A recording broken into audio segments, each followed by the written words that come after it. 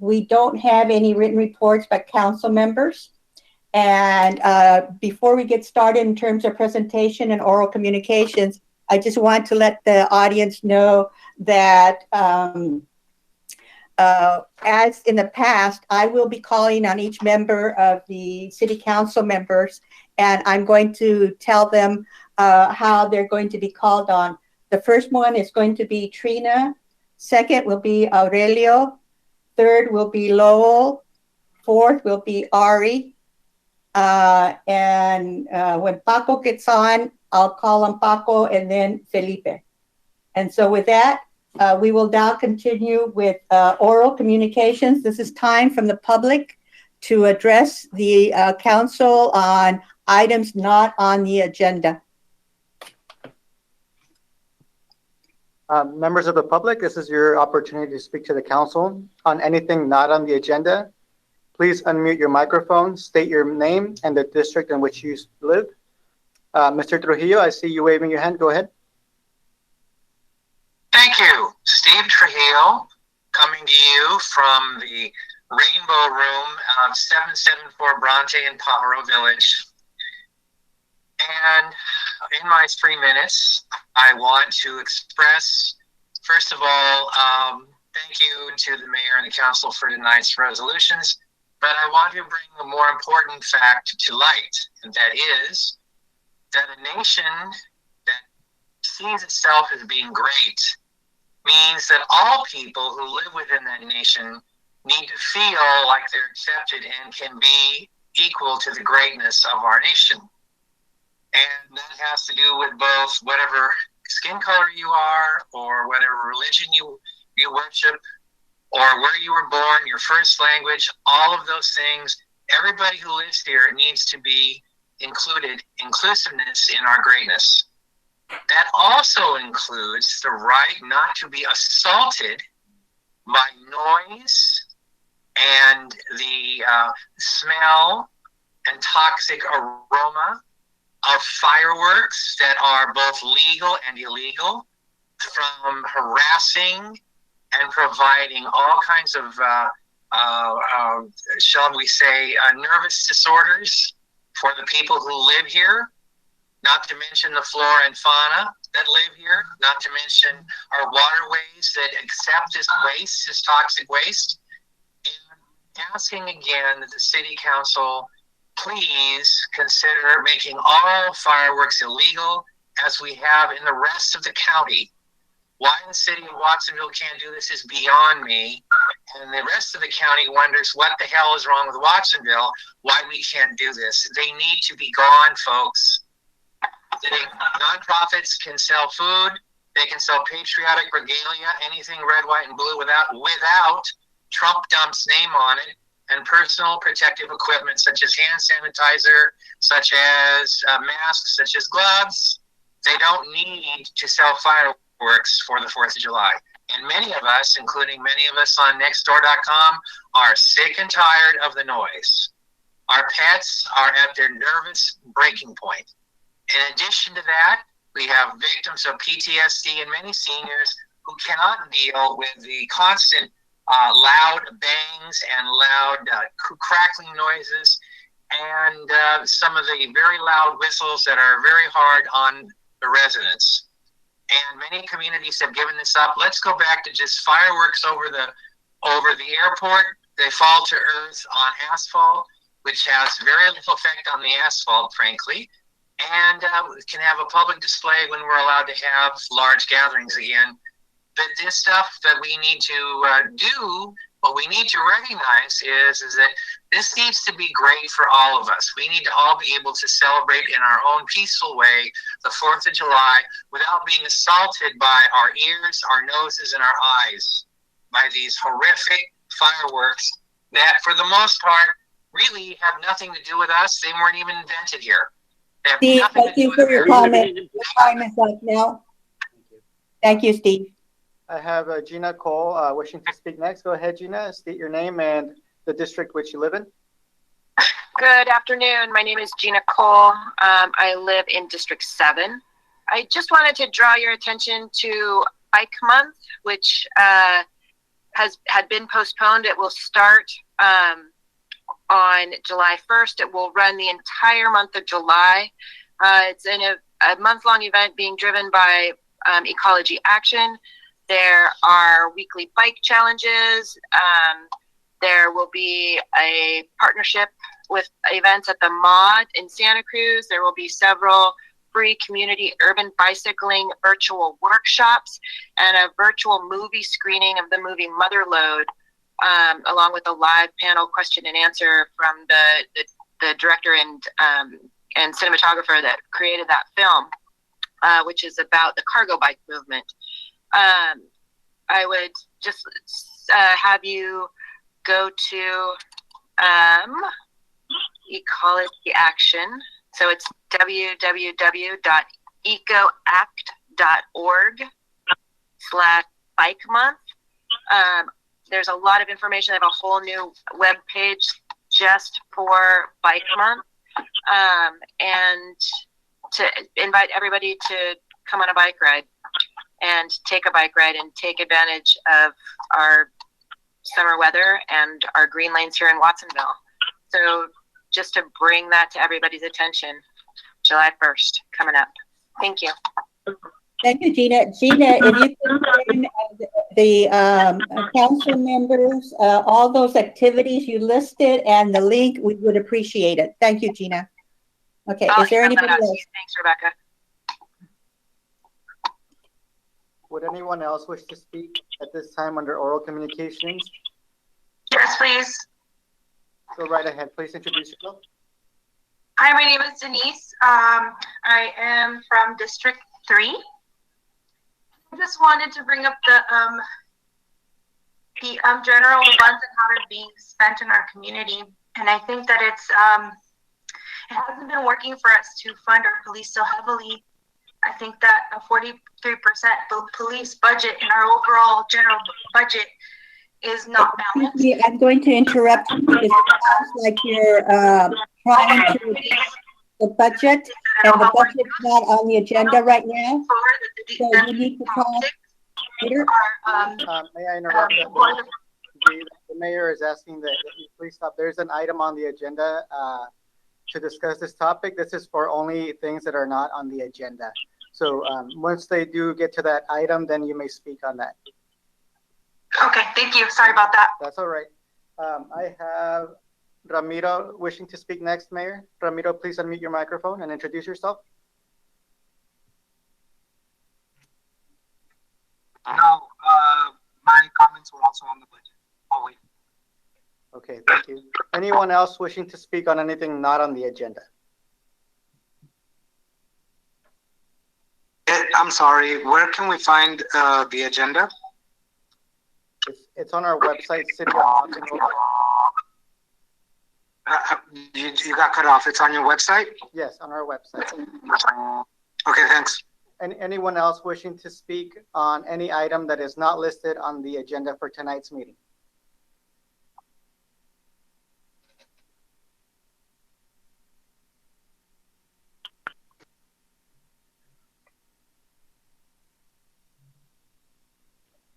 Ms. Mayor, I don't believe there's anyone else.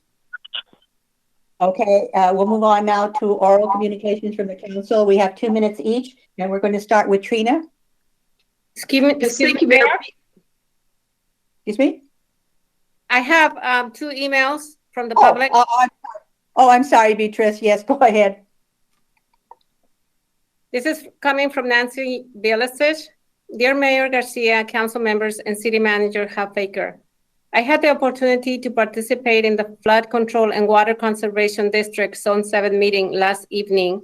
The meeting is usually held in Watsonville, but since the chambers was not open, the meeting was held in Santa Cruz.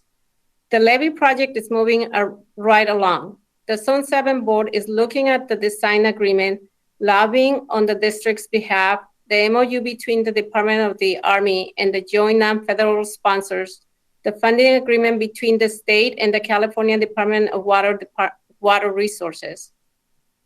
This project has many parts, and we discussed the state's budget and the impact on the project. At this time, state funding will come from the Proposition 84 funding and should be secured. We have federal funding, state funding, but we will still need a local match.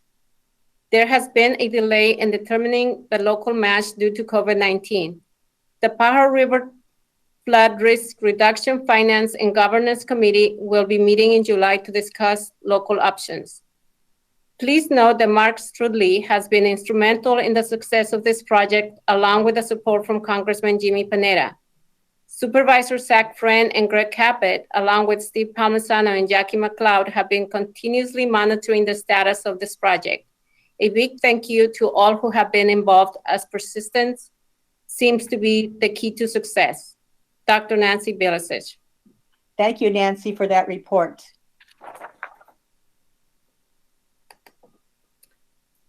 This is coming from Cristina Granados. Good afternoon, council members. My name is Cristina Granados, and I'm a partnership specialist with the U.S. Census Bureau. I want to thank you for helping us to raise awareness about the importance of the 2020 census. The City of Watsonville and its leadership continue to be invaluable partners to the Bureau, leading various census outreach activities in our communities, such as census card caravans, phone banking, and material distribution. A few of these efforts have been featured on local news and other media, helping us to encourage self-response beyond our city borders. Thanks in part to the city diligent outreach efforts, we have been able to achieve a 61.7% self-response rate in Watsonville thus far. Although we are proud of our success to date, there's still more we can do. For that reason, Santa Cruz County is working with leaders and trusted voices like you to raise response rates across the county by 10% over the next 30 days. You can support this effort by reminding your constituents that responding to the 2020 census is important, safe, and easy. We're all hearing predictions about upcoming budget challenges that state and local governments are likely to face as a result of the COVID-19 pandemic.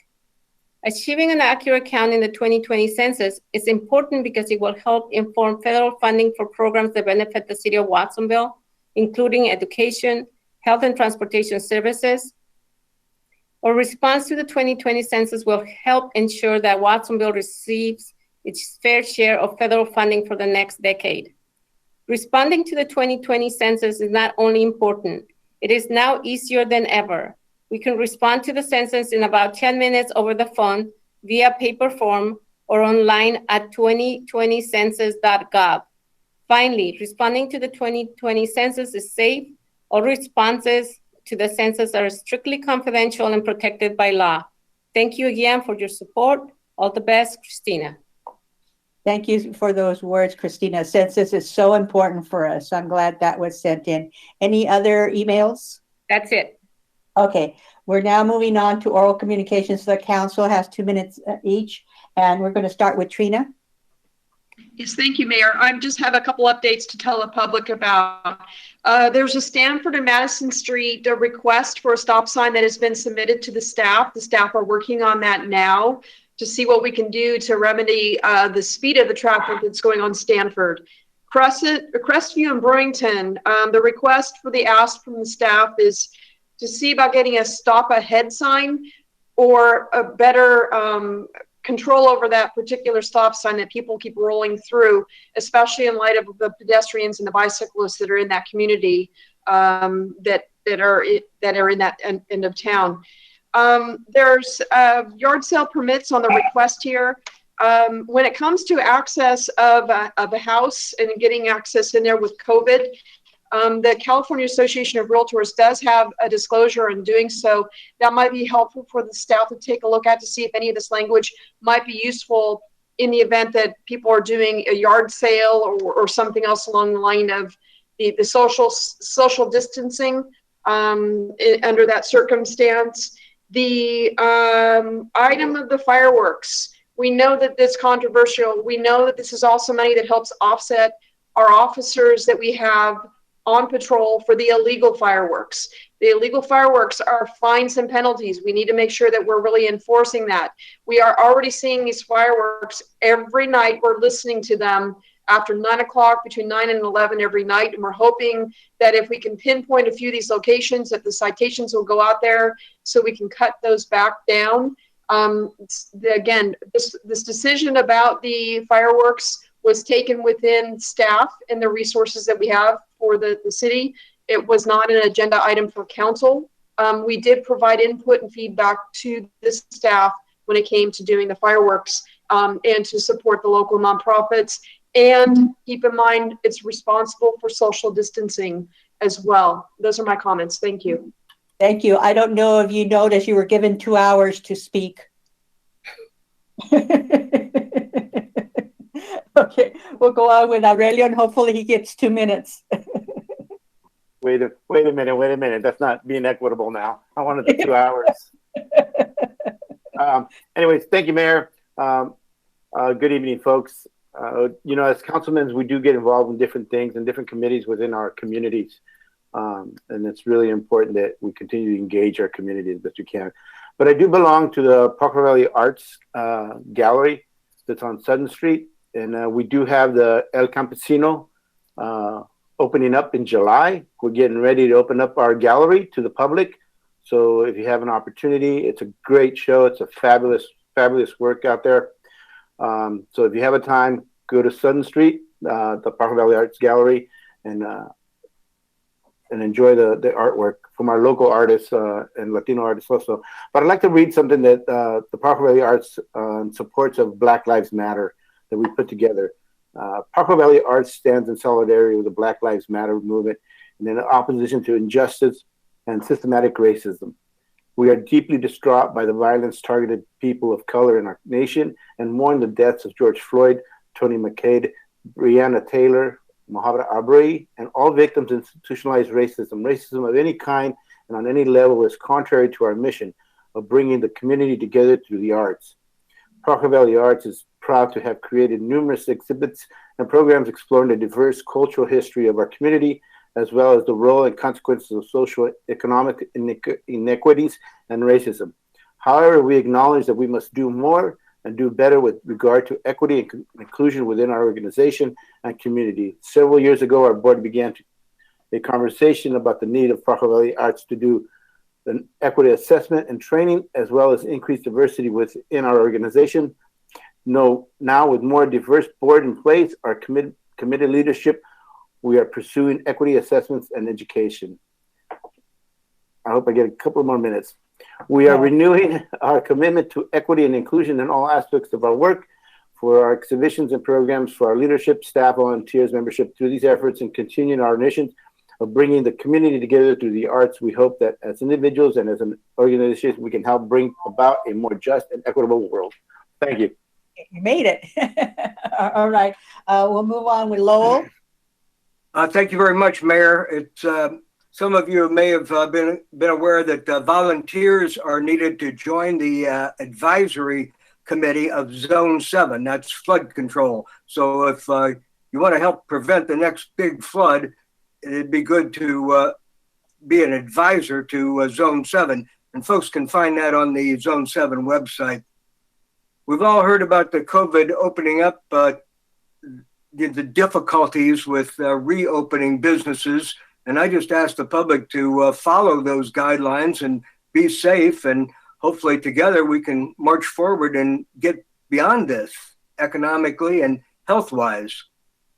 Same way for 4th of July. It's too bad we're not having a parade or a big public fireworks demonstration, but people can party successfully with small groups of their known family and not be at risk. So let's stay safe and be healthy. It was mentioned before, the census, how important the census is. We've got a big budget crisis here. And if we had better numbers on the census, because I think there's a lot more people in Watsonville than are actually counted, we might do better financially. So I say shop local, improve your property. And I'd ask our constituents to let us know their full name and the district that they live in when they do contact us. And we do welcome, and I read all the comments. Thank you. Thank you, Lowell. I'll yield my time. Yeah, thank you very much. We'll proceed with Ari now. Thank you, Madam Mayor. Okay, I'll start with how I'll end. Please, everyone, wear a mask. Wear a mask when you're out in public and respect social or physical distancing. The one thing we do know about this virus is those that are infected and you don't know it, if you wear a mask, you will help not give that to other people by wearing that mask. So please, whether you think you have it or you don't, wear a mask when you're in public. Thank you, Lowell, for mentioning the advisories for Zone 7. I really wish people would go on that and take a look at it, especially in my district, District 7. It's going to be a very important discussion that we're going to be having in the next couple of years as we continue it. Census, please fill it out. There's so many people out here in Watsonville, and we know we're the biggest city in Santa Cruz County, and we'd like now to have us prove it. Let's do it. 4th of July fireworks, I want to speak to what some of the speakers have spoken about today. Number one, we are scaring our animals and our older people and people with PTSD. And it's not fun and it's not a celebration to hear these rockets going off in the middle of the night and later into the evening, just when people are settling in or going to sleep. So if somebody's shooting off a rocket in your neighborhood, report them. Don't just wave your hand and say, oh, whatever, it's that guy down the street. Report them, please. We don't want that. We want to be able to continue to support our nonprofits and our sports teams and being able to have safe and sane fireworks. But if this continues, then it shades everything. So I'll end it again with please wear a mask. It's important. We all want to be here and we all want to succeed and have a wonderful Watsonville after vaccination. So let's make it for everybody. Thank you very much. Okay, thank you. We're moving now to Paco. Thank you, Mayor. I just wanted to echo a few things I've already said. The importance of the census cannot be overstated. We need to make sure that we continue supporting our local and county partners in making sure that everyone is counted. It is Pride Month, and I just want to make sure that our LGBTQ plus community is recognized.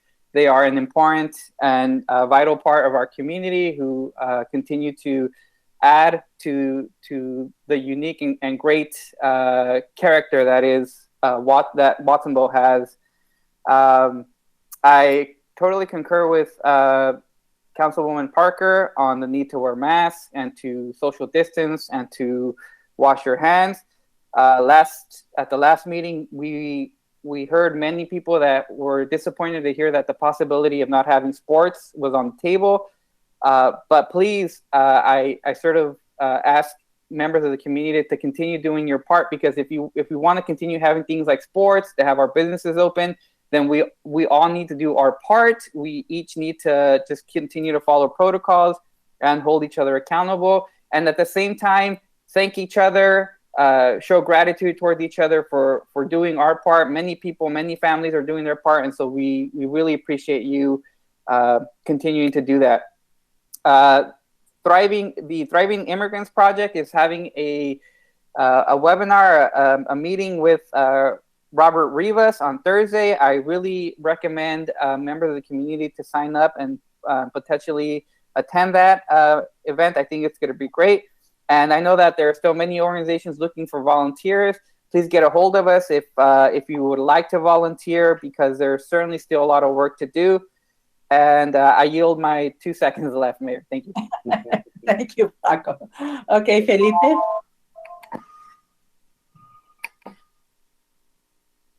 Thank you. I want to echo what Lowell was talking about a little bit, is for folks to remember to buy local during the pandemic.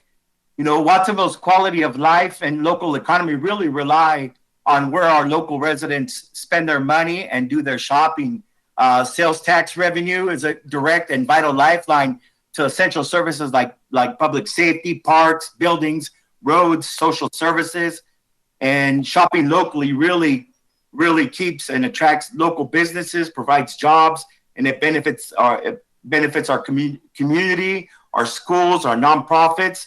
And if there's one thing that we can all do to make sure that our dollars work for this community, it's to shop local. You know, gas up here in Watsonville before you leave town. Grab dinner here locally at our local restaurants on your way home. Think local before you shop online. You know, that's that Amazon. You know, you'd be surprised what a difference it can make. You know, in Watsonville, you know, but wear your mask before you go shopping or when you go shopping. Be sure to shop local. And lastly, for those of us with pets, you know, be sure to get a ID tag for your dog, get current pictures for your dog. Make sure that you secure all your windows if you have your pet with you, because the loud bangs scare them and they tend to jump out the windows.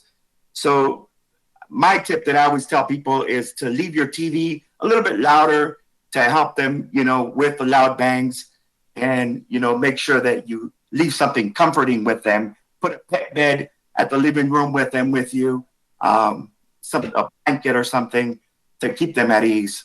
Thank you. Okay, thank you, Felipe. Tomorrow led a very successful community meeting of 28 persons, which included vendors of fireworks. All were in agreement that health and safety will be a priority in the sale and usage of fireworks. All vendors are being trained on how to follow safety measures for their sales. Vendors agreed that they will hand out written material in English and Spanish on safe usage and gatherings for fireworks. And law enforcement will be increased to assure large gatherings do not occur. I expect that we're going to have a safe 4th of July. Papas, which is a program of Encompass Community Service, had its annual Papas gathering. Their goal is to strengthen the father-child bond. Fathers learn about the importance of a positive relation with their children to help them be successful in life. As one of their speakers, I shared that as a teacher, I saw those students who had positive relations with their father did better in their studies. As a principal, I saw that those students who had positive relations with their fathers did not have discipline problems. It was a fun and afternoon of music, magic, and winning prizes. And so I congratulate Papas on the work that they're doing for our fathers in our community. And so with that, we're going to be moving on. I have 2 proclamations. And these proclamations, the people that are receiving these are viewing us online. And so they will hear what the proclamation says or part of it, and will receive their proclamations by mail. My first proclamation goes to Donna Takahashi, MD. And I'm just going to read a few of the whereases. Whereas Dr. Takahashi has provided and supervised hospital care of pediatric patients and their families and an attending physician at Watsonville Community Hospital since 2003. And whereas Dr. Takahashi has gone above and beyond by coordinating various programs for pediatric and neonatal resuscitation, care pathways, and support for the hospital's liaison to the emergency medical services, transfer programs, and community. And whereas Dr. Takahashi's level of knowledge, expertise, compassion, and thoughtful communication extends to her colleagues and reassures parents that their child is receiving the best possible medical attention, I now therefore, as mayor of the city of Watsonville, Rebecca J. Garcia, in the state of California, on behalf of the city council, hereby congratulate Donna Takahashi, MD, for her many years of dedicated and valued service to Watsonville Community Hospital, and wish her health and happiness in her well-deserved retirement. And I know you're going to enjoy your retirement, so good luck with that. The second proclamation, as was pointed out earlier, June is widely recognized across the country as LGBTQ plus Pride Month. So Watsonville is going to recognize and honor Pajaro Valley Pride 5th anniversary with a proclamation. So a few whereases. Whereas Pajaro Valley Pride is an organization founded in 2015 by a group of local Latinx residents who are committed to raising LGBTQ plus awareness in Santa Cruz County and building bridges with the community through various programs.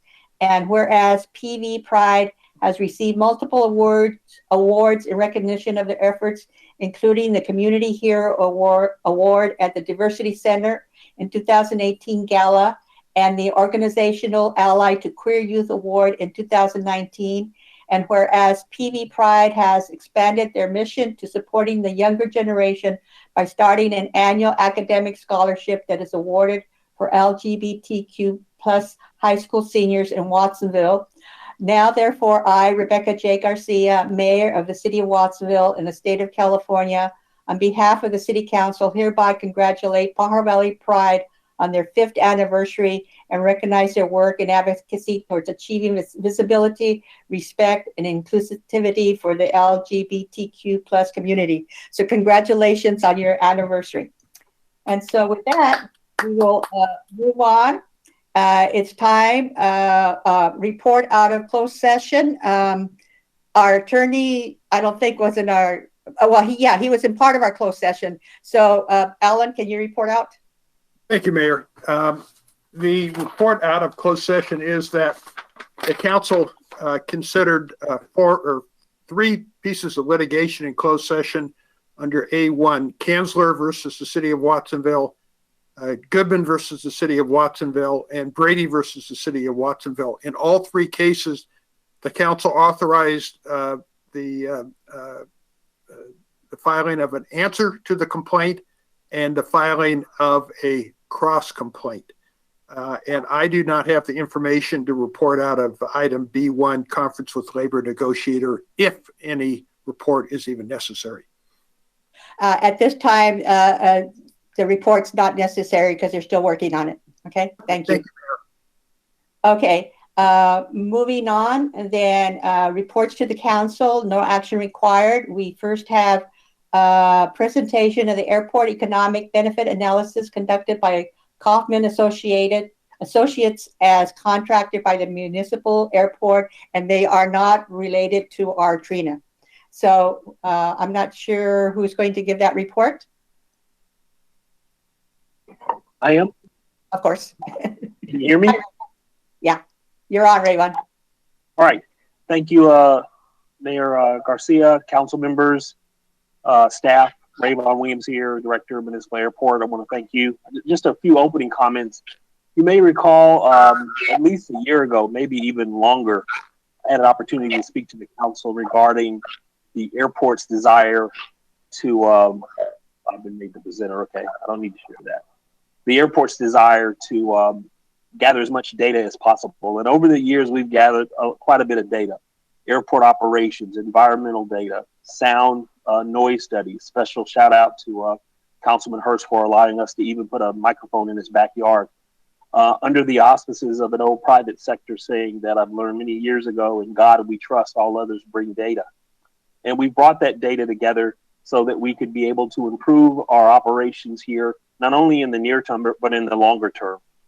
Unfortunately, as we brought that data together, there was always one piece we were missing, and that was trying to ascribe a fundamental answer to a very basic question. What is the economic value of the Watsonville Municipal Airport to the airport itself and to the surrounding community and, of course, to the city? So what we did is we partnered with Salinas Municipal Airport, and we worked together to create an RFP to go out to the consultant community. These are professional individuals that could take some of the data we have and compare it with other data and do surveys and really just crunch the numbers and come back and say, okay, Rayvon, here's an answer to the question. And so what I want to do is I want to take a moment to introduce you to Matt Quick. Matt is the principal at Kaufman and Associates. Kaufman and Associates were one of, I think, 5 individual RFP responders that both the Salinas Municipal Airport and Watsonville Municipal Airport chose as the best respondent to provide us the data that you're going to hear about tonight. That study, as I said, started over a year ago. They've been out to the airport many times. So without further ado, let me ask Matt to say a few opening words, and then we will present the council the economic analysis. At the end, The presenter, Professor McPeters, will provide a Q&A, and then I'll close it out if there are any specific airport questions that you have. Matt? Okay. All right. Good afternoon. Thank you, Rayvon, and good afternoon, Mayor Garcia and fellow council members. Again, my name is Matt Quick with Kaufman Associates. And on behalf of Kaufman Associates, we're very pleased to have been able to come alongside the city of Watsonville and Rayvon and his staff in helping prepare this very important economic benefit analysis study for the airport. You guys are going to actually hear very little from me this evening. Here in a moment, I'm going to turn the floor over to Dr. Lee McPeters. He's played a very important role in the data gathering and collecting of information, and he's going to walk you through the findings of the economic benefit analysis. But just real briefly, before I do so, you all know the importance of the airport and what it brings to the city and the surrounding area. The airport is recognized by the Federal Aviation Administration, who oversees all airports across the United States. It's given a designation as a regional general aviation airport. That's the second highest rating that a general aviation airport can have in this country. The airport is home to nearly 250 based aircraft, an estimated 60,000 aircraft operations. It's got an array of aviation services and a lot of different types of aviation and non-aviation businesses alike that are located on the airport. And I was having a conversation last week with Rayvon, and it came up in our conversation. If you've seen one airport, you've seen one airport. And what I mean by that is outside of a runway for aircraft to take off and land on, really every airport that we've worked at across this country is so different and so unique, and Watsonville is no different in that category. The airport's made up of approximately 330 acres of land, and whether you look at that land and the facility through the lens of the types of aviation services are offered or through the perspective of an economic benefit that it provides, there's a lot of things that are packed into that property. And it really helps bring a lot of value to the airport. And I think what you're going to hear here in a minute is it's quite impressive in terms of the output that airport provides to the community. So without saying any more, I'm going to hand things over to Dr. Lee McPeters with Arizona State University. Kaufman Associates and myself included, we've had the privilege of working alongside Lee on a lot of airport economic benefit related studies across this country. He brings a lot of information, a lot of knowledge, and a lot of understanding to the topic. So without saying anything more, Lee, I'm going to turn it over to you so you can walk through the presentation. Okay, thank you very much, Matt. Okay, before we jump into this, I'm going to need an intervention. I think I need to understand exactly the role that I have here with the slideshow. Is Rayvon still with us? Yeah, Lee. You have complete control of the. You're going to be made a presenter, and then your desktop will basically be shared with the council members and those individuals that are listening in. Okay. Should I then be getting our presentation from our existing files? That's correct. Yeah, the file that was forwarded to us and has been forwarded to the city clerk is the one you can just bring up. The council members have also had a chance to see that that presentation has been made available to them. Additionally, as you're bringing that up, I should note to the council members that the Watsonville Airport Advisory Committee, which consists of 7 individuals representing the various pilot groups, the Watsonville Pilots Association, EAA Chapter 119, the Monterey Bay 99s chapter, we have a representative from the county, a representative lives in the city of Watsonville, an on-field representative of an FBO here, which is a aviation business, and then also a local business individual. All those members will also be listening in. So I see that I've stalled long enough, and Lee has his presentation up, so I'll turn it back over to him.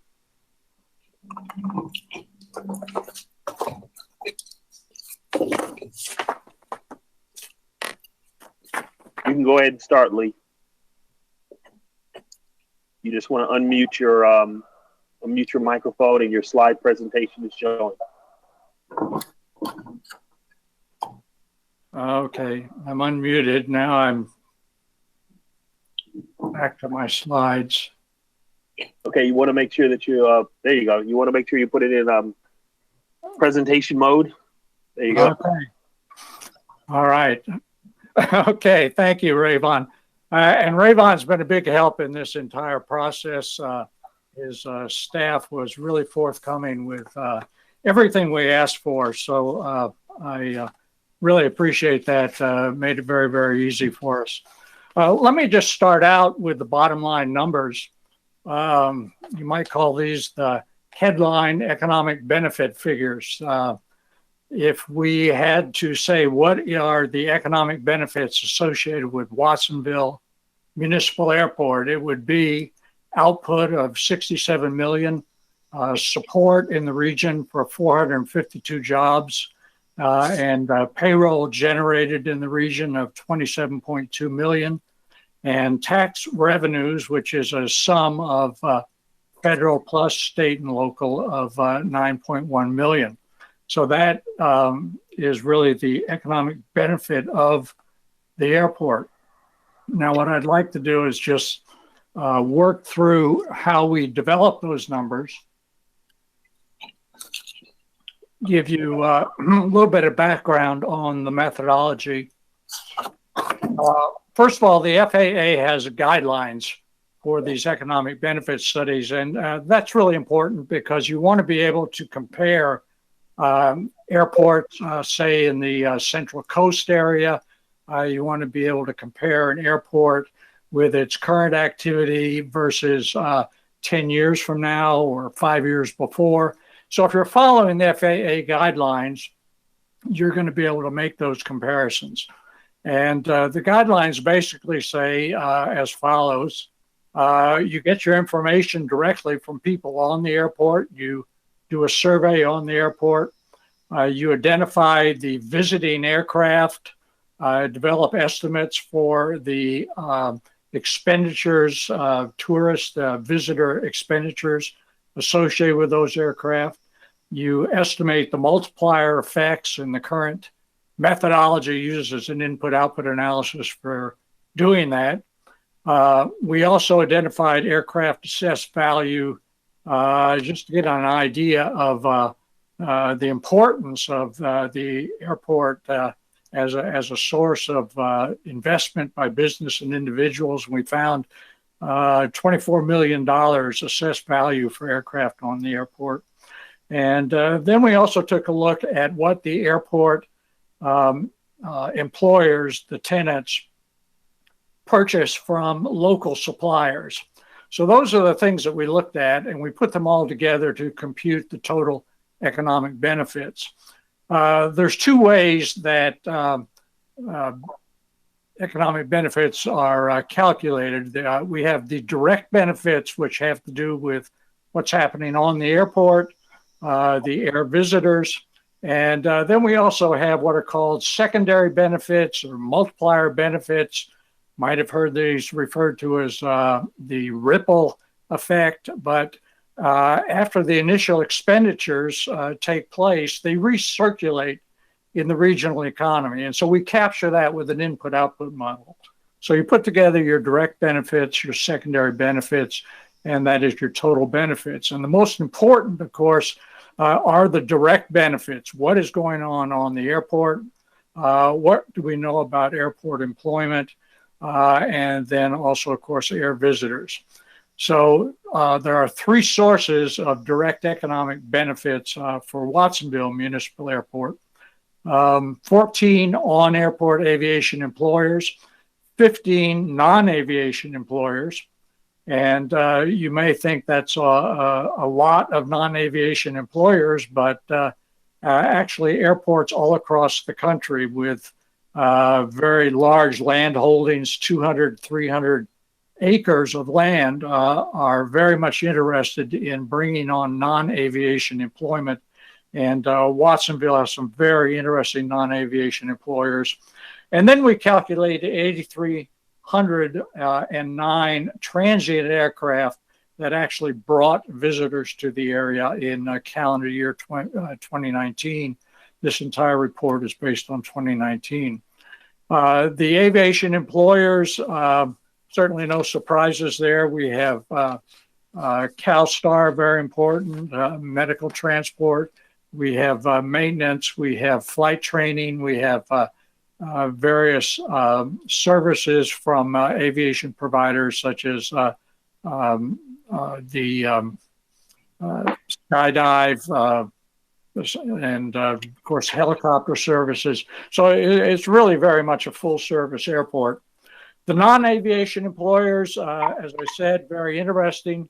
A number of employers sell into the high-tech industry, very strong linkages to Silicon Valley.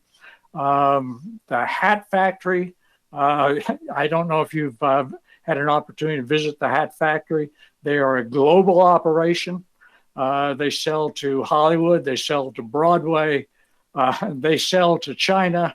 We always hear that, we're buying too much from China. The hat factory sells to China. Very interesting operation, and 15 of these non-aviation employers. So you add those two together, and this is a table right out of our technical report. And at this point, I should mention, we have a fact sheet that has all the highlights of the economic benefit. We have, I think, an attractive brochure that summarizes the technical report. And then what you're seeing here is, in fact, a table out of the technical report. And you see the direct benefits, 242 jobs on the airport, $15 million payroll, $36 million of output.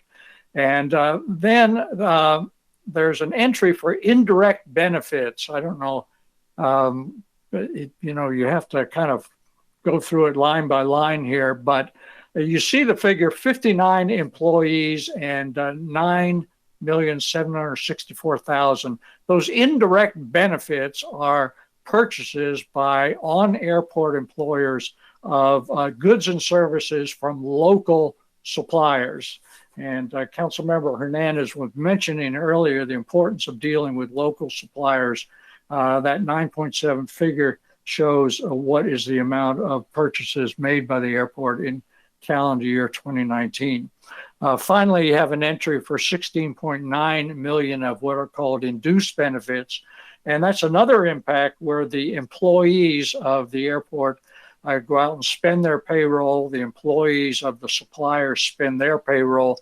And that gives you then a second round effect that leads to a bottom line of $63 million of total benefits generated off the airport separately. Then you include air visitor benefits. And I have to admit that I did use some stock photos here. Your overnight visitors look like perhaps they'd be more comfortable arriving in Las Vegas. And we know that the very often the typical overnight visitor at Watsonville Municipal Airport is someone interested in strawberry distribution, a wholesaler, a packer, or something like that. But still, total visitation, 24 tourism jobs, $2.2 million worth of output. Most of the visitors, 84%, are one-day visitors. So obviously the big dollars are associated with people that stay overnight. Those tend to be somewhat larger travel parties. But the bottom line, $2.2 million worth of spending by general aviation visitors at the airport. Again, the table from the technical report. And again, I would call your attention to the entries there, the direct benefits spending by the visitors. That's where your 2.2 million comes from. Your second round, secondary spending, you add those two together, you get your total visitor economic benefits. And so in the region, there are 36 jobs overall created, almost $4 million worth of output generated as a result of activity by the air visitors. Another way we like to look at airport economic benefits, we're throwing around some big numbers here, is to break it down, recognizing that airports operate every day of the year. Every day of the year, on average, 164 daily aircraft operations. And that's an operation defined as either a takeoff or a landing. But that means every 7 or 8 minutes, somebody's coming or going at the airport on the average. I would call your attention down to the bottom line there, the total economic benefits. Every day, based on our calculations, the airport generates daily economic benefits for the region, 183,600 daily economic benefits. Finally, we took a look at the government revenue benefits. As I mentioned, the assessed value of aircraft was 24 million. Those aircraft pay property taxes, which was 280,000. But some of the bigger numbers are the federal taxes that the airport is sending to Washington, D.C., $3 million in 2019. State and local taxes, the total from the airport alone, 1.7 million. And from the direct and secondary adds up to 3.7 million. Bottom line figure then, $9.1 million worth of taxes generated, and 4.8 million, just about a little bit better than half of that, generated by the airport itself. Finally, then, getting back to our technical report, looking at the same numbers that we had in our initial slide, you can see that the direct benefits on airport activity, air visitors, adds up to 38,266 jobs. The secondary jobs, 186 jobs. Add that together, you get 452 jobs created, $67 million worth of total economic benefits. And our summary look at the airport, kind of moving away from the numbers, just echoing some of the things that I think everybody that is associated with the airport is well aware of. It's a benefit for economic development. We have high-level executives traveling in and out. If you have a business, you can base your business aircraft at the airport. Cargo parts, materials come in and out, all kinds of aviation services, aerial mapping and so forth. It benefits real estate, land development. And then there's all your quality of life factors, the medical transport, disaster response team, which was so useful in the great earthquake some years ago, charter services, flight training. And if you just want to own an aircraft, you want to learn how to fly an aircraft, you can do that at Watsonville Municipal Airport. So that is our report. And as I said, we have a fairly complete technical report. We have a one-page fact sheet, and Rayvon also has to distribute, I think, a very excellent brochure. Thank you so much for that report. And so this is going to be time for council members to ask questions from either Lee or Rayvon. And I will be calling on Aurelio, Lowell, Ari, Paco, Felipe, and Trina. So we'll start with Aurelio. I have no questions, Mayor. Thank you. Okay. Lowell? Thank you very much, Mayor. You know, I was part of the airport study back in '94 when AMBAG did a study, and it was deeply flawed. And then again, AMBAG did another flawed study in 2003, as I recall. And it's always really hard to pin down these numbers because, you know, the induced or the secondary numbers are really kind of guesswork, and it makes it look really good in the eyes of the consultants and in Rayvon's eyes as well, because it kind of inflates all the numbers. But, you know, I think it's a little bit of guesswork at the best. And so what I would say to readers of this report is just take some of this stuff with a grain of salt. We all know the airport's important.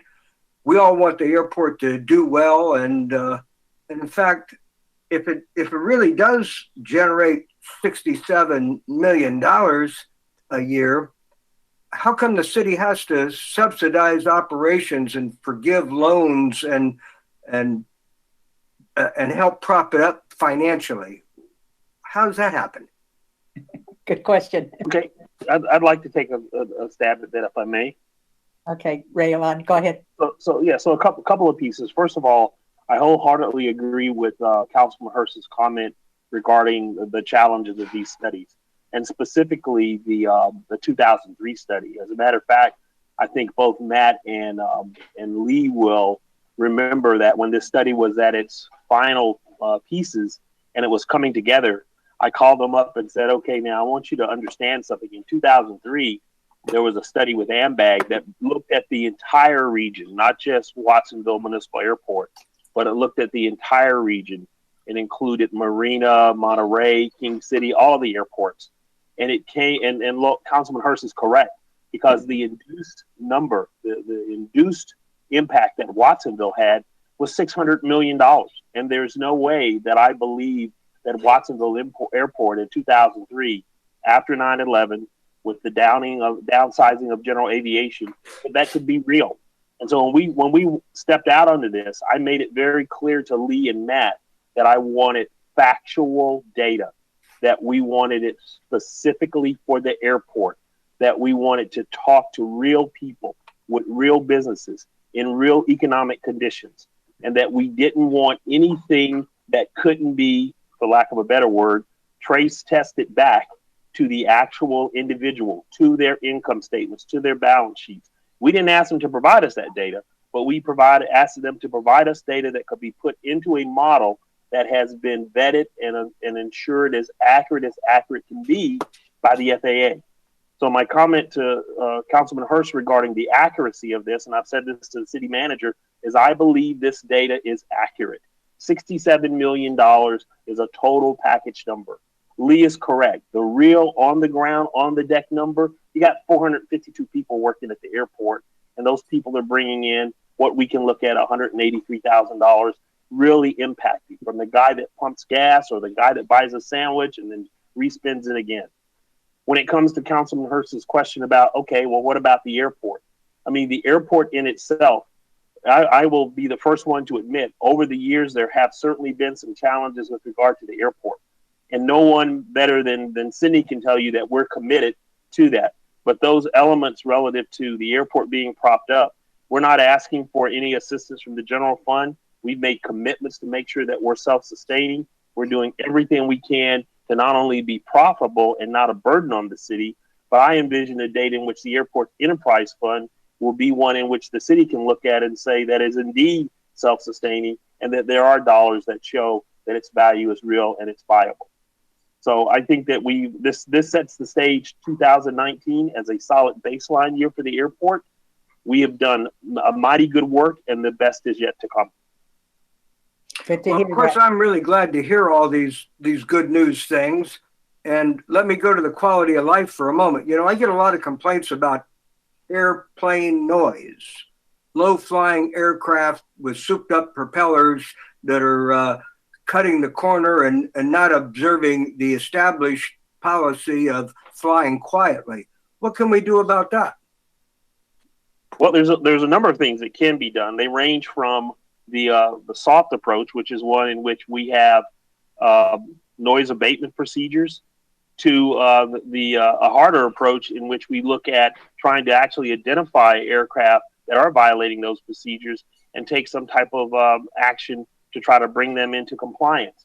The reality of the situation is we've done 3 noise studies over the past 5 years. Those studies show that on a daily basis, that the airport, the ambient noise at the airport, is quieter than the community around it.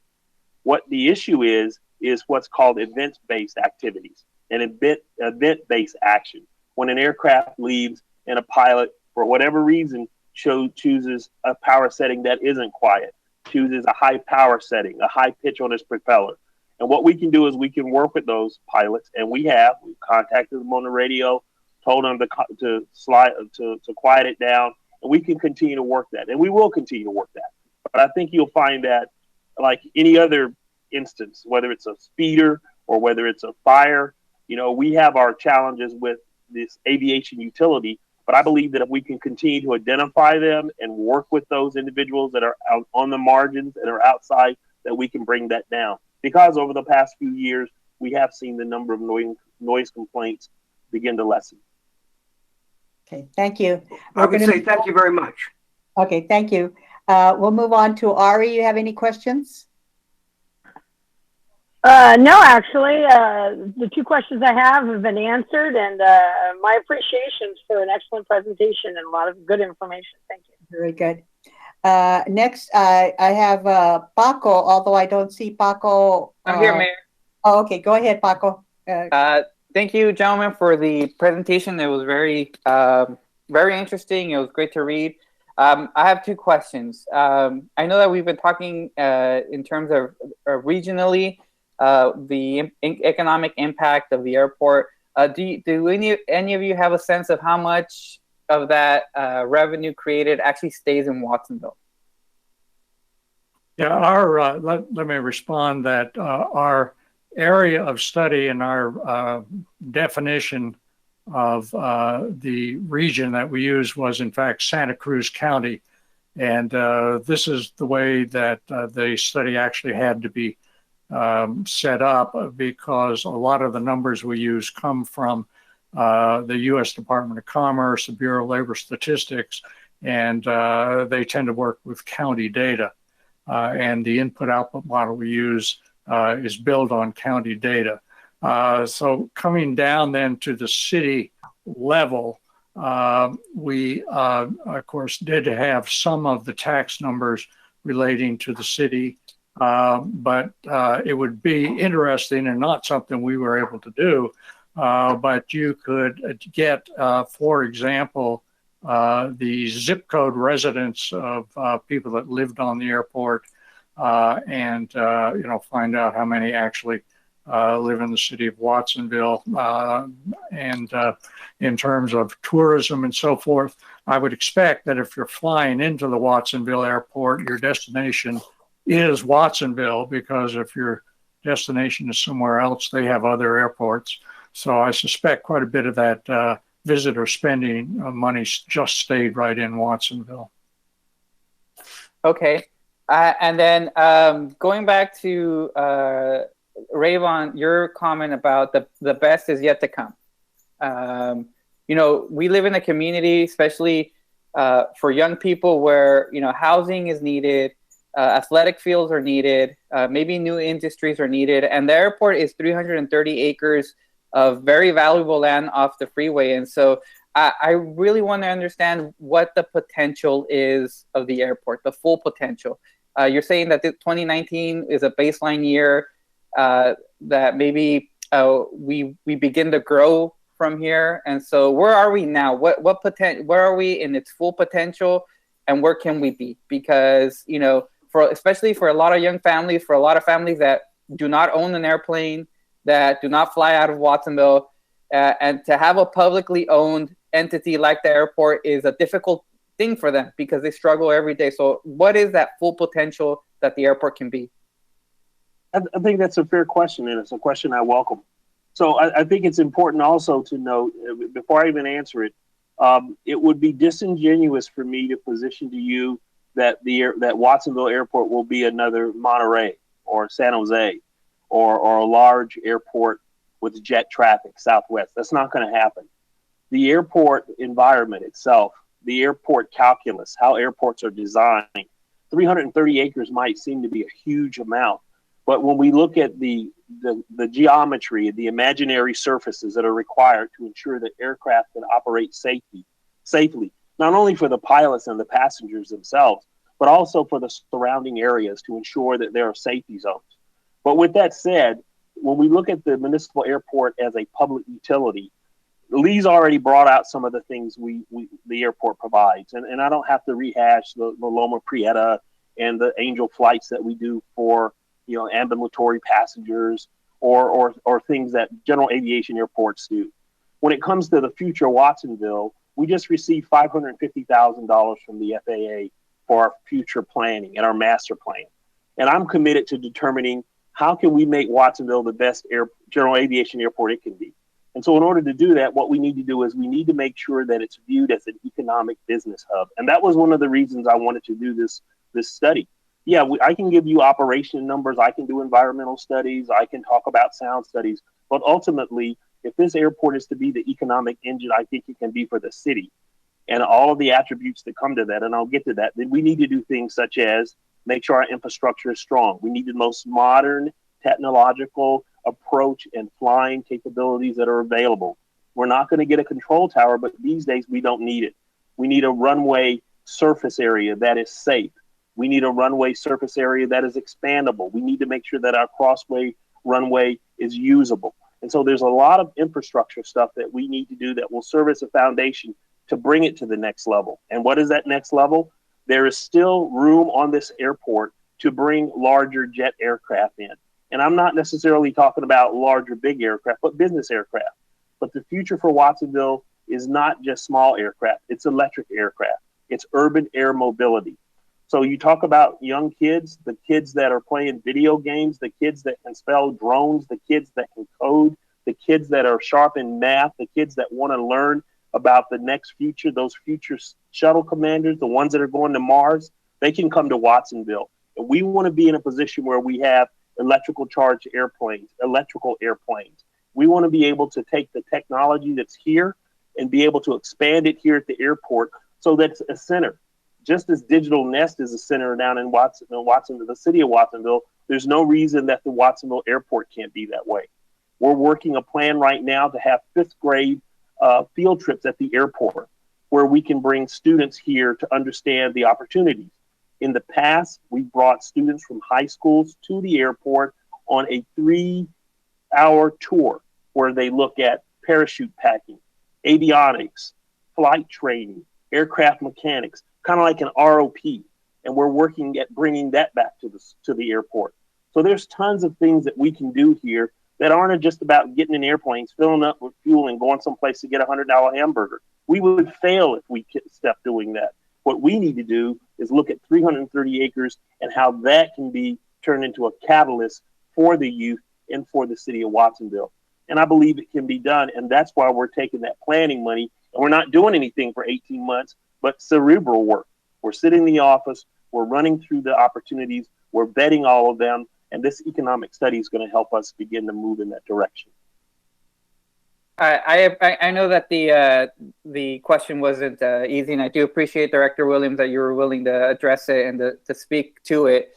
But you definitely do have a lot on your plate, and you have a lot you have a lot of work ahead of you because things are tough, and so if you think it could be that economic engine that it could be, that it can bring opportunities, vocational opportunities to youth. If it could go green, we certainly hope that it can. But just please be aware that there are definitely some mixed emotions out there about the airport and the community. So, but I do thank you for your honest answer. Thank you. Okay, thank you. Moving on, we now have Felipe. You have any questions or comments?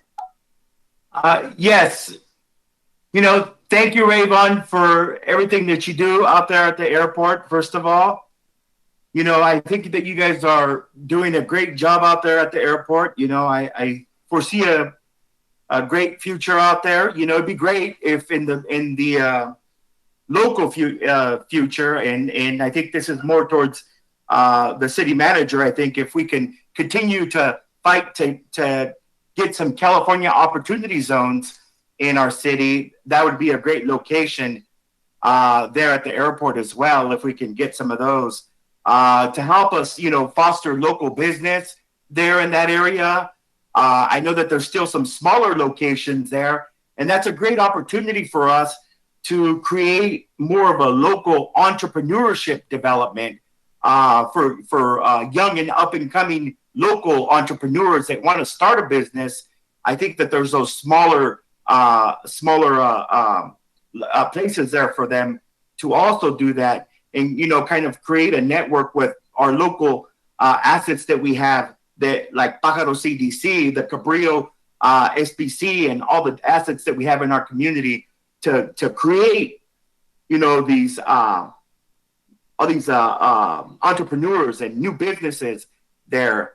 And it's a great opportunity that we have to create economic development at the airport. Thank you. Thank you, Felipe. Moving on, I don't see her on the screen, but are you there, Trina? Well, maybe, yeah, I see Trina. Yeah, go ahead.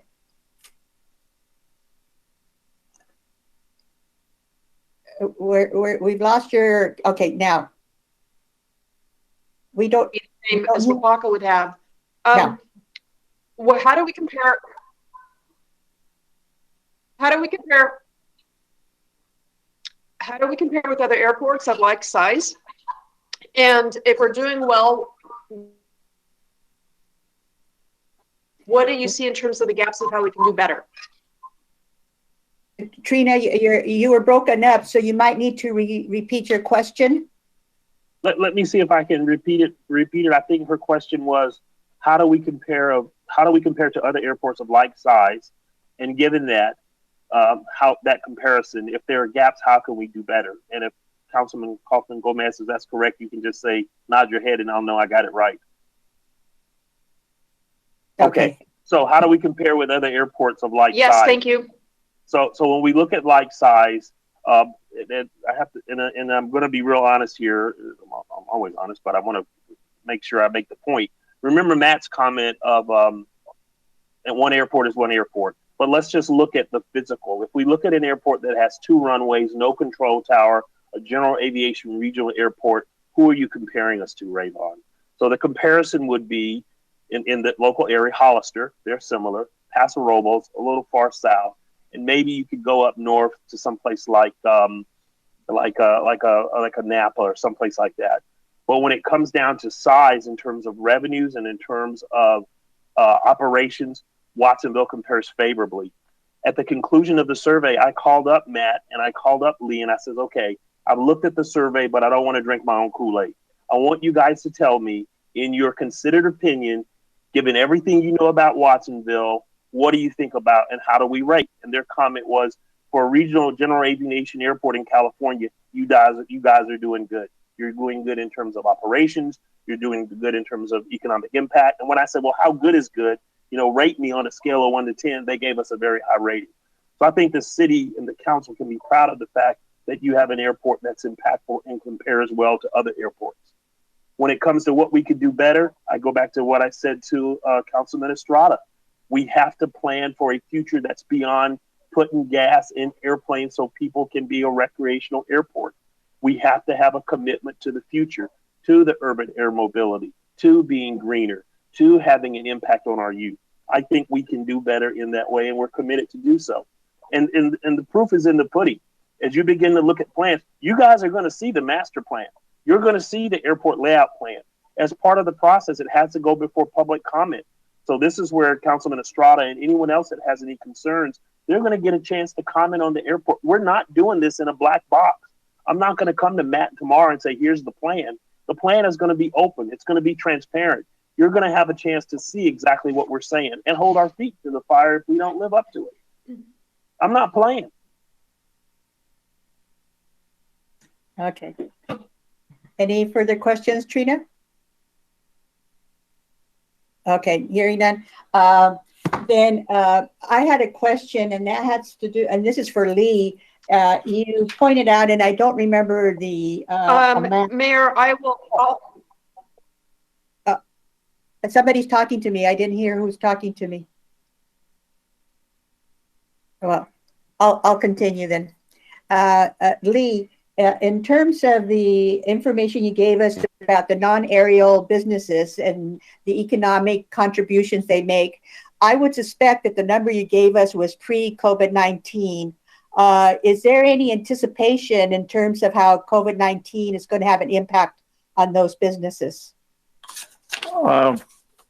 Yeah, Mayor Garcia, you're exactly right. And when we initially contemplated the time span for this study, we were thinking of fiscal year 19, into 2019 to 2020.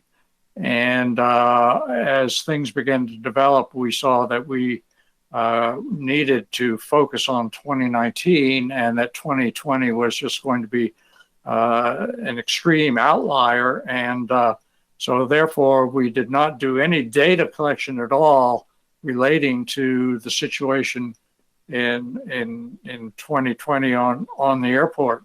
What we do know is that, of course, that passenger travel, commercial service is down at one point was down over 90%.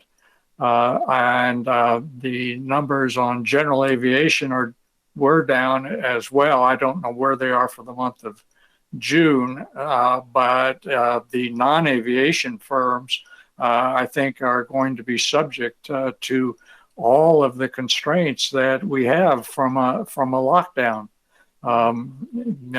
It's the sort of thing that, for all of us, I think it's a once in a lifetime sort of thing. And I don't think it gives us a feeling for what the future of the airport is going to be. But at this time, when we interviewed, we asked people, what is your number one problem? And invariably, the number one problem was getting qualified workers.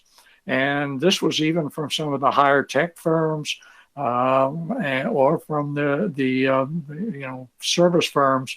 I doubt that's what's on their minds right now. It's just a dire situation, I'm sure, on the airport as it is in California and across the country. We just don't have any data on it right now, though. So, Rayvon, I ask you then, are you going to at some point ask for an update? Yeah, our plan all along has been that this would serve as a baseline, and we do recurring studies. And so our plan is that we will revisit this in 2024. I mean, I need some time to pass. For instance, we did our tar plant study from 2012 to 2016. Working with Palmisano, we're going to be cranking that up again 5 years later. As Councilman Hurst will tell you, we've done noise studies, one in 2013, an interim in 2015, and another big one in 2017. Our operations count studies, we started that in 2013, ran it in 2018. So we try to do it in cycles. So the plan is that we'll go 4 or 5 years, and then we'll come back and we'll do this study again and have a baseline. To do them too close together, we don't get that delta, that theta relative to time and relative to the economic value shift that goes. We need something that we can have as proof points so that we can have that linear curve, linear perspective. Okay. Well, I want to thank Rayvon, Matt, and Lee for that informative report, and we really appreciate it, and thank you for that. So with that, I'll move on. In terms of reports, we have, let's see, COVID-19 Essential Service Update. And Lee, you and Matt can log off now. Thank you very much. City Clerk, can you allow me to share my screen? I'll bring up my presentation.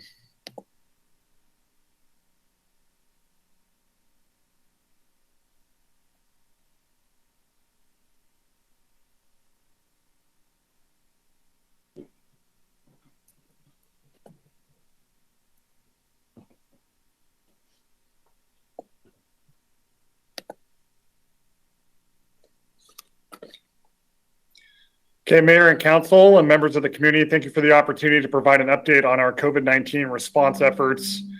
It's hard to believe that we are now almost through 4 months of responding to this pandemic.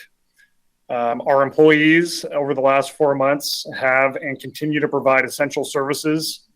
I have to say I'm very proud of the way that our employees have been rising to the challenge and continuing to think outside the box in terms of the services we're able to provide to the community under these very challenging circumstances in really creative and innovative ways.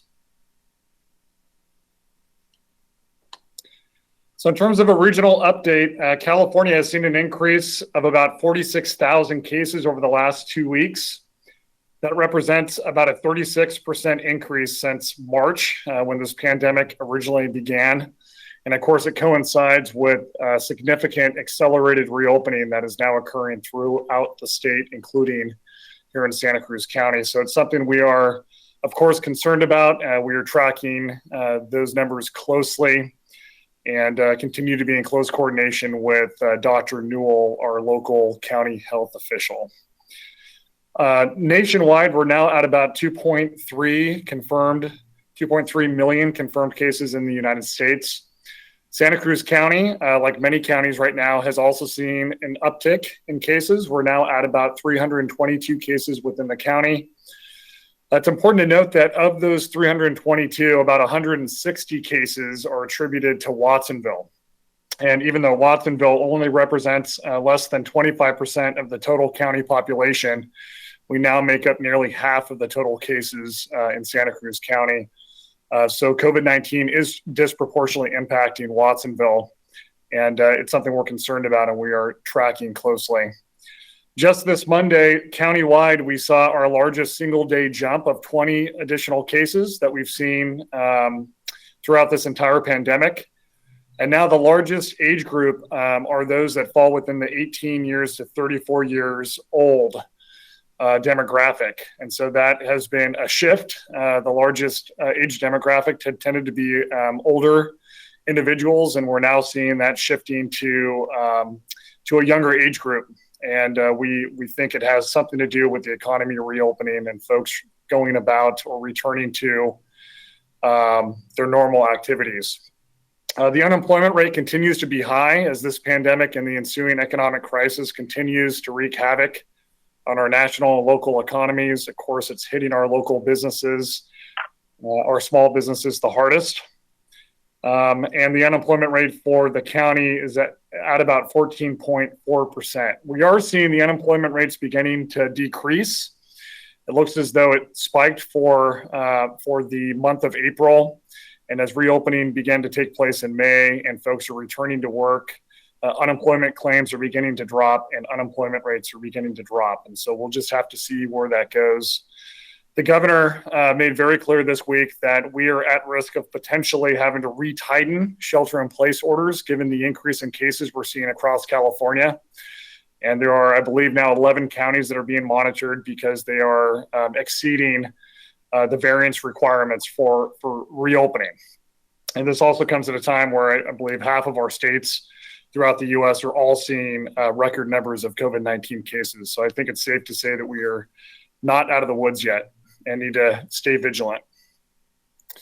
This is just a way of looking at it a bit differently. As you hear a lot about flattening the curve, you can see that over this last month of June, we've seen more cases than we saw for almost the entirety of this pandemic, with the recent spikes there on the top right showing that we've seen a concerning trend with cases increasing. Our local health order continues to be synced now with the state reopening. So as the state announces additional areas of reopening, our local county health official has tied our health order to the state's reopening, and we are keeping pace now with the economy as it reopens.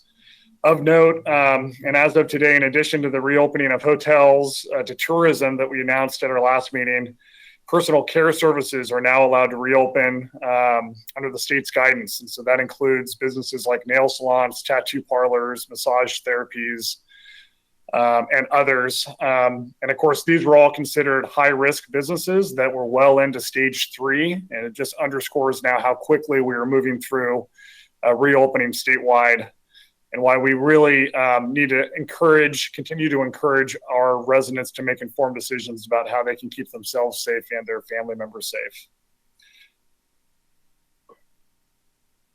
Also announced just last week, as many of you have heard, the governor has now declared a statewide facial covering requirement. Councilmember Parker spoke about this earlier this afternoon. I also just want to really emphasize that wearing facial covering is really done so in service to others. It helps to protect your neighbor, your loved ones, your family members from the risk of contracting this very dangerous disease. And the governor put this in place after observing many large social gatherings happening across the state, people returning to bars and beaches and not wearing facial coverings.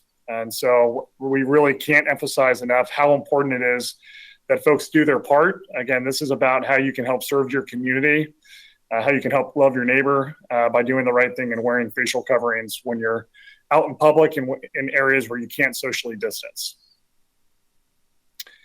We continue to make a major push to support our local businesses. So we recently worked very closely with our local Pajaro Valley Chamber of Commerce, as well as several local invested business owners and operators to get feedback from our business community around what support they need and how we can help guide them through what has turned out to be a very complicated reopening process with very challenging guidelines that businesses are trying to meet as they open and keep their customers safe, as well as their employees.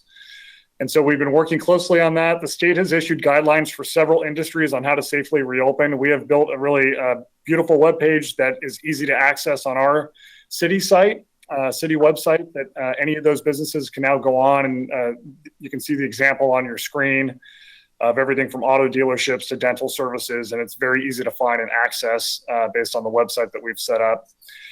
There's also consistent signage that's being developed with the Business Council that we're going to be sending out to all Watsonville businesses here in the coming weeks. And we're also exploring a potential new loan opportunity through some of the federal programming that is available.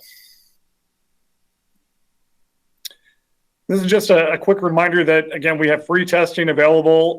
We're fortunate to have a testing site here in Watsonville through the hard work of our staff and in close coordination with county EOC. And so this is now a testing site that anyone can go on, make an appointment. It's quick. It's not completely painless, but it does pass quickly.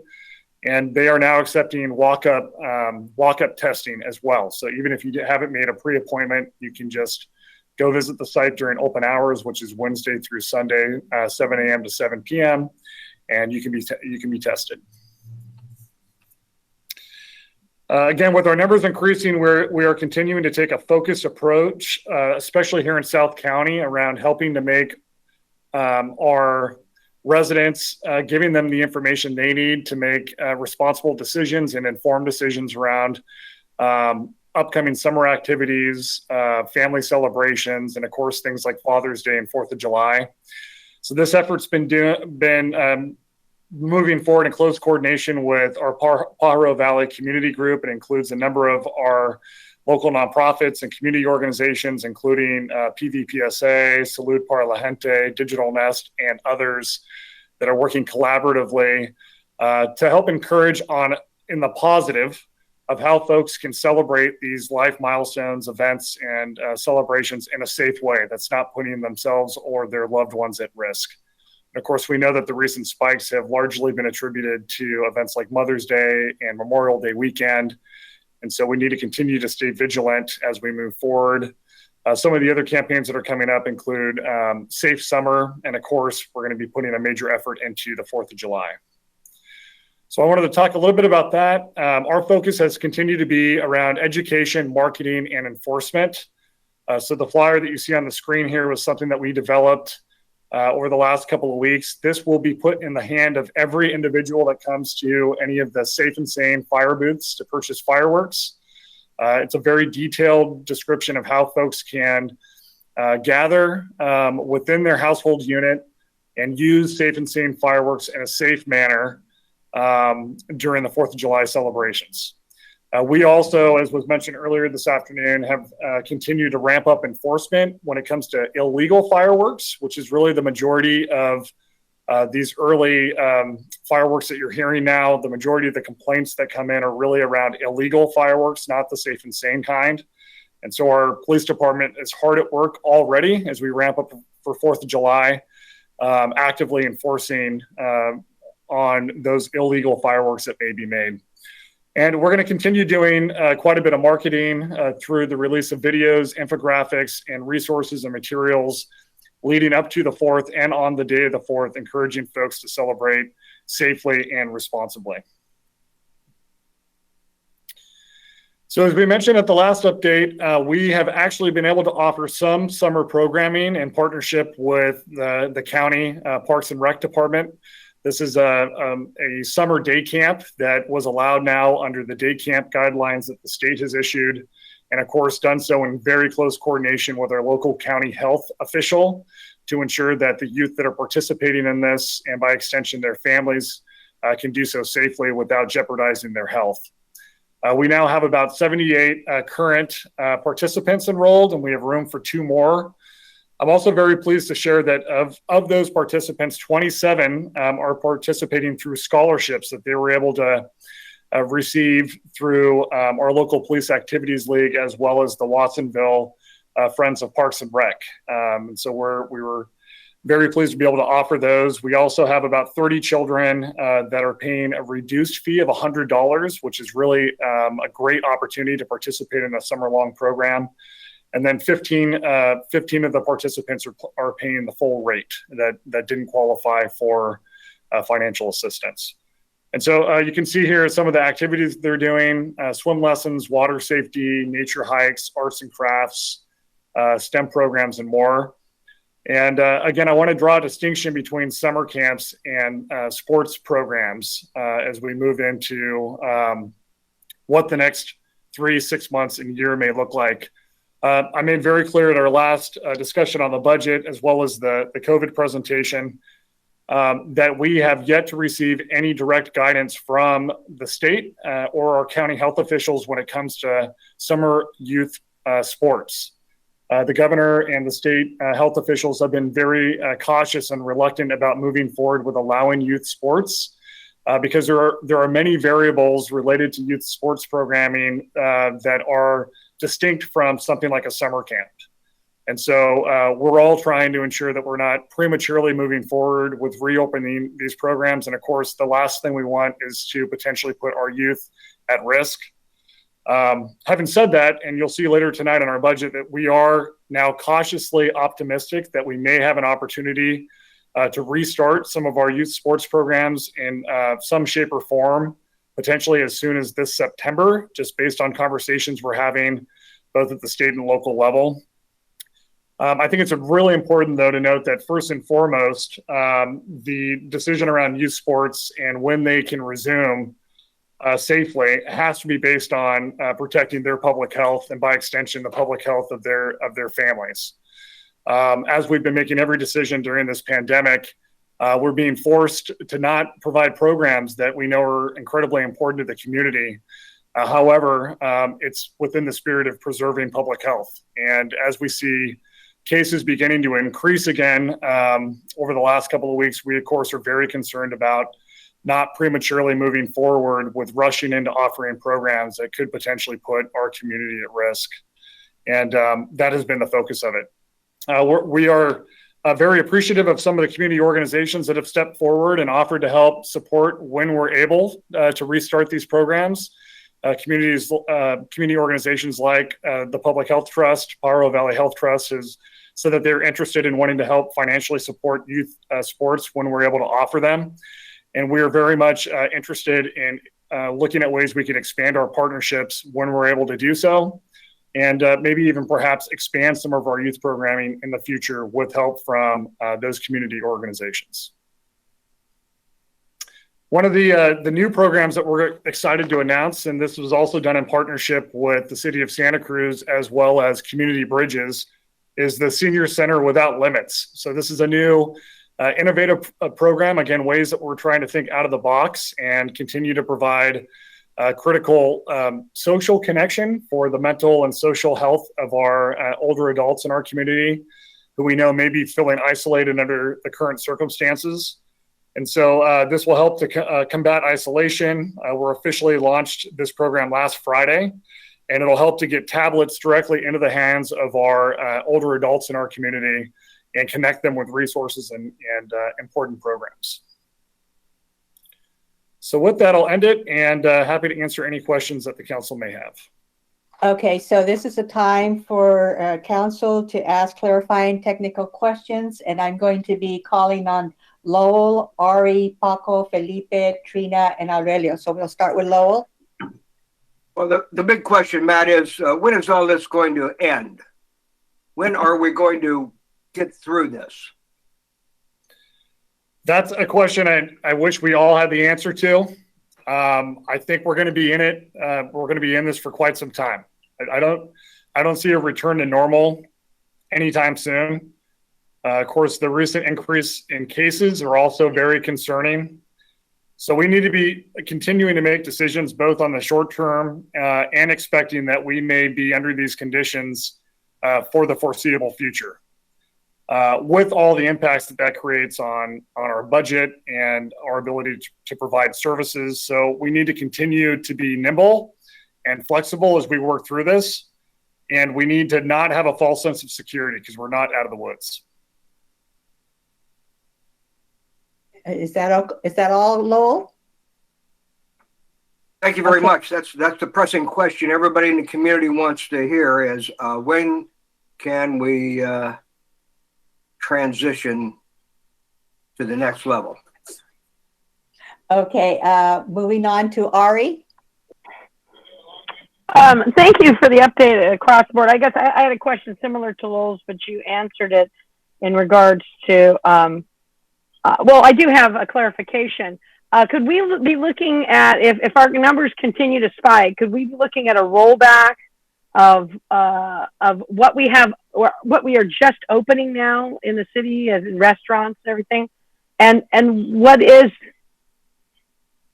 what's the standard for that? What's the benchmark, for that? So the state has established reopening criteria. And the council will remember a few weeks back, the Board of Supervisors submitted an attestation to the state of California, attesting to meeting those criteria, which would then allow for what they call a variance and allowed for all of this additional reopening to take place. The state is very closely monitoring that criteria by county to ensure that all of the counties continue to meet that reopening criteria. That includes things like case counts per 100,000 over a 2-week period. It includes the number of testing that's occurring. It includes our local hospital network's ability to respond to a spike in cases, right? So ensuring that we're prepared if we reach a spike. And so to answer the first part of your question, if we continue to see increases in cases, and if those increases reach a level that our local county health official and state health officials feel is beyond our ability to respond to, yes, we could absolutely see a retightening of restrictions. We could see a reclosure of many of these businesses that have just been able to reopen. That is a possibility. And that is actually occurring in other parts of the country right now. Texas announced some clawing back of reopening that's happening in Idaho as well. And so there are examples of that. And nobody wants to be in a position of continuing to have this back and forth of opening and closing. You can imagine the havoc that will cause on our local economy as well as our community who are in and out of work. So I think it really underscores our need to continue to be vigilant and to continue to stay the course, keep our numbers flat, and so that we don't risk being in that situation. Thank you. Yeah, I'm just worried about it because I know how quickly it can get out of control, and we'd like to reopen schools and everything else, but it's all hinging on how the community really responds with wearing masks. One other quick question about the senior center. Is that going to be online? Those programs, are those online programs that anybody could access? Yeah, so these are virtual services, online programs that anyone can access. I believe some of the programming is even available on our virtual rec center that we had established now several weeks ago. So this is kind of building off of that and expanding it. Okay, great. Thank you very much.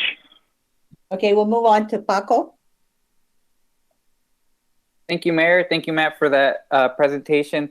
I want to give kudos to your staff on the outreach materials that have been created. I think they're great. I think they're visually appealing, and I think they do a good job of explaining the importance of staying safe this 4th of July.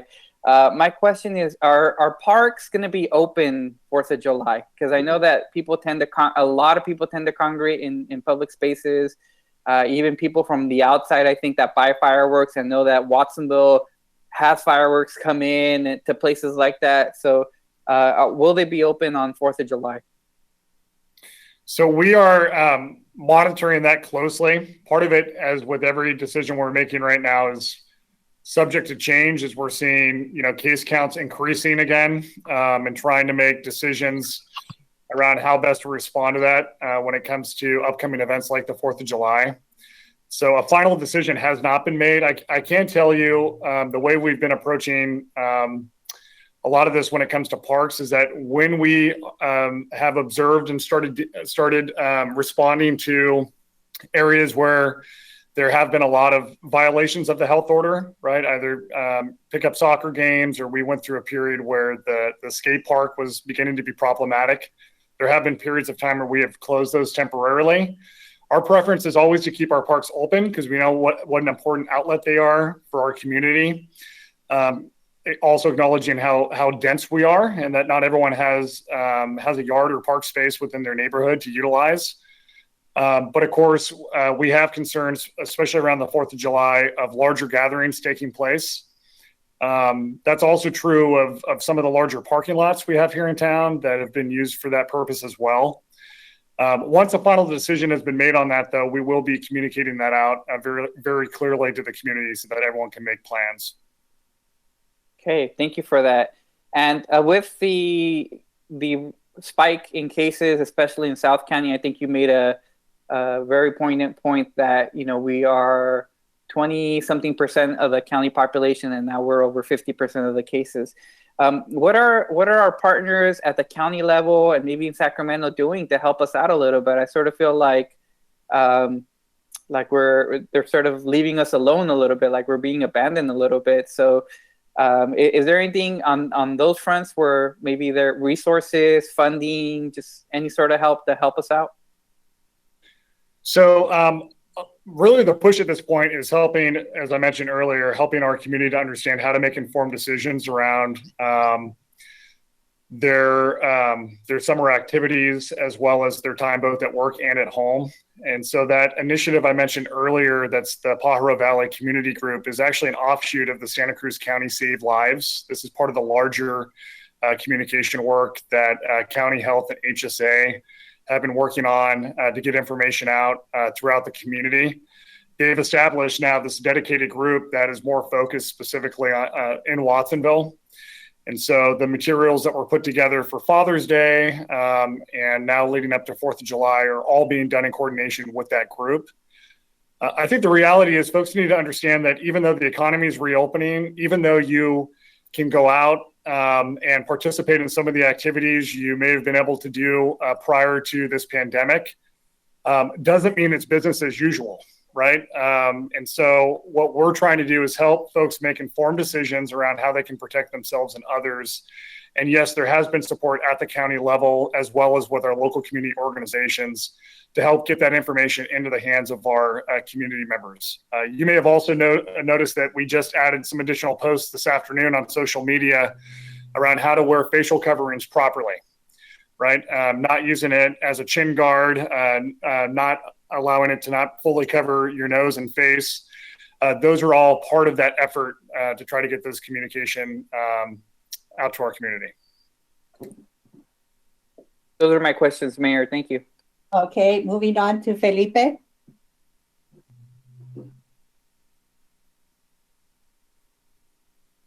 You know, I thought I seen some of the graphs as it relates to COVID cases, as it relates to employment. As I recall, I'm not sure, but can you let me know, Matt, was it 30% of employment had to do with some sort of farm worker or some sort of agricultural worker in Santa Cruz County now? Is that correct? I don't know whether 30% is the number. I unfortunately don't have the data in front of me. The way they organize it, they have non-ag and ag, and within ag, there's several subsets. So that doesn't necessarily mean field workers. Councilmember Gonzalez, I think that's what you're referring to. So, but I can get that information out to the council. You know, I think Councilmember Hernandez. Yeah, if it is correct, I think that we should probably be, putting a little focus on that, because I think that 30% might be from South County, being the agricultural workers, correct? Yeah, and I should have mentioned that we're working very closely with the county ag commissioner, as well as a number of our local community organizations, including Center for Farm Worker Families, and some of our large growers here in the community, like Driscoll's, like Ryder Company. And as part of the Campesinos project, Campesino Caravan that's going out, we've been providing face masks, materials, and essential supplies, things like formula, diapers, cleaning supplies. And that has proven to be a very effective way for us to get information out directly to our farm worker families. We've also dovetailed that work with some of the food distribution sites, which tend to also have a lot of our farm worker families that utilize those programs. As they're coming out to food distribution sites, we're giving them information on steps that they can take to protect themselves and their family. Okay. Okay. Moving on. I got a message that Trina was having audio problems. If that's the case, I'll move over to Aurelio. Thank you, Mayor. Maybe Trina can send it through chat, her questions, and have them answered that way. Now our harvest season is starting, so I mean, obviously we're going to have an influx of workers coming into our community. How are we approaching those workers, and I mean, how is the industry handling that influx of the harvest that's coming in and the workers that are coming in, especially the ones that are being brought in from Mexico?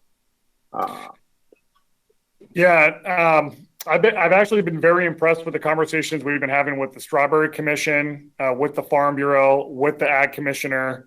This work started several weeks ago in anticipation of the harvest season ramping up and acknowledging we have a lot of workforce that come into town for the sole purpose of supporting the summer harvest.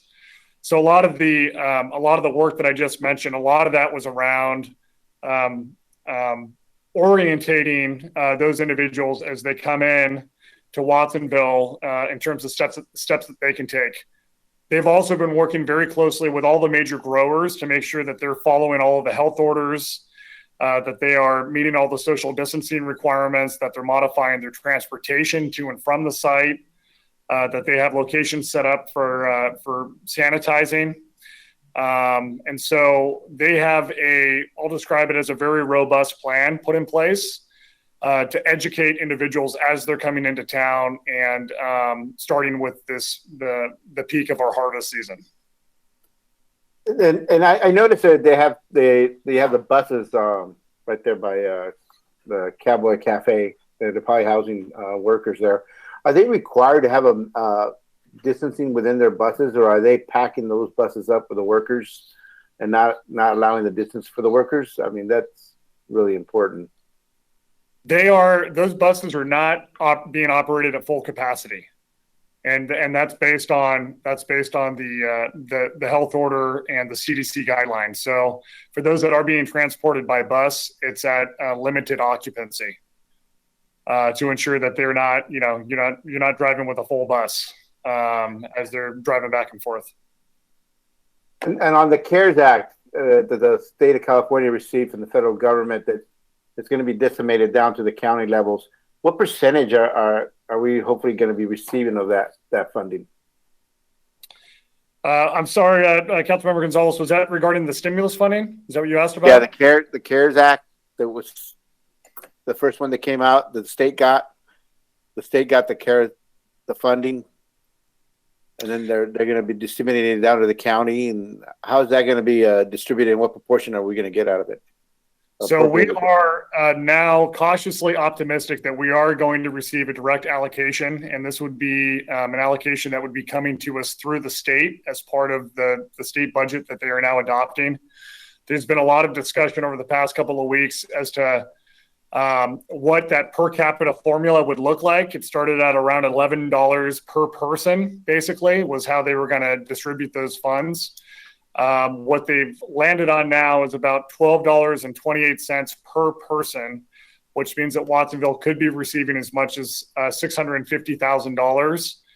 We don't know when that number will be finalized. It'll be included as part of the state budget agreement. And then when those funds would be dispersed to us and what restrictions would be placed on those, because these are still related to COVID-related impacts. So as soon as we have that in writing and we know exactly what funding we're getting and how we can fund it, that will be coming back to the council for you all to allocate with options. So that could come as soon as the next month, depending on how quickly that moves, but likely in August is what we're expecting. Thank you, Mayor, and thank you, City Manager Matt. It was a good presentation you gave. Okay, I actually received a question from Trina. It says, how is contact tracing going for identifying where our cases are coming from? So the county has promised that they will provide that information as soon as they have a fuller understanding of where those 20 cases came from. It's too soon to say, but they have been ramping up on their contact tracing. They've added, I believe, over an additional 20 contact tracers that they've recently trained that was added to their initial 15. So we are in close contact with Mimi Hall and County Health and HSA, because of course we want to have a fuller understanding of what contributed to that spike, whether this is one large gathering or multiple gatherings, or whether the exposure was on a work site perhaps. So as soon as we have that, we will be sharing that with the council and the community. Okay, thank you very much. My question has to do, you mentioned the Pajarelli Save Lives, and I know Paco is, I think, co-chair, and I didn't know if you or he could actually talk to us or share with us what exactly they did for Father's Day. Sure, I think Councilmember Estrada's welcome to speak to that. I know we have Tamara Vitas on the call, and she's also part of the committee and working very closely with the group. Would either of you like to speak to it? Tamara, you want to mention something? Is she? Yes, I'm here. Thank you. Yeah, Father's Day campaign was a campaign that we work on to particularly based on social media, releasing information via social media and radio. And we had placed ads in English, Spanish, and Mixteco, utilizing La Princesa, K-Don, and Radio Bilingüe. So we placed several ads in those 3 radio stations. We also had shared the social media post, which Matt had in one of his slides, with several community organizations, and we asked that everybody distribute those posts through their own channels, and that way assuring that the reach was wider and more people would have an opportunity to see the message on that campaign. We feel it was a very successful campaign. We have received so far very good feedback, and we will be soon counting how much that campaign reached, how many people we were able to reach with that campaign. Very good. Kudos. Yeah, thank you, Mayor. Just to give kudos to the team that worked on the Father's Day campaign.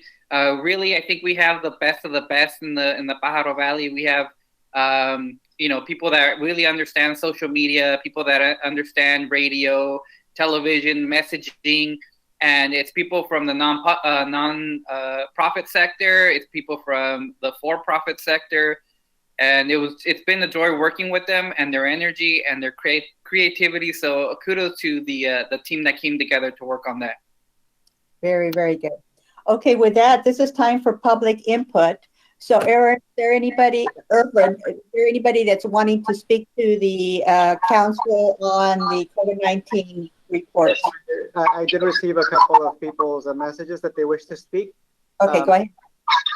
Would any member of the public wish to speak at this time? Please unmute your microphone, state your name and the district in which you live.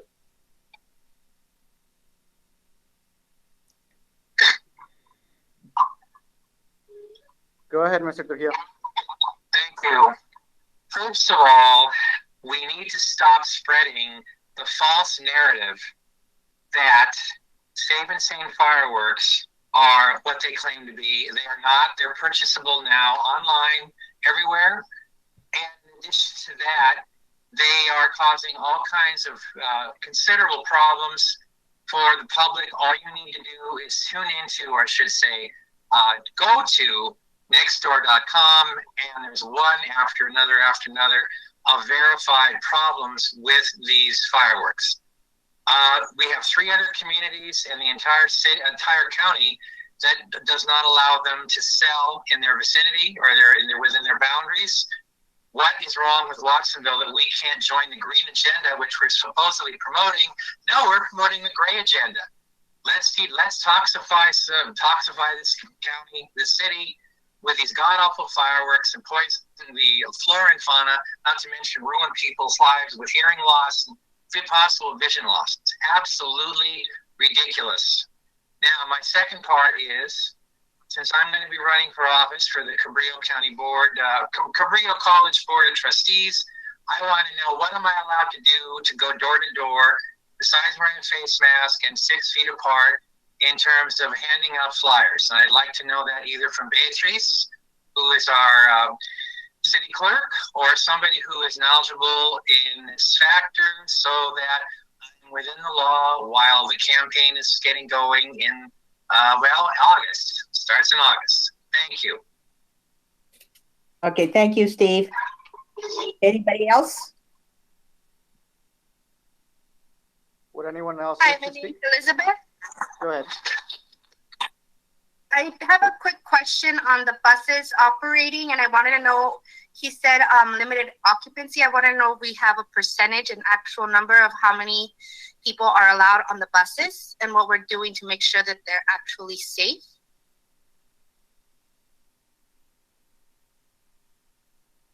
At this time, there's not time for, it's not appropriate to have questions and answers. You can directly email the city manager with that question and he will respond to you immediately. Okay? Thank you. Okay.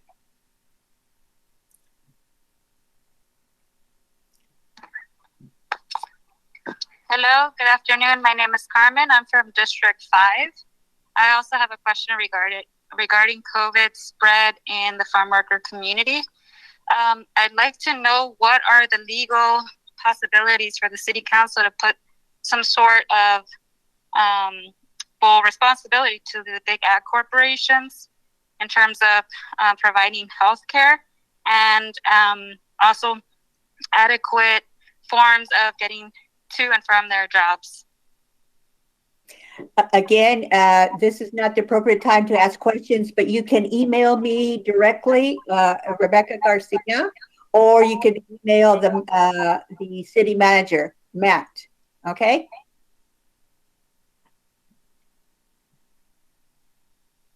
Anyone else wishing to speak at this time?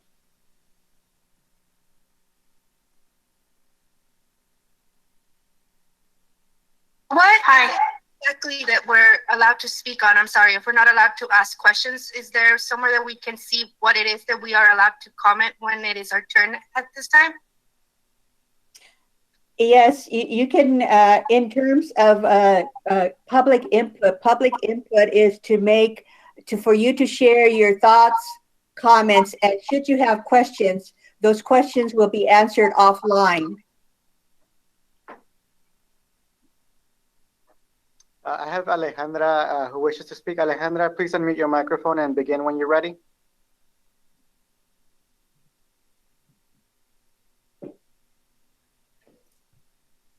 Can everyone hear me?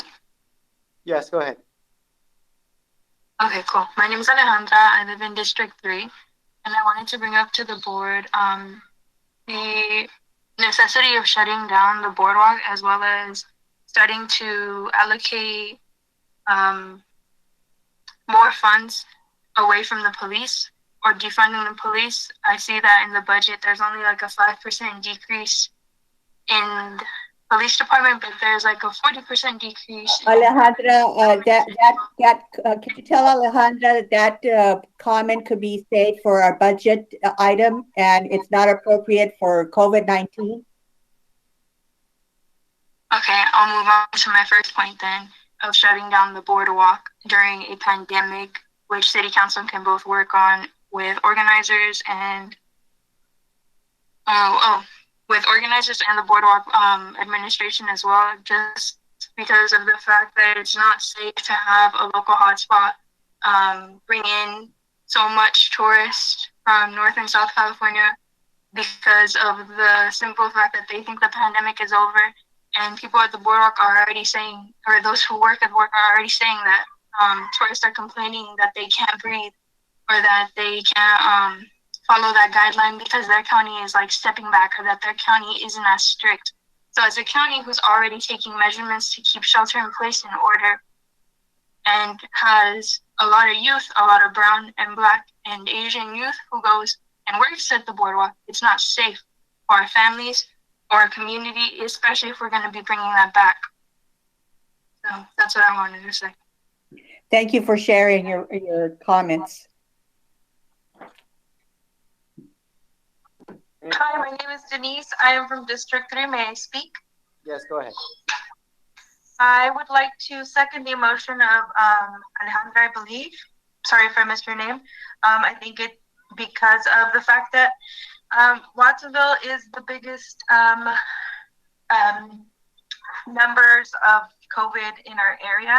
I think that our youth uses the boardwalk as an opportunity for employment, and I think that since we are the biggest epicenter for the COVID, I think it would not be in the best interest of our youth, of anybody, of any of the tourists, of any people living here.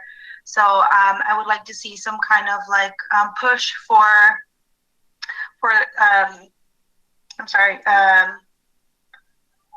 stopping the opening of the boardwalk as well. Thank you. Thank you, Denise. Anyone else wishing to speak at this time?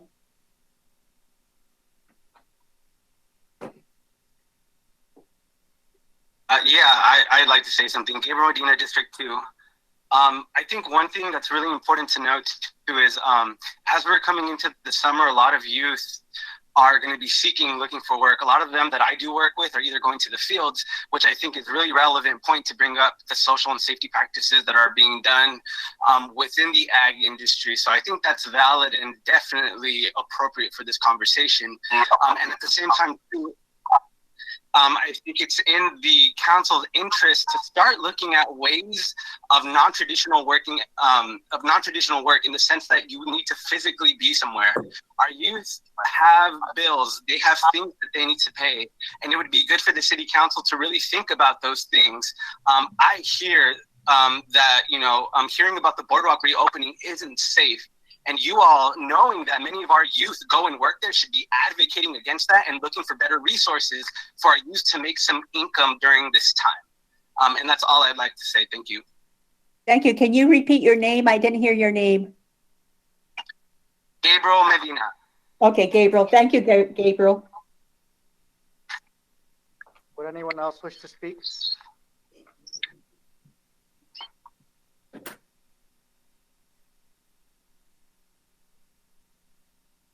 Mayor, I don't see anyone else wanting to speak at this time, nor in the chat, nor in the phone calls.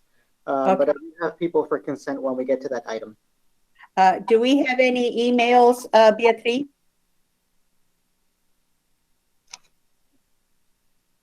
Well, I don't know if she's on. So we'll move along.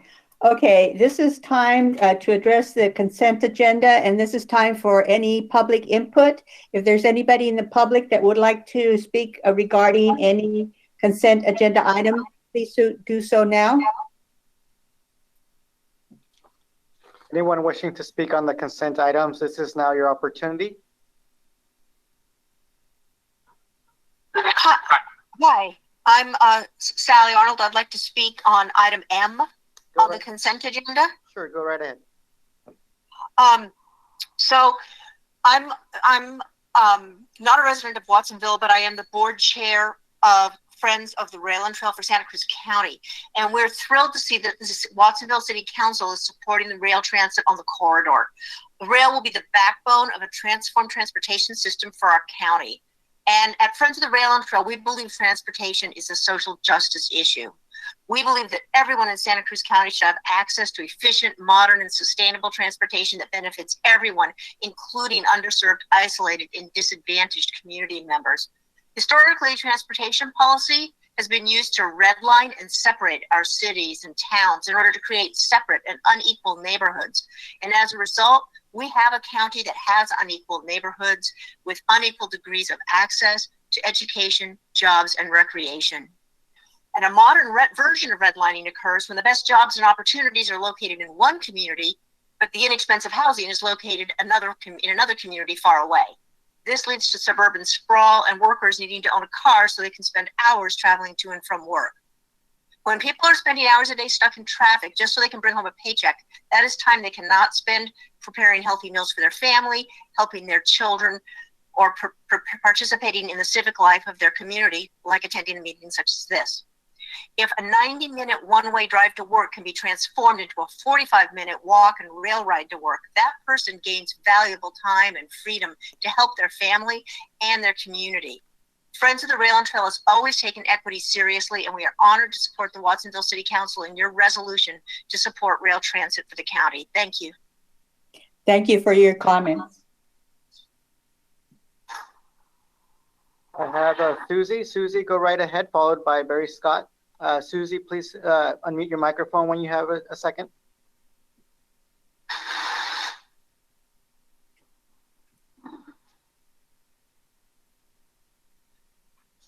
I don't see Susie. Barry, go ahead and unmute your microphone. Thank you, Council. I'm like Sally. I'm wanting to support the resolution that you have before you, item M. My name is Barry Scott. I live in Aptos. I'm a board member of the Friends of the Rail and Trail and manager of Coastal Rail Santa Cruz. And those of you who know me know that I've been an ardent defender and promoter of using the rail line that you all have that connects you to opportunity, that connects you to the rest of the world, and connects your future to equity in all different forms. The RTC is considering now whether to use all of the corridor for a rail system or only a small part of the corridor for bus rapid transit or some kind of bus thing that would clearly take years to accomplish and would truly continue to leave Watsonville left out of things. This opportunity stands before us as a way to finally connect, and I mean truly connect Watsonville to Santa Cruz, to government, and give the residents of South County equal standing. So I hope to see a unanimous support by the council for this resolution, and thank you for everything that you do. Thank you, Barry, for your comments. Hi, my name is Mark Mercedes-Miller, and I just wanted to ditto the comments of Sally Arnold and Barry Scott, and want to acknowledge and thank the city of Watsonville for being a leader in our county around transportation. You were the first to adopt Vision Zero, and you're the first to issue a resolution of support for passenger rail. So I applaud you and urge your unanimous support of this resolution. Thank you. Thank you, Mark. Anyone else wishing to speak on any item listed on the consent agenda, please unmute your microphone now.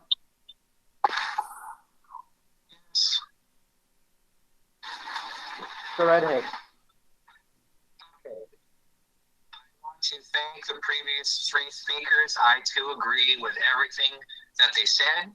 It would be nice if Watsonville was less schizophrenic in its approach to a green agenda. It can't seem to find its way in terms of fireworks, but at least in terms of rail transit, I think they have found their way. And yes, we need to have rail transit because, of course, it will help alleviate some of the tremendous gaps in opportunity for people of color and for people who have disabilities and for people who are somewhat isolated. They don't have family members. They don't own a car. So thank all three of you for speaking up, and I want to commend the City of Watsonville for its approach to rail transit, because a modern society, a modern nation, a great nation needs rail transit, folks. Thank you for your comments.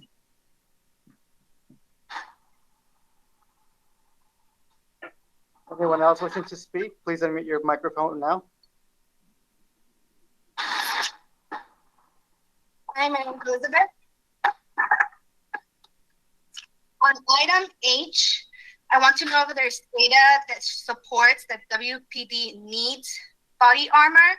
I believe that it is sending the wrong message to the community. It's almost like a slap in the face that when we are asking to defund them, you are considering approving the continuance of over-policing Watsonville. Thank you, Elizabeth, for those comments.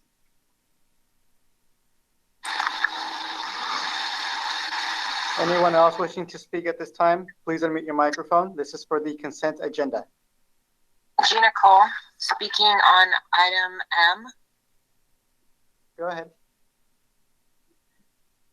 I just really am glad that Watsonville, the City of Watsonville, is considering adopting a resolution to continue to implement rail passenger service on that Santa Cruz branch line.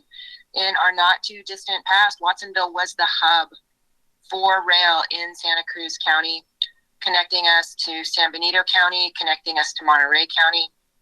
And the return of rail service along this branch line will serve as an important reconnection to both of the neighboring counties and then also within our county. Not only will it help to move folks from Watsonville to Santa Cruz, but it will move folks from Santa Cruz to Watsonville, utilizing our businesses here, our restaurants, and our shops, maybe even our taco trucks. The future of Santa Cruz County's transportation system depends on the use of the corridor. Passenger rail service in Santa Cruz County means additional transportation options. Again, for commuters traveling north to work and to school, and for folks traveling south, either on the way home or here to support our businesses in Watsonville. Passenger rail and bicycling are a perfect match, and a passenger rail would support a car-light lifestyle by providing a viable alternative for folks to driving.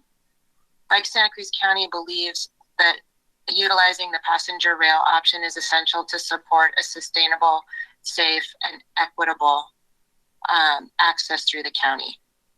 Thank you for your support.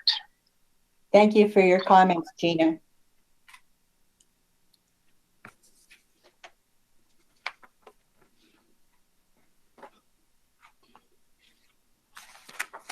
Any other comments?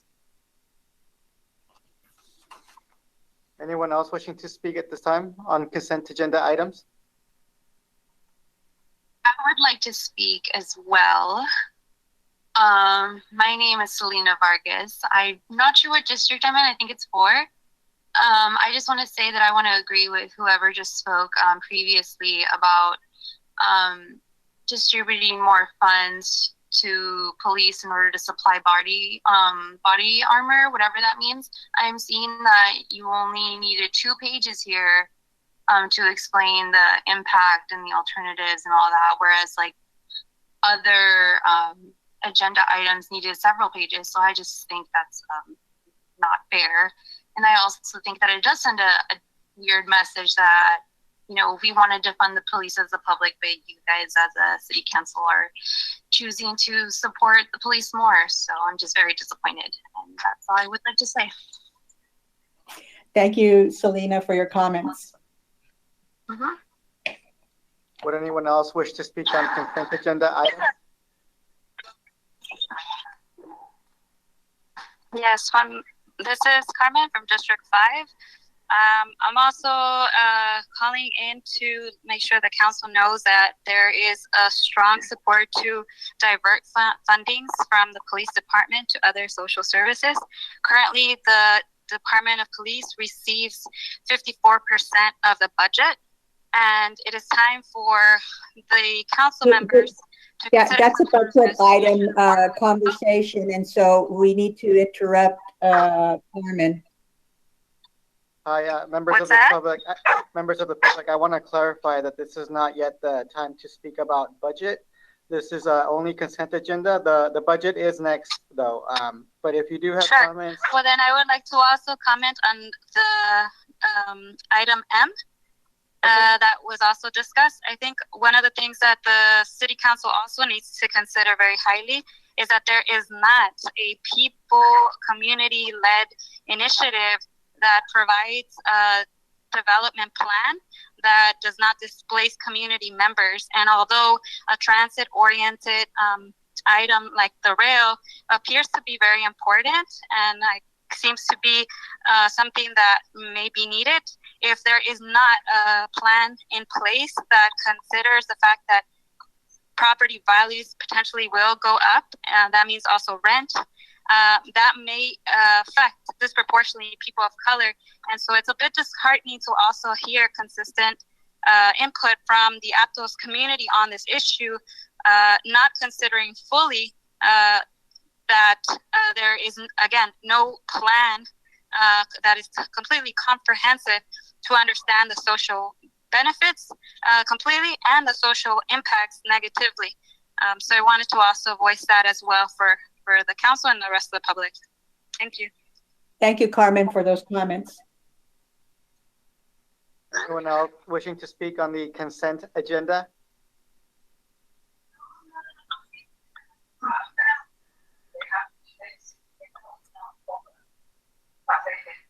Do I have anyone else wishing to speak on the consent agenda?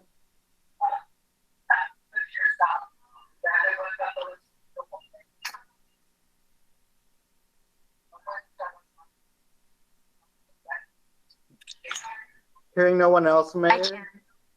Oh, okay. If there's nobody else in the public to speak on the consent agenda, it is now time for me to ask if there's any item that needs to be removed, and if not, I'll accept a motion to approve the consent agenda.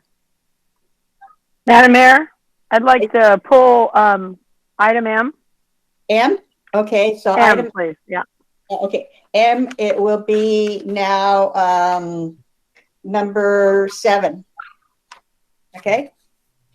Lowell? Madam Mayor, I just had a question on item F. I don't intend to pull it, but I had a couple of questions. Yeah, when we have the motion, if you'd like to make the motion, we can discuss it at that time. Sure, I'll move the consent agenda. Okay, is there a second? I didn't hear the second. Oh, Felipe? Okay, so moved by Lowell and seconded by Felipe. So now if there's any comments, questions about the consent agenda, this is the time. So Lowell? Thank you very much. Item F, that's the contracts with CSG Consultants and the 4 Leaf Incorporated consultants. This is for building construction, fire review, supplemental permit technician, field building inspection services for a 2-year term. Looks like it's about $150,000, which is, somebody's salary. I'm wondering, both these companies are outside of our area. Is there some reason that we can't do this work in-house rather than work with out of town, out of area consultants? Who can answer that question? We have Susie Merriam, our Community Development Director, in the meeting as well. Hi. Yeah. Yeah, thanks for that question, Lowell. We did put out RFPs for plan review services, and this is our pass-through account. So most of our building permit applications, the plans are sent to CSG for review. They also provide CASP, ADA access, review as well as inspection services for us. I am not aware of any firms that do this locally. There's generally 2 or 3 main ones in the state that provide these services. And my question was, why can't we do this in-house? We have not done this in-house for many years. One of the reasons is if we have lean years, we will only be paying our consultants. They get a paid percentage of the building permit fees for their time to do the plan review work. And so if we've got lean years, like what we look like we're coming into this next year and maybe the future years, we don't have to continue to hire staff and lay staff off as workload ebbs and flows. It's also, as said earlier, shopping local is important, and employing local people is important too. I'm sorry we can't find anybody local to do this. Right. We do have our building official as well as our senior inspector also provide some in-house plan review, but when we've got huge commercial projects and things like that, that goes out to CSG. Okay. Is that okay, Lowell? Oh, sure. Okay. Thank you. Any other comments or questions about the consent agenda? Paco? Thank you, Mayor. Just for my benefit and the benefit of the community, could we get clarification on item H, the body armor, please? Yeah, we have Chief Honda on the call as well, and he's prepared to speak to that.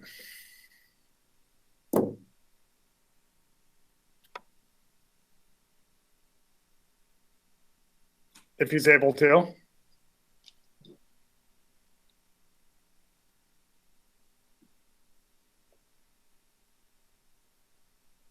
Dave, are you there?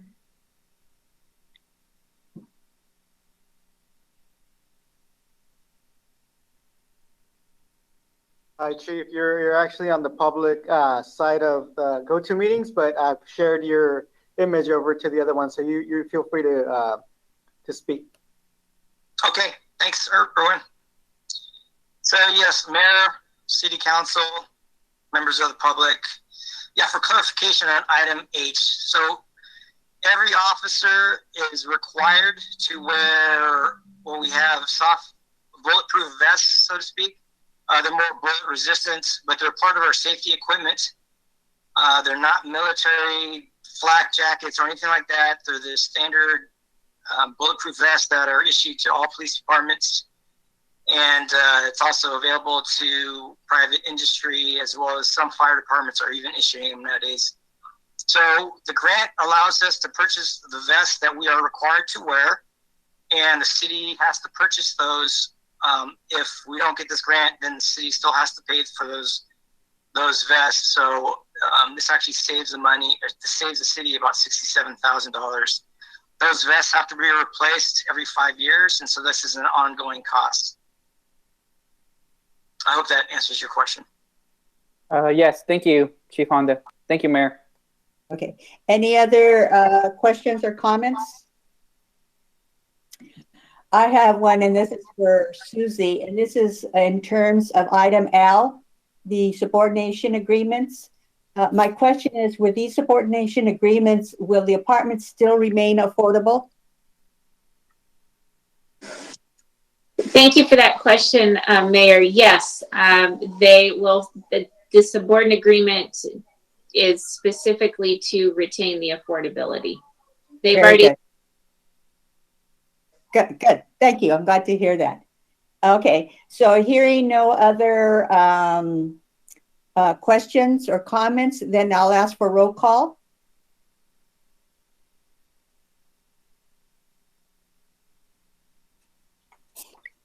Kaufman Gomez, Yes.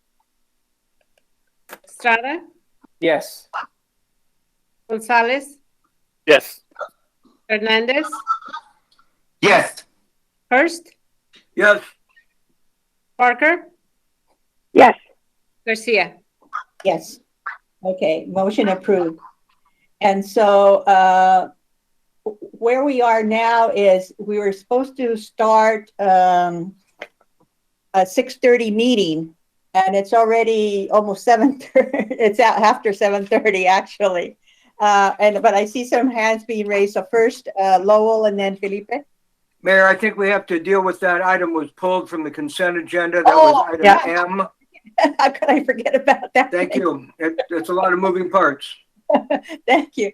Okay, yeah, this is an items removed from the consent agenda, and it was removed from Ari. So Ari, you're on.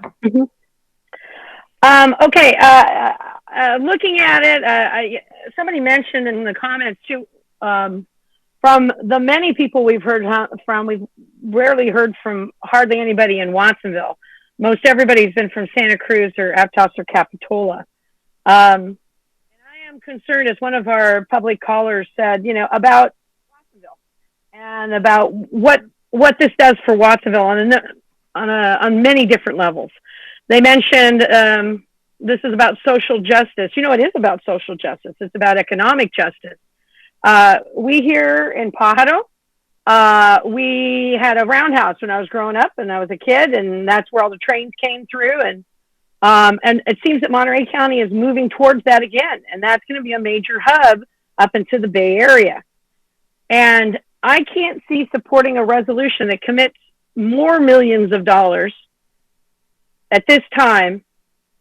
And it hasn't made South County, they talked like they made South County a priority. And I read the text of the resolution, but that's not what's really going on. We are in the last phases. We're not the first phase. South County should be the first phase. When you talk about, commute patterns, you talk about us in South County going north and to the Bay Area. And we could do that both ways from here, from Watsonville. So I do not support this resolution. We have a lot of worries in our backyard, such as Zone 7 and our levee system that we're going to be asking our folks to support here in Watsonville.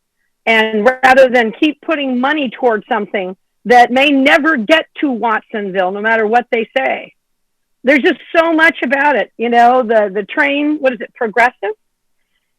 That's not doing too well across the, in all their areas in the Midwest. But I just have to say, I feel like it's really deceptive and disingenuous about how it's being presented in South County.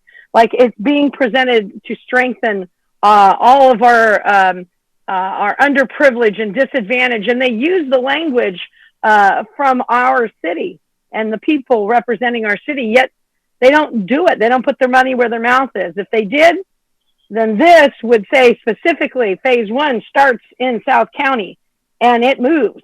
We have freight, and I completely 100% support freight. If you're going to look at passenger needs to start in South County and work its way north, because from Watsonville to Monterey, you're going to be able to go places. Anybody in Santa Cruz is going to be able to come this way and get in that hub that they're going to be creating in Monterey County and go to the Bay Area. They're not going to be able to do that going north. So although I'm looking at patterns of economic justice, I don't see it in this resolution, and I really don't see the RTC supporting that for South County. And I'm deeply disappointed by that. So no, I will not be supporting this at this time. It's not that I don't support passenger rail, and it's not that I don't support freight. I just will not be supporting committing all these millions of dollars when they aren't making South County a priority. Okay. Would anybody else like to address Trina? Now that I have audio back, thank you. Ari, I know that your concerns need to be addressed with the RTC. This particular resolution is in order for us to have that conversation with them and to make sure that voice is heard about it.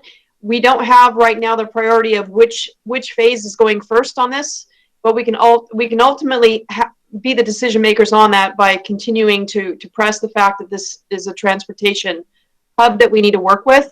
We're going through the study. We know it's going to be mass transit. What this is going to do is better narrowly define what type of mass transit will be occurring on this line, so that we can continue to support freight and have that balance. As a member of the TAC that is doing the advisory for just the corridor and what's supposed to show up on that corridor, continue to get information to me so I can disseminate it to the RTC. I think that's very important. When you asked about or made the comment about the South County and why is everybody from Mid County coming down to South County to tell us what we do want or what we don't want, I will let you know that one of the strategic plans that we put together for the South County representation was the most robust and successful meetings that we had before COVID, with a lot of our social service agencies at the table. And they were very impressed because, you know what, we busted our tail to make sure that we had our community there represented at that table to get up to speed with what this whole project is about. And that's the part that's been missed sorely in the overall due diligence of this corridor and listening to the people that it would impact the most. I understand where your money's coming from about making sure that it's being spent as resourcefully as possible. Those are the kinds of messages that we want to make sure are there, and that we show why we're a priority when it comes to this component and the impact this has in our community. So your voice is heard and it will be relayed. And anybody that has comments that are from our community, it's important. I will matriculate them over to the Regional Transportation Commission and continue to be the advocate while I'm still on council here. So thanks a lot for your comments. They're invaluable for me to make sure that I share them. Thank you. Is there anybody else? Aurelio? Yeah, I'd just like to make some comments on this, since I'm the one that put the resolution up in front. I think it's important that the city of Watsonville step up. This is an opportunity for Watsonville to really tell the rest of the county what our expectations are with our Measure D funding. Because this is where the money's coming from, is from Measure D. That's what's supporting our core rail. So it's not going to be more taxes and it's not going to be more money. It's the money that's already been designated for that. We just really want to make sure that the RTC understands that the city of Watsonville is in favor of passenger rail. And it's really important because in one of the meetings, and I found it really inspiring, the Regeneración sent the presenter there in support of passenger rail. They apparently did a survey of our community of close to 300 people, and they indicated that that community of that survey supported passenger rail.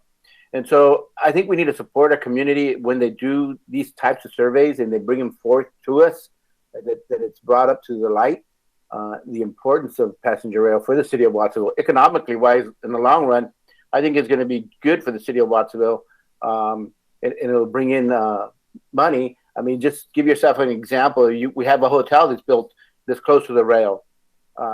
If we can keep those hotels full and they can get on the rail and go to Santa Cruz instead of driving their cars on Highway 1 to go to the boardwalk in the future, that's going to help us out on greenhouse gas emissions. So you have to look at it globally in a sense. How can we move our folks from Santa Cruz to Monterey and to San Francisco? So economically, I think it's going to be good for the city of Watsonville, and I think we need to support this so RTC understands our mission.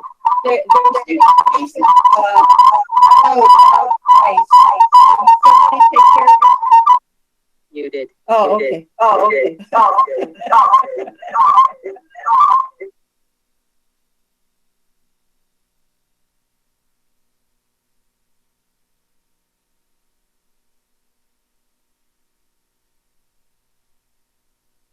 Are we still on? I don't hear anybody anymore. We hear you. I lost the mayor. But anyways, yeah, I think it's important that we help and we support this. Thank you. Unmuted. Muted. Okay. Oh, okay. I'm unmuted now. Finally. Okay.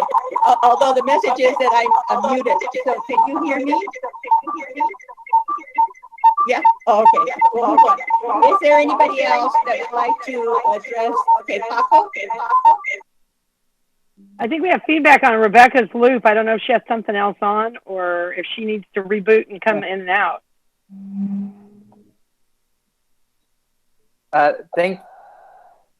You want to say something, Mayor? Oh, okay. Thank you. I'm gonna vote in favor of supporting this resolution, but I think I appreciate Carmen's comments about the unintended consequences that rail could potentially bring, and even if they don't come to fruition, I think they're important to consider, and to consider any other unintended consequences that something even though it's meant to be a positive thing, even though it's meant to help the community, not everything is perfect, and sometimes things don't always work out the way they should. So I don't know if Aurelio or Trina, who have done a great job on RTC, if they've worked on anything like that, or they can get any sort of information on that. I would really appreciate that, just for my own benefit and to be able to explain some of these things to other community members. Thank you. Now,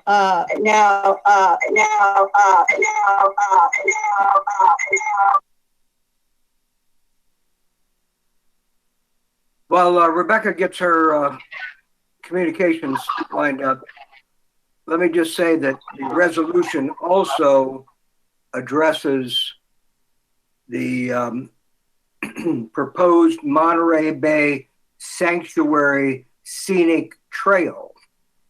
Now, I don't know if the trail's got unintended consequences. I suppose it might, but we're also supporting the trail in addition to the rail. That's why they call it the trail and the rail. So I think about all those folks stuck in Highway 1 who work at the university and low-wage jobs, work in hotels, work in restaurants, and don't have a lot of extra money and don't have a lot of extra time either. And so if we can relieve our transportation needs going north, that would be great. And connecting south to Monterey, to Pajaro, the Pajaro Junction, that would connect us to the outside world. And so let's move forward on this, trail and rail. Okay, Felipe? A lot of folks are talking about, the economic impact, tourism, but I think that also the employment that this could provide. A lot of people, there's a big commute that happens from Watsonville to Santa Cruz, but this is also TAMC is having discussion about opening up the line to Monterey County that goes to Monterey, Salinas, and Gilroy. It gives a possibility for Watsonville folks to have employment opportunities that don't necessarily have cars, or now will not necessarily need cars, to work in Gilroy, Salinas, and Monterey as well. And it gives more opportunities for people to work in different areas, not necessarily just Capitola and Santa Cruz as well. So, it's something that's good for the community and good for everyone. And I'm ready to move forward. Very good. Also, Ari? Oh, Felipe, go ahead. You wanted to say something. Also, I wanted to thank council members Trina Kaufman Gomez and Aurelio for doing all their hard work on the RTC, for bringing these items up. Okay. Yes, Ed, thank you. Yes, I do too. What's important to me is for everybody to understand I am not against a passenger rail and certainly not against freight rail. I am against South County always being the ugly stepchild of Santa Cruz County. And it says, we talk about Measure D funds. We know very clearly how much money and millions have been spent and how much more is going to be spent. And for me to be able to vote yes on this, they have to make South County a priority. Because as Councilman Hernandez just said, Watsonville is the hub where things happen. We can go in all different directions from here. And it makes total sense that phase one starts here. It was mentioned, and I don't know if it was Trina, and that was news to me, that the phases hadn't been decided upon. When we had the gentleman here that gave us a report, that wasn't what he said, that those phases had been identified and so here, my understanding of what monies we're going to be putting in South County, it's just so very important to me to protect South County and being able to be a part of this passenger rail and certainly freight rail line, and to be the beginning of it. We should be the center of the flower and the hub that goes out, not North County. We need to be that. If we have money we have to spend on our levies, and that's in our own backyard we have to take care of. In my district, I know, and in Councilman Gonzalez's district, in District 2. And so for me to absolutely want to, support this resolution, it has to state in there clearly that phase one should start in South County and it should move outward from there. It should not be any other discussion other than it starts in South County, because everything in that resolution talks about social injustice, economic injustice, and disadvantage. And boy, if you're not given a definition of Watsonville, I don't know what is. And since we have that connection in the hub to Monterey, to Gilroy, to the Bay Area, if you would like to amend this resolution so that you could put in there that this phase one, and we support that phase one, it starts in South County and it works its way out from then, I would happily support this and taking care of this resolution. Otherwise, I don't feel it gives us protections without having to spend and commit to spending a lot of extra money. Okay, Aurelio? Yeah, just to clarify a little bit and clear the air. For the rail part, the phases haven't been established. What phases have been established is for the trail part. And it did start in Santa Cruz, in the city of Santa Cruz, and that was for the bike trail, pedestrian trail that started there. As far as the passenger rail part, the rail system is being worked on. Just right now, the section that slipped out on our Harkin Slough area is being repaired. So these repairs need to be done before any train actually gets on there. And by getting these repairs done that didn't happen now this summer, we'll have that access to be able to put a passenger rail on the rail when that happens, when that's ready to go. And I think as a city, we need to say this is what we want, and I think this is how we're saying that we're doing it, because we're not waiting for the city of Santa Cruz or North County or Mid County to tell us, no, okay, now you can jump aboard because we've approved the passenger rail. If you look at it, there's folks in the county that would prefer to stop the passenger rail at Aptos and not give it to Watsonville. And then there's another group that don't want no passenger rail at all. So by us saying that we want passenger rail, well, we can get passenger rail to come all the way to the city of Watsonville, and we can go from Watsonville to Monterey. If the rest of the county doesn't want passenger rail, that's going to be their problem. But we need to push for what we want and for what's best for our community. And that's why I brought this resolution forward, because I think it's really important, economically wise, for the city of Watson to make a stand and say, this is what we want as a city. We want passenger rail. If our rail is going to go from Watsonville to Monterey, to Gilroy, to San Francisco, well, that's going to be so much better. If the people in the city of Santa Cruz and Capitol and Live Oak say they don't want passenger rail, well, then the rail could stop right there on Lee Road, as far as I'm concerned. And we can go to south to Monterey, San Luis Obispo, or north to San Francisco. So it doesn't sound we're too far off. It sounds like you have the same priority that what I was talking about. That Watsonville needs to be the beginning. If we don't stand up and say we want passenger rail, then we're going to wait for the rest of the county to tell us what we want. And I don't. Well, why can't we say that, Aurelio? Why can't we say it starts here in South County?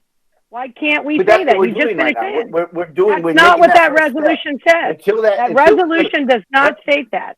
Well, because what happens is this: if you whoever represents the RTC for the city of Watsonville, needs to know where they're going to stand for the city of Watsonville and when they want for the city of Watsonville. If they're going to go to the board representing the city of Watsonville going, well, okay, I don't know what our city wants. Well, we're setting that, I think, right now. We're setting that precedent and saying this is what we want. So any other representative that goes... We don't have an argument. Can you add that as an amendment? Add that as an amendment, that we feel that the priority of this passenger line freight train should start in Watsonville, start in South County. The passenger rail, well, whatever. So, yeah, the passenger rail should start in South County. Would you be willing to amend that? To it. I don't have no problem with that. Okay. So that's all it takes So to get... we'll add that. Okay, before we get to a motion, I do have a comment, and this is for Aurelio and Trina. You're our advocates in terms of wanting the best for Watsonville in terms of this passenger trail. And so I'd like you to ask the question that I've asked several people that have not been able to answer it, is, as Felipe had said, we have a lot of laborers that go from Watsonville to Santa Cruz. And so my question is it going to be affordable to our low-income families here? Will they be able to afford to get onto this passenger rail to be able to make that trip to Santa Cruz? And so that's the question that I'd like answered. So with that, I will now ask for a motion for this resolution. Felipe? I'd like to make a motion to move this item, item M. Okay. Is there a second to that motion? Lowell? Okay. So there's been a motion and a second. And so is there any further discussion on this motion? Seeing none, then I'll... I have, yes. Seeing as Aurelio was the author, I'd like him to state the motion, the amendment to the motion, and agree to it, so we can move on. Another... do that more because Felipe made the motion. He'd have to add the amendment to it. Felipe, would you... No, Aurelio, you can ask for an amendment to this motion, and it would be another motion. And so we'd have to have a second to that motion. But that's what... Well, that's not what we just discussed. But that's what Ari's asking for that amendment. And so I already told her I would accept it, but Felipe made the motion, so he'd have to accept that amendment to the motion. No. If Ari wants to make an amendment, she can make a motion for that amendment, and then we need a second for that motion. So if there's somebody right now, I would like to vote. Then I would like to make a motion to amend this to add that on the whereas will increase or add it to whatever paragraph that fits, that we believe that phase 1 should start in South County. Okay, is there a second to that motion? I'll second that. Okay, so Aurelio has seconded. Is there any discussion on that amendment, on that motion to amend? Hearing none, okay, I'll take a roll call. Kaufman Gomez? Yes. Estrada? Aye. Gonzalez? Yes. Hernandez? Yes. Hurst? Yes. Parker? Yes. Garcia? Yes, so that motion has been amendment, but we still have the motion to accept this resolution on the floor. And so now, is there any further discussion on that motion? Seeing none, then a roll call, please. Kaufman Gomez? Yes. Yes. Estrada? Aye. Gonzalez? Yes. Hernandez? Yes. Hurst? Yes. Parker? Yes. Garcia? Yes. So motion passes with the amended. Unanimous. Yeah, unanimous. And so I'm going to ask the question of Matt and Beatrice. We were supposed to start a new meeting at 6:30, and we're now an hour and a half later. So do we still have to take roll call? No? Okay. But we still do need the Pledge of Allegiance. And so I'll ask Paco to lead us in the Pledge of Allegiance. Thank you, Mayor. Ready? Salute. I pledge allegiance to the flag of the United States of America, and to the republic for which it stands, one nation, under God, indivisible, liberty and justice for all. Okay. Okay. This is now a public hearings. This is a joint city council, successor agency, and successor housing agency for the former redevelopment agency meeting. And this is for the approval of the fiscal year 2020-21 budget and 5-year capital improvement program, and acknowledging of Watsonville Fire Department inspection reports for 2018 and 2019. And so that will have a staff report. Good evening, council members. Beatrice, there you go.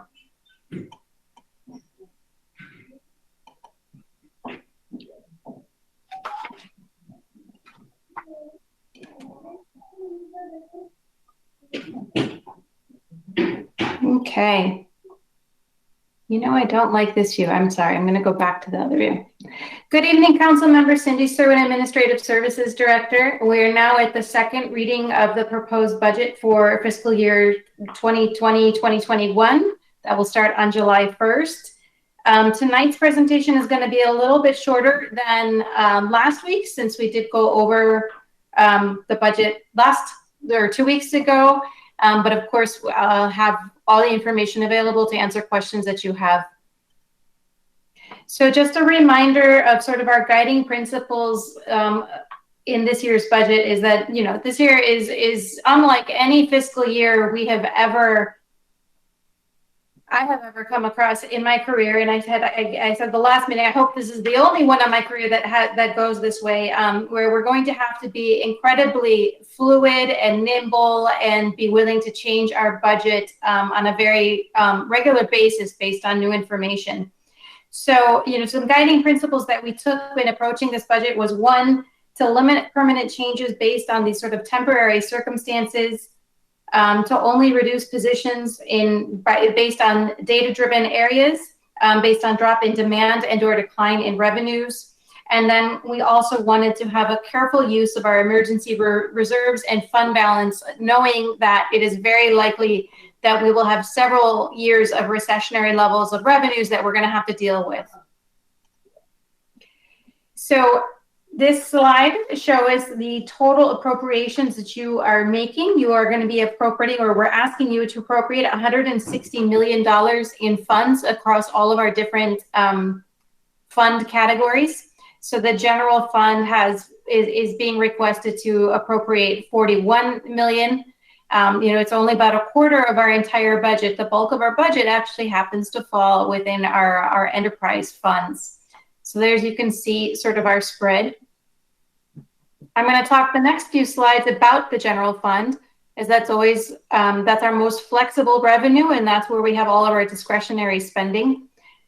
And as you recall, as I presented last time, this year we're really facing, because of the COVID-19 pandemic and the resulting recession, we are dealing with some pretty serious revenue declines, or at least assumed revenue declines. The biggest one that's affecting us across the entire city is sales tax, where next year's budget is assuming we'll see a 26% decline in sales tax. Sales tax is about 25% of our general fund budget, and about 16% of our budgeted revenues overall across other funds, which I'll touch on a little bit later. So, that combined with other declines in property tax, utility user tax, business license, and then some of our service-based revenues, particularly from the Community Development Department and the Parks and Community Services Department, we're assuming a pretty steep decline in our revenues, which is contributing to our overall $6.5 million deficit within the general fund. You'll also recall last meeting, I went through in several slides in detail of how we solved that $6.5 million deficit. I'm not going to repeat all of that, but just a summary of that. We are using 2.2 million of our emergency reserve. That's half of our emergency reserve. That is what is allowed under the current policy that the council put in place in 2018. So that assumes that half will be left perhaps to use next year or in future years should the recession continue. We also reduced different non-position areas, looking at fund balance from other funds that were available, and we came up with $1.2 million worth of savings. And then we made a number of changes to salary and personnel, including getting some, the bulk of it actually coming from eliminating vacant positions within the budget. But also we got some concessions from our miscellaneous, our non-sworn bargaining groups. We had some people volunteer to retire or to reduce their work schedules. And then there were a few layoffs proposed with the budget, which again, I'll talk about on the next slide. But all told, we came up with personnel and salary reductions of over $3 million, and that sort of closed the gap for us. The two departments that really are experiencing sort of the operational impacts of this is really the Community Development Department and the Parks and Community Services Department. In community development, the construction industry has been changed by sort of the shelter in place and and restrictions on how they can do their work. They are able to do their work, but it's at a different level. And then of course, people's income levels and fears are also, changing their desire to do sort of, projects to their home and such. So far, we only have about 2 months worth of revenue data, but it doesn't look very good for the Community Development Department. And so we are assuming a budget reduction of 40% of revenues. We reduced 3 positions. 2 of those were layoffs. One person was able to be absorbed by the Public Works Department. And really, I was talking with Susie even just this morning about looking at their revenues, and we're kind of waiting to see when activity starts increasing again and when and if and how we can readjust their budget based on demand. The Parks and Community Services Department is sort of in a slightly different position in that the reductions for that department are really driven by shelter-in-place orders, and that we are not able to provide the services that we normally would. So as we talked about 2 weeks ago, one division that we have eliminated from the budget for the next fiscal year is the special events division, knowing that those sort of larger events, which take months of planning, are unlikely to be able to be held at any point in this fiscal year. The special events department is normally about 60% revenue funded and costs the general fund about $113,000. As you recall, the budget we talked about 2 weeks ago also had eliminated the sports program. As Matt mentioned, the state is really sort of reopening at a sort of a different pace than we had anticipated when we originally put the budget together at the end of May. It's now been about a month since we finalized our assumptions and our numbers. And so one revision we've included this week and in this presentation is that we have included a budget for a sports program. It includes a limited sports budget. It's based on assumptions that Nick is making about what programs might be able to operate like if and when we get the go-ahead from the state. At this point, as Matt also mentioned, we're still not allowed to provide these programs. So just because they have a budget does not mean they're going to start. This does not mean that July 1st sports programs will start. What this means is that the Parks Department will have a budget that they can draw from. The minute they are given the green light from the state, they can start reactivating those programs under the guidelines that they get from the state. And they will also at the same time look at this budget, adjust it based on those assumptions and those regulations, and then we'll come back with an adjusted budget.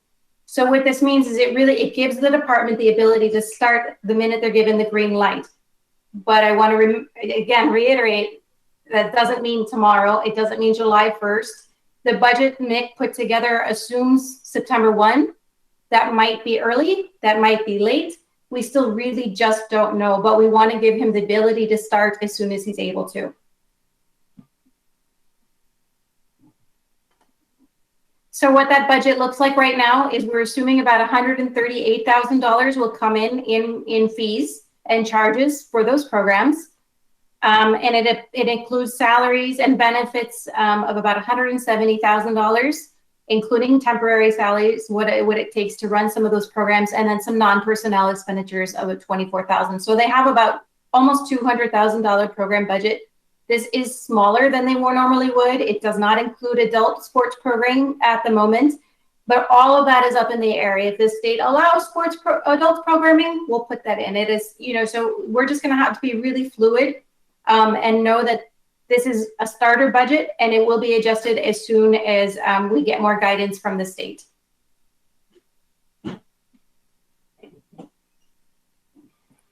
So I wanted to shift focus a little bit now and talk about the rest of the other funds. I keep talking about the general fund and the $6.5 million deficit in the general fund, but I also just wanted to highlight and make sure that the public knows that the rest of our funds and our special revenue funds in particular are also being impacted, particularly by sales tax decreases. We have a number of different sales tax measures that go into the city. So I put this slide together just to show the impact that sales tax alone, declines in sales tax alone, is having across the city. In the general fund, it's $2.3 million worth of our deficit. The library fund, they're down 1.2 million. Gas tax, another almost $400,000. Measure G, now Measure Y, is expected to be down over $1 million.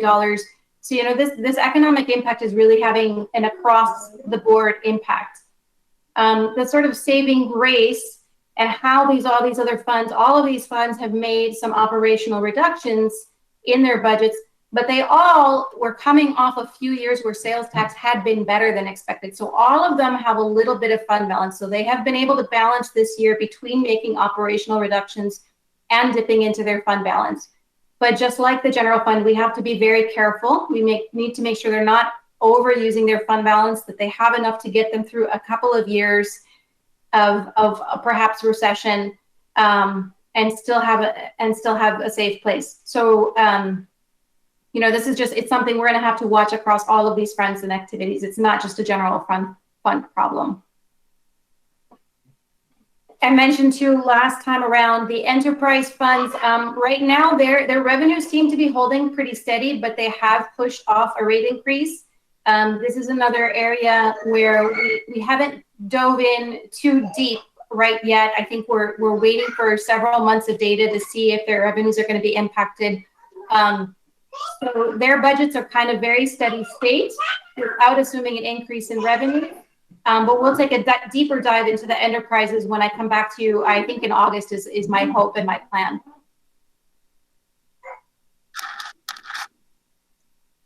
And then a reminder, so along with the next fiscal year's budget, you're also approving a 5-year capital improvement plan. So our 5-year capital improvement plan actually includes $18.5 million just in the next fiscal year.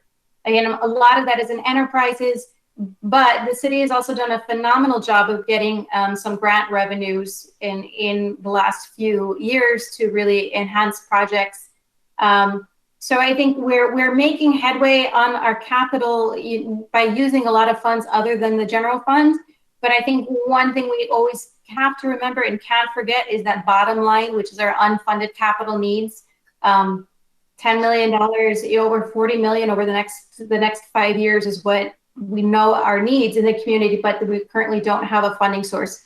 And I will remind everybody that the bulk of that is in parks. The bulk of that is our parks facilities, our park playgrounds, our park buildings, just even landscaping. So when we talk about funding our parks, we have to think not just operations, but we have to think bigger, more holistically. Okay. So a reminder of again, this is an incredibly fluid and complicated year. There's so much uncertainty, particularly around the economic crisis. As Matt was discussing, you know, if you listen to the news, you hear that retail sales in May were doing much better, and everybody was really happy with what retail sales were in May. But now our COVID numbers are going back up, and people are talking about having to restrict again. And so I think this is, you know, unfortunately going to be a year of up and downs, and it is just going to be incredibly hard for us to kind of pin a number and feel good about that number and go. So we're just going to have to make decisions, go with it for a while, and then be willing to change our minds and make adjustments as we find out. So there's just an incredible amount of uncertainty happening in this year's budget. But some of the things that in particular I am really focused on watching are, of course, our revenue numbers. As Matt mentioned, we're also watching very closely stimulus funding, when we'll get it, how much exactly, what are going to be the strings attached, if any, and how quickly we can use it. We're also going to be watching, of course, the social distancing and the shelter-in-place changes. So that will change our ability to provide programs, particularly in parks and community services. The other thing I'm going to be really watching this year is just overall department spending and making sure that departments are really staying within their budgets, because we've kind of taken all the wiggle room out of the budget this year. So we'll be watching very closely, particularly overtime at both police and fire. We cut a number of vacant positions from both of those departments, and so they are going to have to make operational changes to stay within budget this year and not go over on overtime. So that's something we'll be watching very closely. And as I mentioned, we'll also be looking at the enterprise funds and some of our other special revenue funds as well, to make sure that they're staying in a healthy financial place as well. As I've mentioned several times, and I think the council is aware, I plan to come back to you quarterly to give you updates and perhaps recommendations on making expenditure changes. The first one that I'm planning on coming will be in August. That will be a very anchoring data point when we will finally have some real sales tax data for the quarters that have been initially impacted by COVID. At that point, I also hope we'll have a lot more information about stimulus funding and packaging. So the August update, I think, will be a very important one. But we'll come back to you sooner if we need to. If we get information about parks before the next council meeting, we'll be back here with you at the next council meeting. These are sort of the dates and the deadlines that I absolutely plan at a minimum to come back to you, but we will come back to you more if we need to.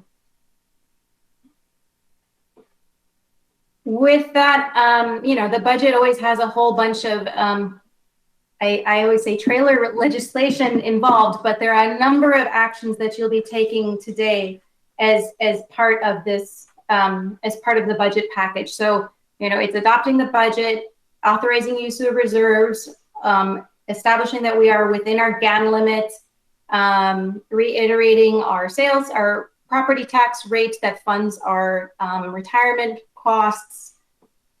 And then there's a couple around the successor agency, and then a resolution acknowledging receipt of fire inspection reports that I'm sure the chief would be happy to speak to if you have any questions. But those are the whole list of kind of regular actions that go forward along with the budget each year.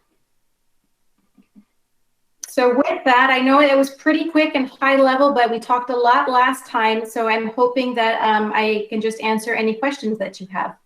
Okay, so we are going to have clarifying and technical questions of Cindy, and I'll be calling on Ari, Paco, Felipe, Trina, Aurelio, Lowell, and myself, of course, always going last. So we'll start with Ari.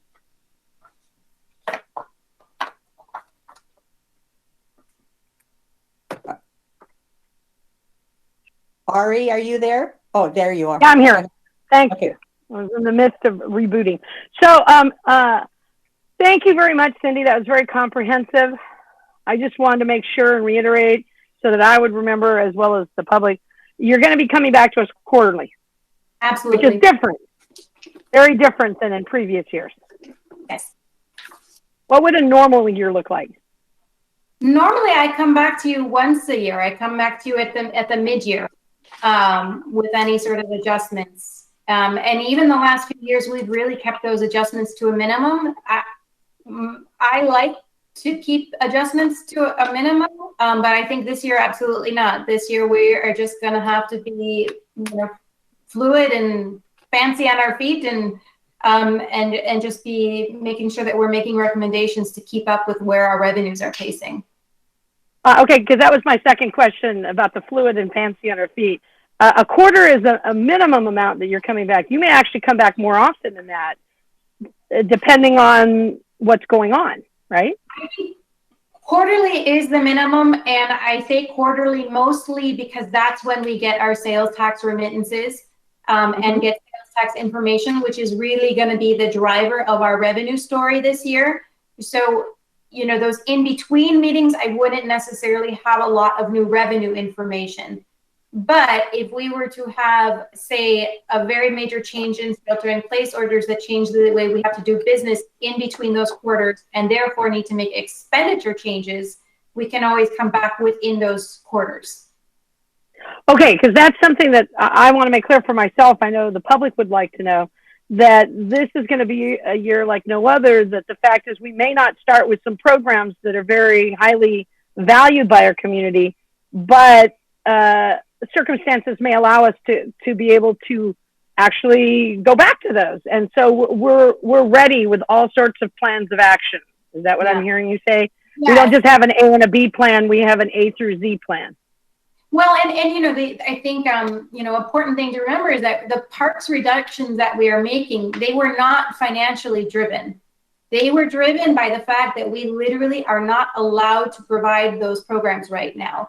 So those were not financial decisions. So when the shelter in place changes, and again, it's not going to be a financial decision to be able to come back to you and reinstate those programs. That is all about shelter in place orders. Okay, that's a good point. Thank you for that. I appreciate it. Thank you for your presentation. Appreciate it. Thank you, Madam. Okay, we're going to move on to Paco. Thank you, Mayor. I appreciate the presentation, Cindy. I thought it was very informative. I have a question regarding on how we sort of, so whatever decisions are made today, how do we let the community know, besides posting the actual budget, which is really big, which is really comprehensive on the website, is there anything we do to sort of maybe send out a one-pager to the community so that they're aware of either how their tax dollars are being spent or how they're not being spent? In this case, I know a lot of people are interested this time around on sports and whether we're having sports leagues. And so is there anything that we sort of do either through our newsletter or through the utility bill, anything that we just sort of show people what we're doing with the budget? Well, first of all, I mean, my presentations of the last 2 weeks will be available on our website. So that's, so again, sort of a higher overview. And yeah, actually, I'm looking at Matt on the screen right now, but I'd be really happy to work with Suriel to help put together some other information, digestible one-pagers that we can put out. Yeah, I would just add that we have a lot of communication tools in our toolbox, and I think we're going to have to continue to be very thoughtful about informing the community around budget decisions, particularly because the next year is going to be so fluid. And so we'll continue to be intentional about that, as we have been with all the changes we've been rolling out over the last few months, putting a lot of energy and time into communicating and keeping our residents informed. Great, thank you. And my second question is the sort of elephant in the room when it comes to what's happening in society today. And it has to do with budgeting for our police department, and maybe our city manager and our chief of police can chime in on this. But my question is, how first off, I think that Watsonville PD has come a long way in the 2 decades that, 3 decades that I've lived here in this community. But, they do take a quite a large chunk of the budget. And so my question is how we justify that they get that such a large piece, and is there any data to sort of show us that maybe the police size is adequate, that they're having the impact that we think they're having on crime, or is it a result of other organizations? I know it's a bit of a complicated question, but I think this is definitely something that the public really wants to know right now. I think it's an important issue that they would really like to hear about. And I think they really want to understand why the budget is the way it is, especially in terms of law enforcement.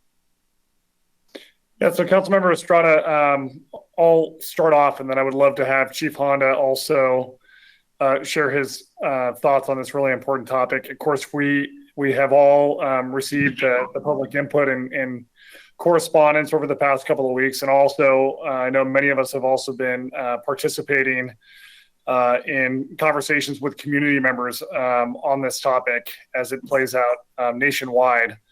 I wanted to start off by acknowledging that I think we're really fortunate to have a police department here in Watsonville that places the community at the center of their policing model. They're very intentional about keeping youth out of the criminal justice system, putting investments into youth development and programming, and developing close trust and relationships with our community organizations and supporting their efforts to also serve the community.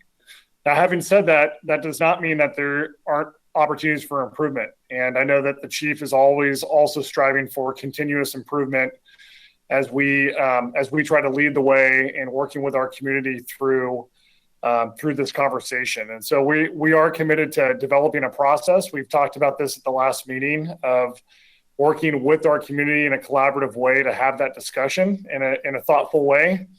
It's obviously a complex issue with a lot of moving parts and factors to be considered.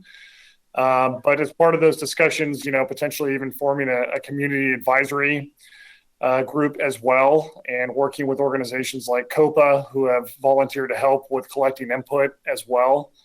And so we expect that that's going to be a process that we work through over the coming weeks and months to then bring some options back to the council. And of course, there are funding considerations related to that as well. But I think that it really needs to be a conversation we have with our community as we develop options and what we want our Watsonville Police Department to be about and prioritize based on our specific community's needs. And I know that Chief Honda's been giving that a lot of thought as well. So I'd like to give him an opportunity to chime in.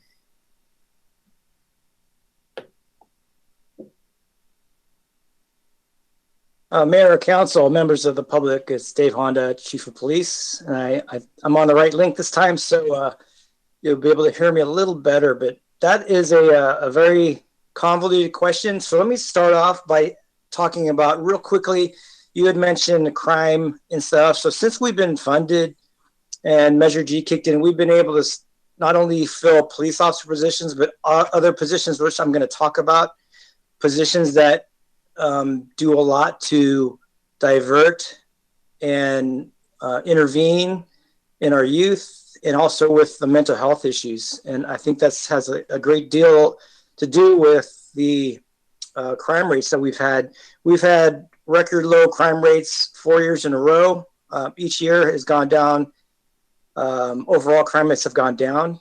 This year, I don't know yet because the stats aren't in, but I anticipate they'll be just as low as the year before, if not better. So something is working, but I know under the police department is very expensive, and unfortunately, it's in most cities it does cost a good chunk of the general fund budget. So I want to talk about a couple things real quick and to kind of explain why that is. And I'm not saying that it's the right thing, because I think I will agree with a lot of our community members out there that we do spend too much money on policing and there's better options out there. But just kind of going back historically, so unfortunately, the police departments have become the default for every crisis, every emergency. We're available 24 hours a day, 7 days a week, and all you have to do is call 911.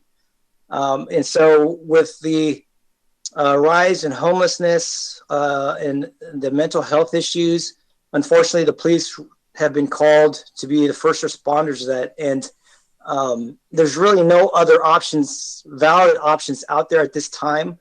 And trust me, my officers and I do not want to be using our resources to deal with a homelessness issue when it's not a criminal issue. It's actually a societal issue. It's an economic issue. And the same with mental health. That's not a criminal thing, but unfortunately we're tasked with responding to this and people are in crisis. So we have to train our officers to do crisis intervention training. We have to do de-escalation training, which is all good, but it's more training that we have to do that costs money. So the other thing that we want to address is the fact that when we have to respond to a mental health a person who's having a mental health crisis or a homeless person that is not really breaking any laws, but we get called to the scene.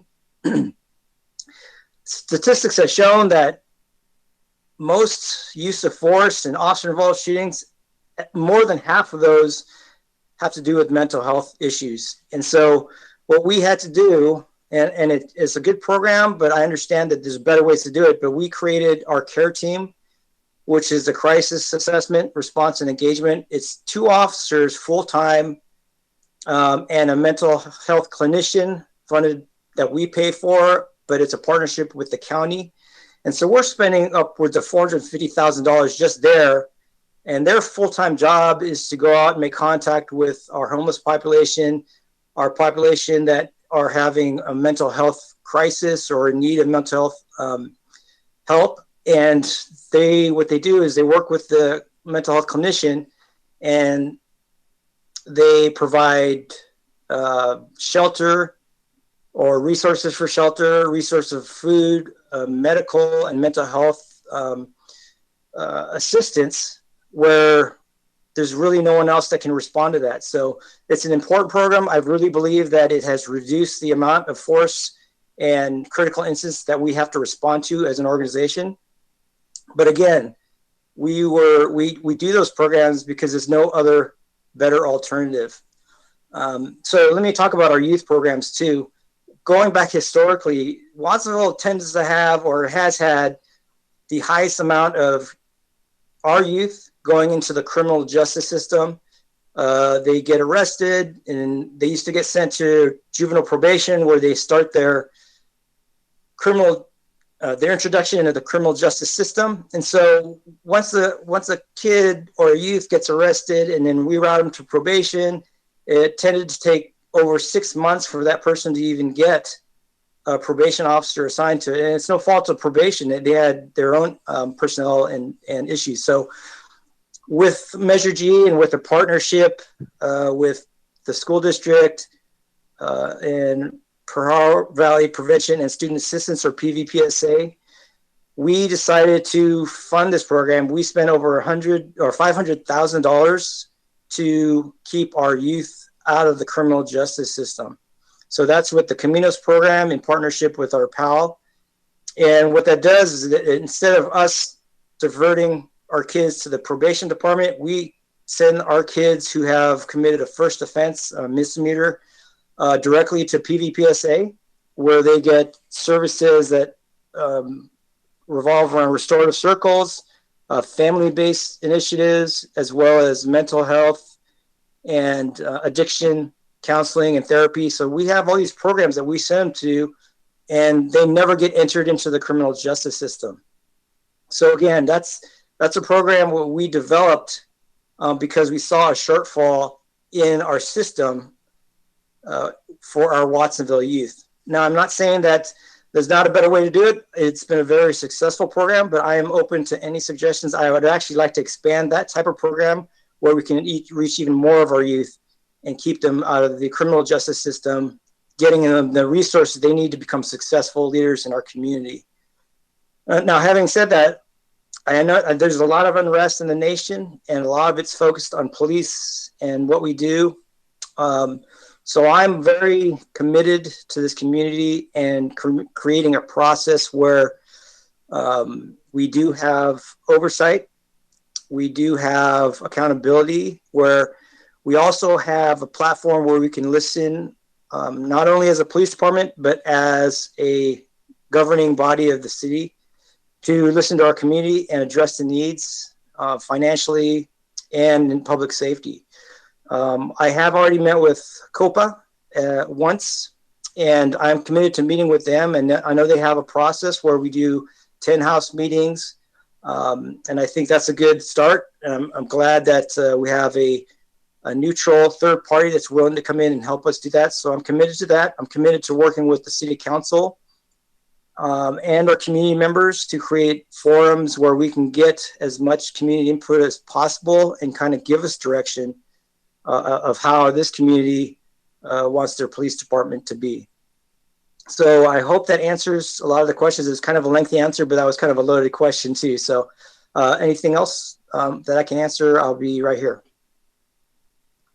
Thank you, Chief, and I appreciate the answer and the honesty. And for the sake of time, I'm gonna yield my time to the rest of the council. And I know we have a number of people in the public that want to speak. So thank you, Mayor.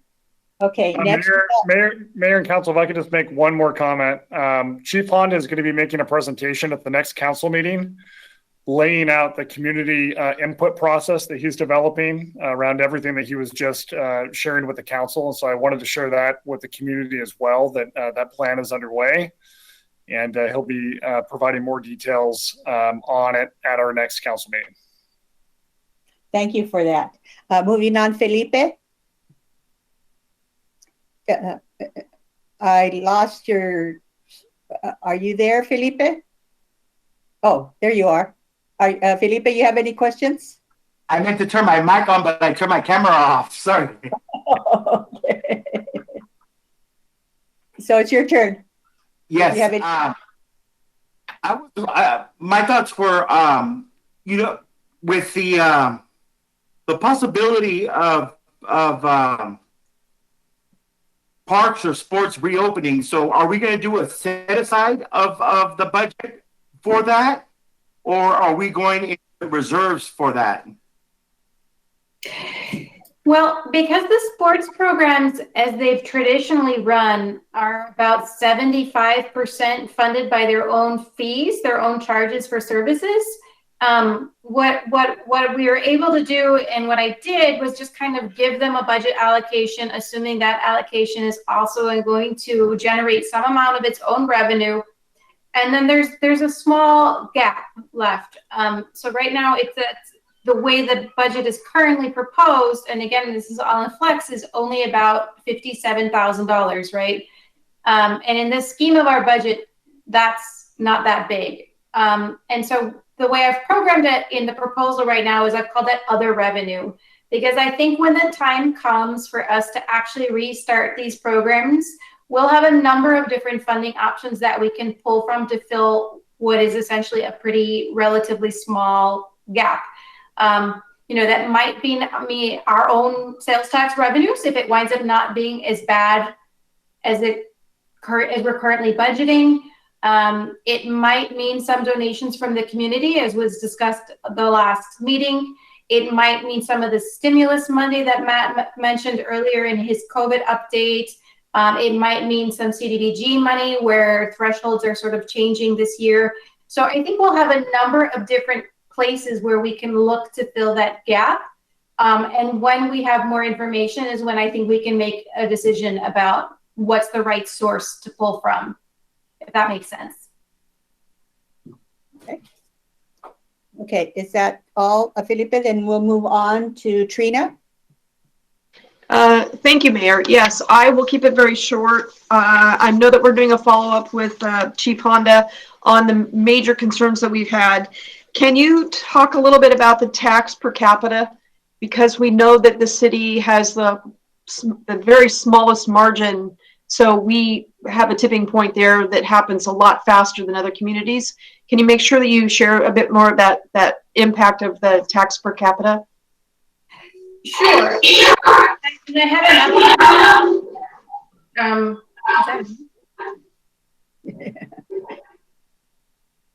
I hope not. Okay. Okay. We can try again. So I didn't update that slide this year, but one of the slides I've always sort of liked to show is comparing Watsonville's tax per capita compared to our, and we are always the lowest.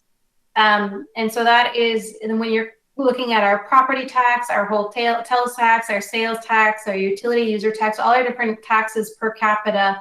And I don't have the numbers in front of me, but we always tend to be lower than the surrounding areas. And that is because we're not tourism driven in the same way that Monterey and Santa Cruz are. Our property values are lower than generally the surrounding areas. And our sales tax base is frankly not necessarily as robust as some of the surrounding areas like Capitola. Now, granted, those areas are also, I think, being more impacted by the coronavirus at this current moment. But what we saw in the last recession is that Watsonville took a lot longer to recover. So those places that had sort of a broader tax base, they might, as a percentage, dip farther this year, but they are also likely to bounce back faster than Watsonville. Does that answer your question, Trina?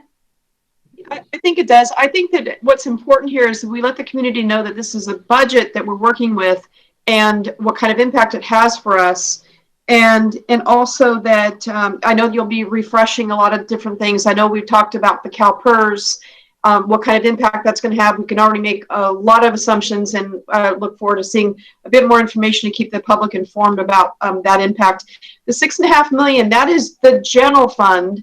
And we still have many millions of dollars in all of the other little funds. And I really appreciate that slide because it made a big difference to the community. $1 million is a tremendous amount of money out of the library system. So I thank you for doing that. And I know it's not quite a clarifying question, Mayor, but it's important that we keep refreshing that news that's out there for the community on why we can't move money from roads over to parks to make that happen. Those are the kinds of messages that we really need to share with the public. And thank you. That's all my questions. Thank you, Trina. Aurelio? Thank you, Mayor. I have a few questions just to go through this process. I just want to make sure that we clarify, again, because it is a very hot topic, our police funding. What is actually the percentage of the general fund? Because, I mean, some of that money is grant money, and some of it's revenue from Measure G. But when you look at it, the whole package, you know, they're looking at the 21 million.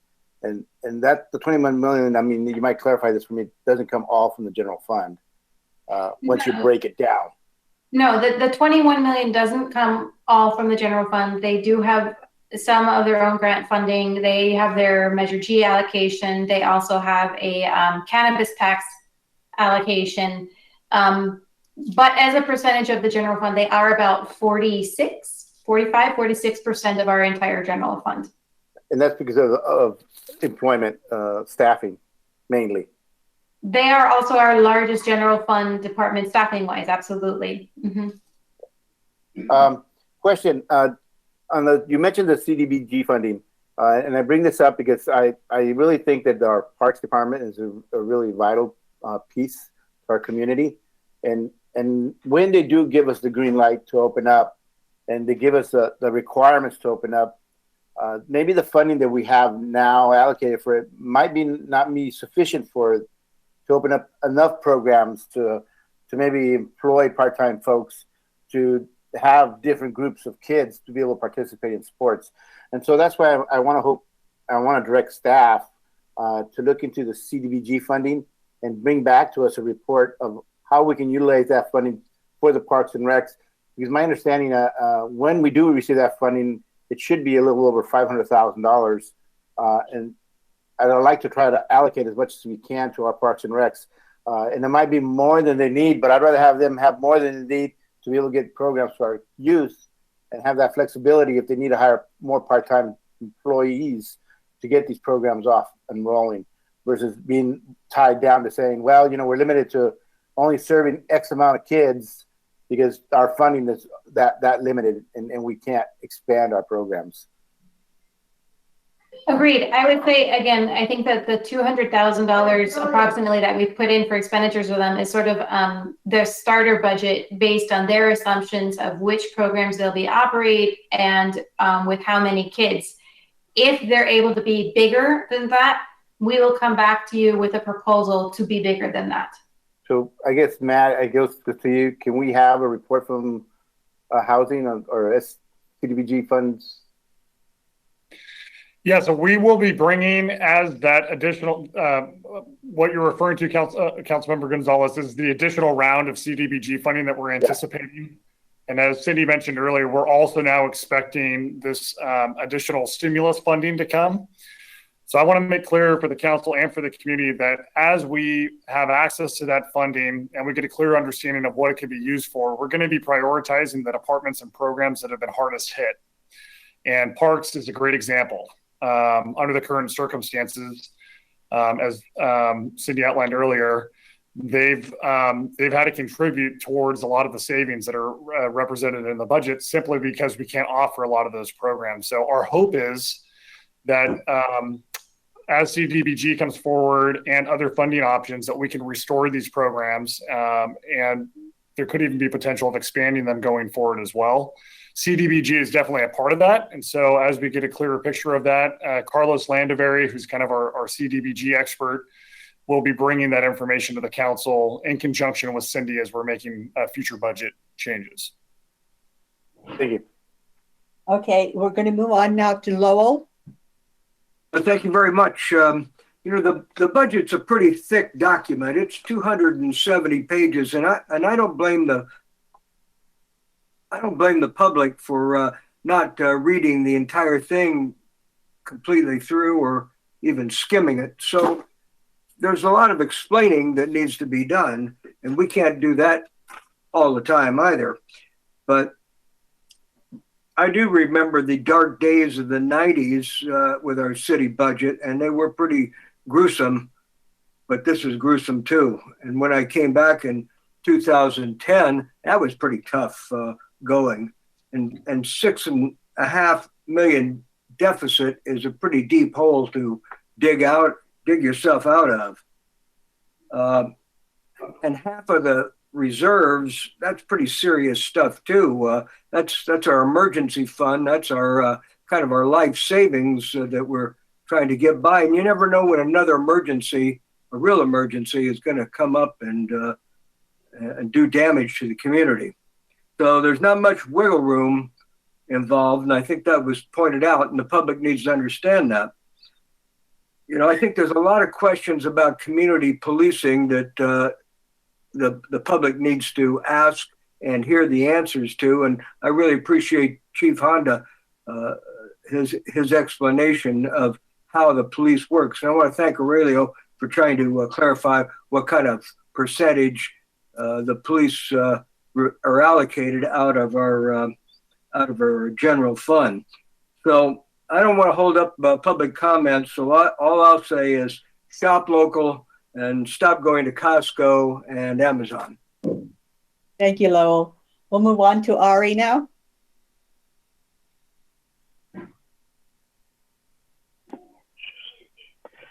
I'm going to make it really short because I know we have a lot of comments. I just want to thank everybody for their comments and for clarifying it. And I hope the public does as Councilman Hurst says. I hope they look at the budget. I hope they really get into it, because I know Cindy does, and I know she makes us do it too. And it's complicated, but it's our community, and it represents our community. So as that's the key, yeah, we'll do the final vote and we'll get in here and do those study sessions. But I just want to say thank you to staff for continually bringing it back to us with their eye on what the community's concerns are. Thank you.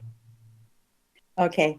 I have a couple of questions, Cindy. I saw the budget that was sent to us, the final budget that was sent to us on Sunday. So I haven't seen it since Sunday.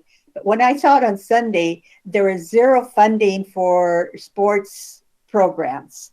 But you have said earlier that there is now a limited budget for sports programs. So obviously on Sunday it had not been included. And so what is the amount that is being set aside for sports programs?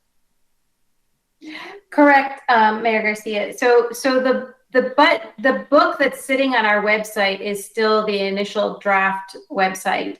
What's in your packet in the back of the actual budget resolution has new appropriation numbers.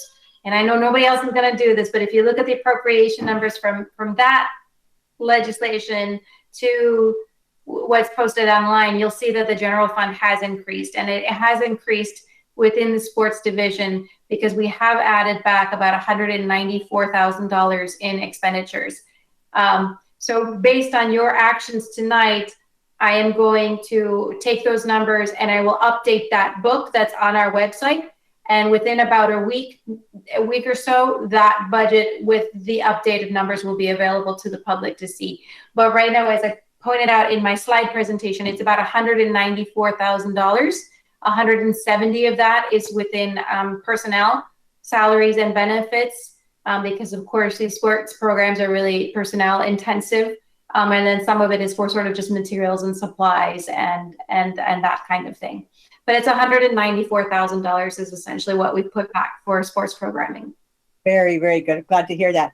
And so that leads to my second question, and I don't know if it's you or Nick that needs to answer it.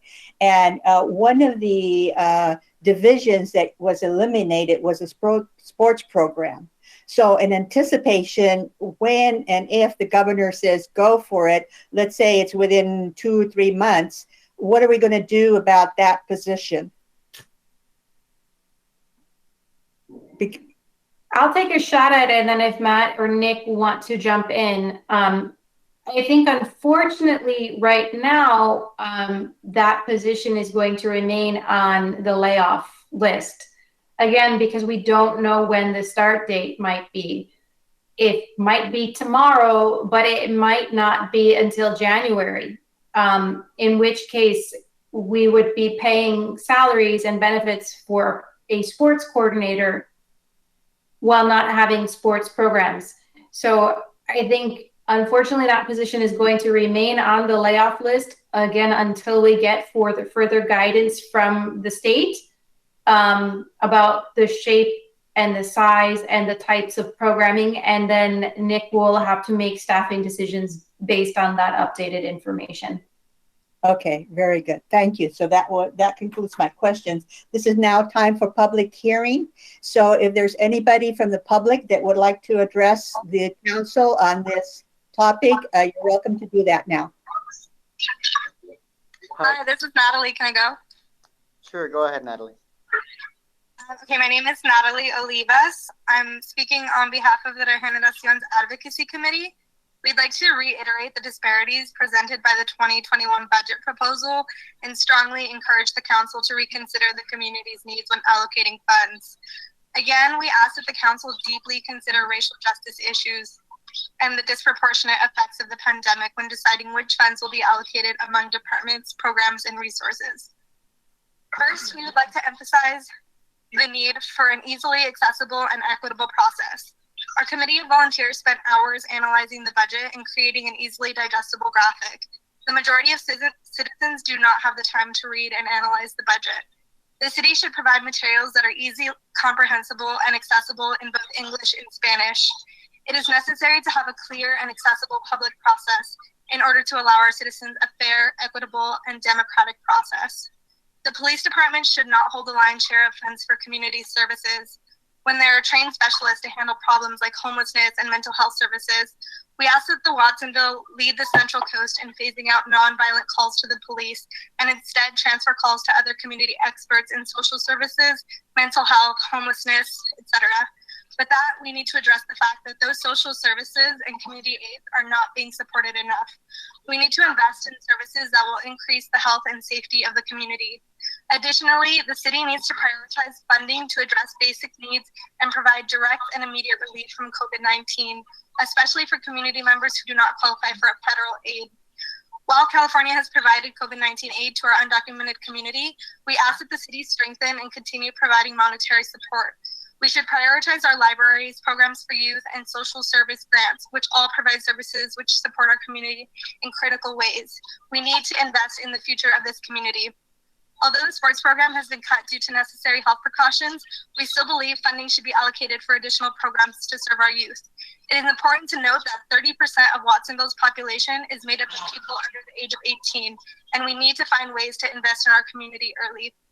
We'd like to ensure that the budget decisions are moving toward a genuinely sustainable green future and providing social systems that work for all of us. Thank you for your time and consideration. Thank you, Natalie. I have Anissa. Go ahead, Anissa. It's your turn. Hi, my name is Anissa Balderas, and I'm born and raised here in Watsonville. I'm coming from District 2. And I am, talking to y'all, giving you my 2 cents about the budget. Looking at the police department, it seems that there are no budget cuts compared to those of our parks and community services and public works. With the passing of Measure Y, we are all funding the police more. The police receive 43% of our general funds, overshadowing all other departments. Members of the council, I ask you to reflect on why this is the case. We must address the root causes of crime, where our social services can fill in the gaps. Let us take the lead in the Central Coast and begin phasing out the use of police on nonviolent phone calls. The community experts can and should be taking the lead on these cases. There is no reason why mental health and homelessness should be criminalized. I urge you to consider reallocating funds towards COVID-19 relief for our community members who do not qualify for federal aid. California has begun this. However, I would like to see the city of Watsonville continue and strengthen support for our undocumented family. I urge you to begin thinking about planning for a sustainable green future. This includes our infrastructure, transportation, education, and general practices. We are entering a Green New Deal future, and Watsonville must be prepared. Thank you for your time. Thank you, Anissa, for your comments. I have Celeste. I see you're wishing to speak. Celeste, please unmute your mic and introduce yourself. Thank you. Hi, good evening, everyone. My name is Celeste. I wanted to take this time to share with you all that it's time that we define the meaning of community and redefine the position law enforcement has within our community. As community members, we were asked by our former mayor and police chief Honda to support Measure G, which claimed that safe communities are correlated with investments in youth development. In support of Measure G, we must understand that policing our way into safety via continued arrests and citations that lead to youth incarceration can no longer be a method. I'm urging city council members to utilize Measure G funds for new and sustained recreational health, including the opening of new parks and youth centers. Once the funds are committed to such projects, hiring community organizers to coordinate community-led events and increase public engagement will help ensure the money is being put to the community's best interest. Furthermore, continuing to invest our tax dollars into police department expansion and practices that involve suppression in minority communities both undermines the community's inherent proclivity for wellness and contributes to structural racism that our country's citizens are passionately rallying against. In addition, hiring officers as a means to prevent juvenile crime in a community starved for youth employment and educational opportunities is flawed logic. With broken glass windows policing is not complemented by a serious commitment to youth development in impoverished neighborhoods, it only confirms that we already know that aggressive policing and acting on behalf of suspicion equates to the use of force against Black and brown people. We need politicians, businesses, and community leaders to work together to improve the economic fortunes of our residents. I urge you all to think about what we invest our money in. The police who continue to misuse and abuse their authority, and until recently when largely unchecked due to the power of their unions, or the community who when presented with enriching opportunities will begin to thrive. Pertaining to long-term solutions, I would like to add that proactive measures like recreational and vocational development are more effective at reconciling community issues than reactive measures like suppression, police tactics, and excessive patrols. It's time for our community's voice to redefine what it means to have a safe and vibrant community, irrespective of police expertise. Not only will this invoke the capacity to change and thrive that is already present in all community members, but it will help contextualize law enforcement officers as people who serve and not just apprehend. Dynamic times like now demand change and progress. Watsonville has the unique opportunity to redirect its focus from law enforcement expansion and instead create a sense of community. Think about how you would like to be remembered in history, as an enabler and supporter of tough on crime tactics, or as an individual hammering away at our past injustices, committed to making Watsonville a more equitable place for all. Thank you. Thank you, Celeste, for your comments. Thank you. I have Vanessa followed by Mr. Trujillo. Vanessa, go ahead. Hi, hello. My name is Vanessa, and I am in District 2. I am a community member. I've been very active in the community for several years. I currently live in Watsonville, and I am an educator. And my main concern is seeing the budget completely stripped down from Parks and Rec. Now, the way that I'm interpreting this is that we're in a temporary situation. We're very clear about that. So it was being explained to us as if it was not clear that we are in a temporary situation. We absolutely understand that. We know it's temporary. However, we are thinking long term.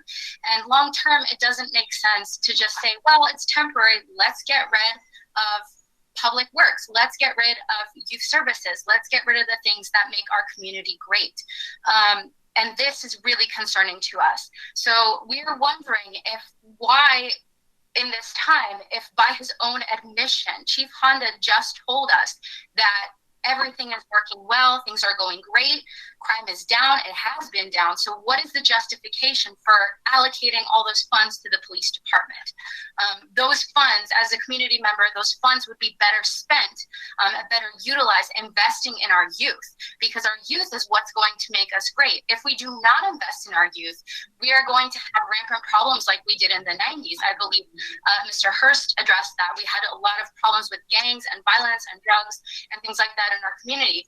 We need to invest in our youth. We need to invest in public works. We need to make our community beautiful. We need to make our community educated. We need to make our community empowered. And that's how we're going to do it, is if we reinvest those funds. Making the police more dangerous, giving them riot gear, giving them police gear does not keep us safe. It does not keep us safe at all. Thank you, and I yield the rest of my time. Thank you, Vanessa, for your comments. Mr. Steve Trujillo, it's your turn to speak. Please unmute your mic. Introduce yourself. Yes, Steve Trujillo, Paro Village, which is the 7th district in Watsonville. It is, at this point in time, I think we need to recognize that one reason why the city is not what it was, and I didn't live far. I've only lived here 5 years, but I wasn't far away. I was in Capitola since 1998, and I was paying attention. And I had many discussions about public policy with Mayor Garcia, who wasn't elected yet and wanted to run. And so you remember Rebecca, the Tikaleo meeting. So lots of discussions about the progress of Watsonville, and I'm forever grateful for you to have to convince me that I wanted to live here. So thank you, Mayor. And what I've noticed is during the last 20 years, a very determined effort to change both the policing methods and, well, of course, the police chiefs changed at least once or twice. And in my many discussions with Police Chief Honda, he has made the point, and it's backed up by facts, that the police department here does not want to be aggressive, does not want to be confrontational. And the reason why we have so few complaints against the police department, and the reason why that it is not a confrontational environment when police are on the street for the most part, is because of the change in not only the number of officers, who quite a few who left in the last 20 years, but also the police chief and the philosophy of how the department is run. Much to the commendation of our police chief and our officers, and they have come to my rescue on at least one occasion when I had someone in Pajaro Village, actually was an HOA president, who accused me of felony vandalism for tilting a camera inside a clubhouse to the floor. The police officer could have thrown me to the ground. He could have tied me up. He could have put handcuffs on me. He could have pointed a taser at me, but it was quite obvious that he was not confrontational. And I remember that day all too well. And I thought, you know what? I'm gay. I'm Latino. I'm a senior. I'm not wealthy. I live on a teacher's retirement income, and yet I feel very safe here with the police because I have some idea that they don't see me as the enemy, despite the fact I'm cantankerous and I'm a pain in the ass to city council, including the mayor, because I ask so many questions they don't want to hear. But the point is that it is a good place to live, and I think we need to look at the budget even more closely and see what works. Thank you for your time. Thank you for your comments, Steve. Thank you. I have Raymond Cancino. Please introduce yourself and the district in which you live. Hi, everybody. Ray Cancino, Community Bridges CEO. Thank you for everyone's time. I think it's we're in unprecedented times, and both sides are basically saying one thing in common, both from the defund and also the police side, is that more services are needed in order to serve our citizenry and our community. It's why it's so critically important that we talk about continuing to invest in community services today moving forward. I know that you guys made 0 cuts to this year and continue these community services funds. But I wanted to just remind everyone about last year's call and reduction in services to programs like La Manzana, who this year have been operating with $0 from the city of Watsonville, but have been bringing in over $180,000 of rental assistance to citizens of our community. I think it's critically important, and everyone understands the correlation between nonprofits and social services and the impact it has on communities to draw in federal dollars, to draw in private philanthropy dollars, to improve the community and do the services that are so critically needed. As both Chief Honda has spoken to, a lot of the issues he deals with and a lot of the issues that police people deal with are issues of society. And the number one place where a lot of the government services are being funded or being provided are at the nonprofit level. So it's critically important to prioritize these and funding them in future budgets and in future opportunities when federal dollars come in. So I do want to also ask that CDBG dollars be looked at to try to address some of the societal needs and the specific needs of the city of Watsonville. I think it's also something that I want to highlight that in the 2018 study, NYU and numerous other organizations such as the Brennan Center for Justice and the New York Times found that in the city of 100,000, that every new nonprofit that was in your community reduced crime by 1.2% in homicide rate, 1% in violent crimes, and 0.7% reduction in property crimes. So the more you invest in social services, the better off you are, and the better underlining the conditions are, the less crime you will see. So it's critically important that people consider that and understand the impacts that we have of past decisions, of current decisions, and the future decisions. And also why investment in our youth is important and why it should be a top priority for our council to ensure that we continue the trend that we've been on, which is reduced crime rates. Thank you. Thank you for your comments, Ray. Thank you. Elizabeth, it is your turn. Please introduce yourself and the district in which you live. Hello, my name is Elizabeth, and I am from District 7. Council, why are we defunding our youth, cutting programs that were barely funded to begin with when the police department, who has the most inflated budget, was proposed to receive the smallest cuts? If the grant is received for the body armor, then will we move that money out of WPD so that our community actually benefits from this grant? Or are we just giving more money to the department with $21 million? The community is asking you to focus our funds in community building, not over policing. This proposal prioritizes cutting from people, not police. Please stand by the community. Chief Honda expressed homelessness is not a criminal issue, but WPD is tasked with it. Why? Because they have the money. Council, we need to move those funds out of WPD to someone prepared to handle this community issue. We need to cut PD's funding and invest in real change. I ask that we repeal and replace Messer G and Y. I would also like to address the council that asks us to buy locally. I ask you to stop developing any more fast food restaurants in Watsonville and don't bring outsiders like Beer Mule, who a lot of locals refuse to support due to their racist rants online. I ask you to support Watsonvillians, support non-gentrifying businesses that our community can and will support, develop our main street with locals, and locals will show up. Thank you. Thank you, Elizabeth, for your comments. Thank you. Ramiro, it is your turn to speak. Please unmute your mic and introduce yourself. Hi, my name is Ramiro Medrano. I am a I do not live within Watsonville city limits, but I am a long time. I worked at PVUSD as a counselor. I was born and raised in Watsonville. I have family who live there. I shop there. I spend most of my time there. And so today I want to address the budget issue with concerns to, the money that's going to the police department. I agree with the majority of the people who are speaking tonight. Most of them who I want to point out are young, young residents or citizens of our community.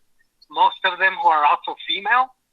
So I just want to point that out, that it is them who are leading this, this charge of defunding our police. And I want to also say, a little bit of what Chief Honda was saying earlier about the Caminos program. I know that program very well because as a counselor, I've worked directly with the people at PVPSA, like, Maria Hernandez and Adriana Mata and Patty Mata. I know the good services they provide, but I also know that they are overwhelmed.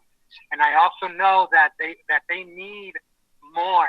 And I don't understand why it's so hard to take a chunk of the money from the police department and reinvest it in our community.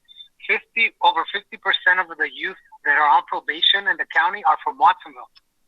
Why? If Watsonville only composes less than 30% of the population in the county, why are over half of our youth on probation in Watsonville? Why is the juvenile hall with having over 60% of the population at juvenile hall are youth from Watsonville and youth of color? There is something going on here, and it has to do with over-policing. It has to do with the fact that most of the budget is going to the police and not to higher services that are needed in our community. Only 5% of crime is violent crime in Watsonville, and it mirrors the percentage of violent crime in the country. So why are we mindlessly putting so much money into policing? Why? If it is not needed. I thank you all for doing this tough work. I know it's not easy, but I think that we need more voices in the council advocating for youth especially and for low-income people of color. Thank you. Thank you, Ramiro, for your comments. Thank you. I have Chessie next. Please unmute your microphone and introduce yourself. Hello, can you hear me? Yes, go ahead. Okay. Hello, my name is Chestina Craig. I'm a Watsonville High School alumni, and I recently worked for PVUSD directly with the youth of our community. And I would like to say it's really disappointing to see that Parks and Community Services are being cut by 21%, while the police department is only receiving a cut of 5%, especially when we look at, what our community needs. What our community needs is not to be policed and, they need services. I disagree with the way our funds are being allocated, especially considering the pandemic happening right now. I think there need to be more funds allocated toward community services. And especially as an educator, I understand that when somebody lashes out or somebody commits a crime, they aren't doing that because they are a bad person or because they are a bad child. They're doing that because there's a need that they have that has not been met. So when we talk about quote unquote crime, we need to talk about how we are failing people. When someone steals a loaf of bread, they're not doing that to spite anybody. They're doing that because they need the bread, because everywhere else they've gone has not given them what they need. So I would like to urge the council to please consider allocating our funds differently. Please invest in our community, invest in our youth, invest in combating climate change locally, which we all know is going to affect our working class communities and communities of color most harshly and most initially. affordable housing. That's another thing that we need to fund. We have a housing crisis in the county. And I would also like to add that police currently do not make me feel safe. They don't make me feel any safer. It is community that makes me feel safe, and it is knowing that members of my community are taken care of and that their needs are met. That is what makes me feel safe. Thank you. I yield the rest of my time. Thank you, Chelsea. Would anyone else wish to speak at this time? Please unmute your microphone and introduce yourself.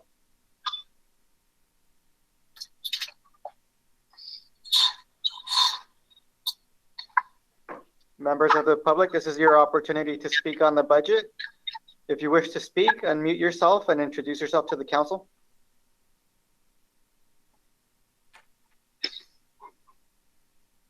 Yeah, hi, I'm Gabriel Medina, District 2. Go ahead. All right, awesome. So I just want to echo everybody's concern, and I think we also need to take it a little step further that partially, the police is a contributor of things that are happening in our community, but we also got to think too that the city council and who we elect into these positions are also determinant of where the funding goes and what we need to do. In addressing Chief Honda, he said that there was a decrease in crime, and that's not due to police presence, it's due to police absence and the failing of the nonprofit organizations to come in and really fill those needs that the community has. And then also, youth programs shouldn't be under the police department. It creates a false sense of safety. When these young men and women grow up, their first instinct, because they were coddled by the police department having this activities program under them, are going to have this false sense that they could call an officer and they'll know that they were a part of PAL. They don't know that they were involved. And then if they're at their lowest point, the officer is not going to know that and be reactive. And, there's so much talk about training. Instead of training the police, train the community. Offer self-defense classes throughout the streets of Watsonville. Host block associations. Create action lines within the community in order to get people to trust their neighbors more than the officers at play. So, and just to go to training as well, when somebody is put in a situation of fight or flight, they're going to choose fight. And if they have an item that is going to protect their life and their safety, they are going to use that in order to make a decision to protect themselves. No matter how much training that you have, that is going to kick in. That is just human reaction. So thank you for doing this training, but we need to put more restrictions. Somebody who goes to the academy for 6 months isn't well trained. It takes lawyers years to understand the law and to defend people. And I think we need to apply those same principles to our police. They should be well educated. They should understand the community. And, Chief Honda said there was a decrease in the police presence. With a decrease in crime, we should see a decrease in the amount of officers that are present within our community. So those are just some things to think about. Thank you guys. And again, people vote. We have an election coming up. Thank you for your comments, Gabriel. Would anyone else wish to address the council on the budget at this time? Please unmute your microphone and introduce yourself.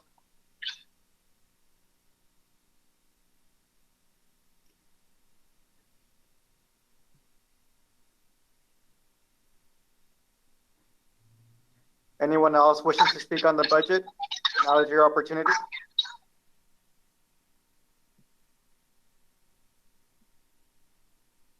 Mayor, I don't see anyone on the chat. Good evening. Oh, there we are. Hi, good evening. One last comment. Sure, go ahead. My name is Carmen. I'm from District 5.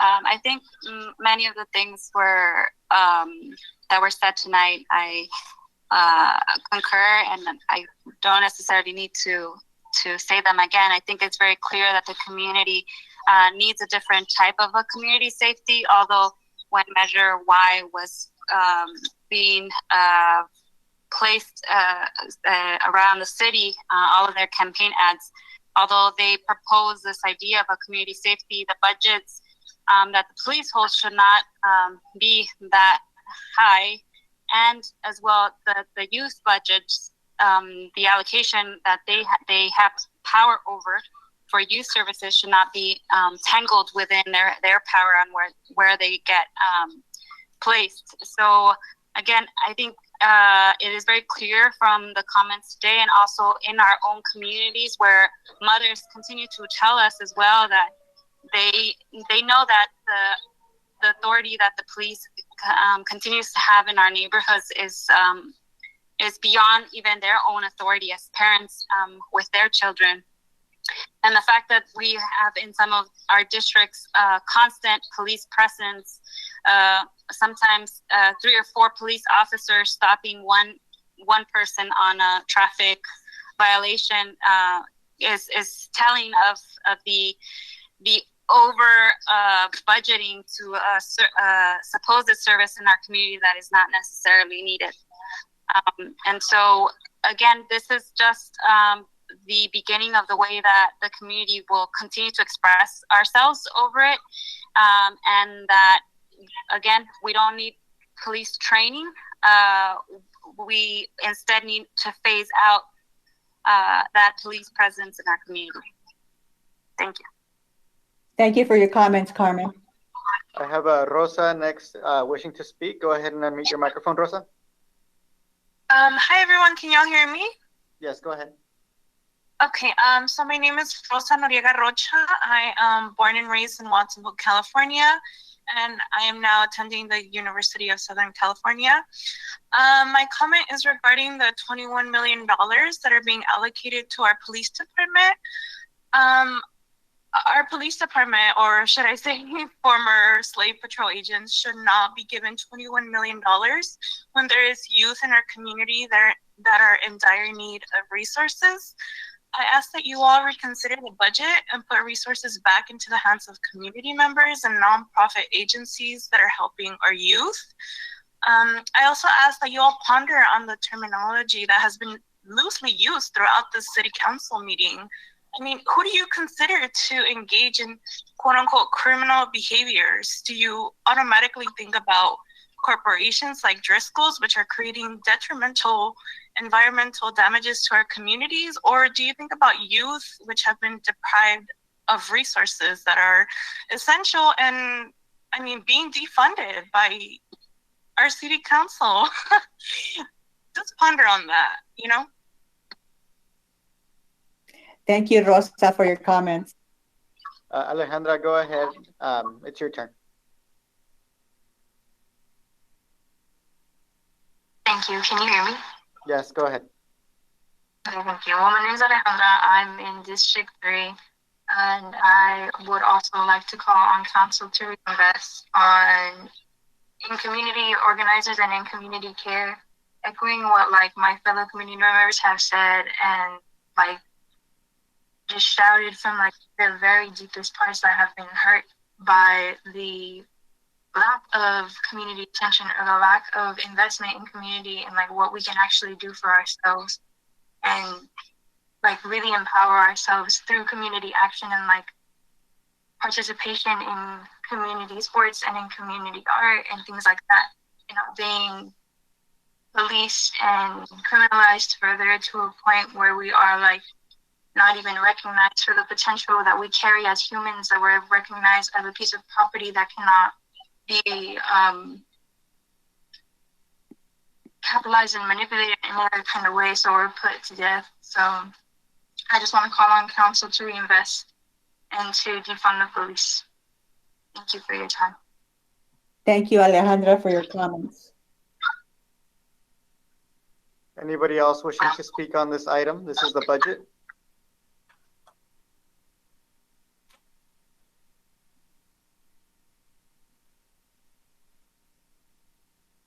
Any member of the public wishing to speak on the budget, please unmute your microphone now and begin speaking. Please introduce yourself and the district in which you live.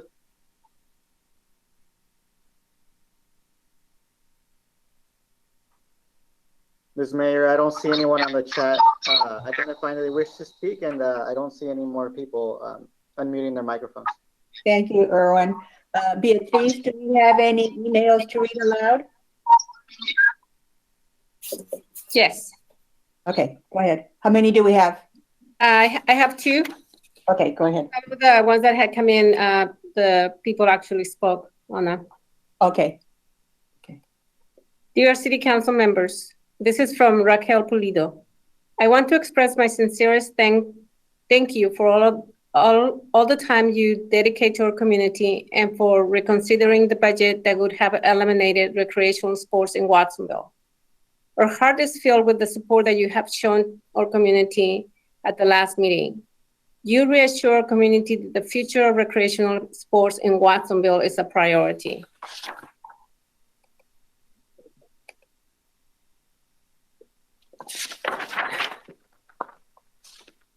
This letter is from Yasmin Rocha Sotelo. Esteemed City Council members, after taking a glance at the proposed budget for the City of Watsonville for the year 2020-21, it has been of great astonishment to discover that most funding will be allocated to the police department.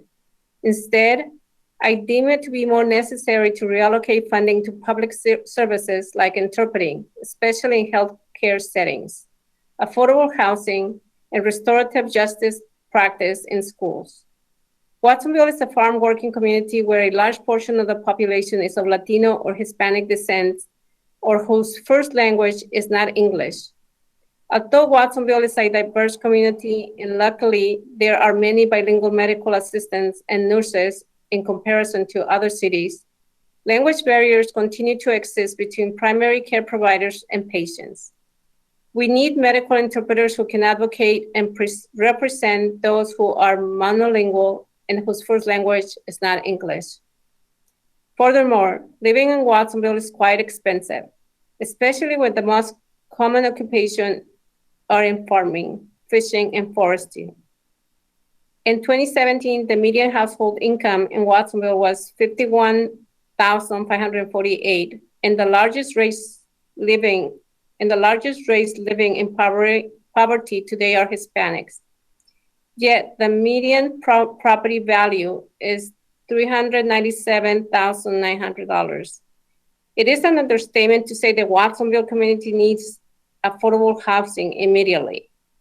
Lastly, PVUSD schools need less student resource officers, or SROs, and more school counselors, psychologists, and restorative justice practitioners, skilled and trained to promote a school environment where conflict resolution and mutual respect is chosen over the criminal justice system. With the utmost respect, Yasmin Rocha Sotelo. Okay, so that concludes? Very good. Okay, so at this time, I'm going to bring it back to the council, and do understand that in terms of what staff is recommending, or Cindy is we have 7 resolutions and 1 ordinance. So I will accept a motion to approve staff recommendation. Anybody want to make a motion? Okay, Lowell. Well, I will, Mayor, but I want to ask, are we taking each one of these resolutions separately, or can we vote on them as a group? I'm recommending that you make a motion to approve all that is being recommended, which is 7 resolutions and 1 ordinance. Thank you very much. I'll move the staff's recommendation. Very good. Is there a second to that? Trina? Okay, so it's been seconded by Trina. Any further discussion? And we will ask in terms of Paco, Felipe, Trina, Aurelio, Lowell, and Ari. So starting with Paco, do you have anything to add? Yes, Mayor, thank you.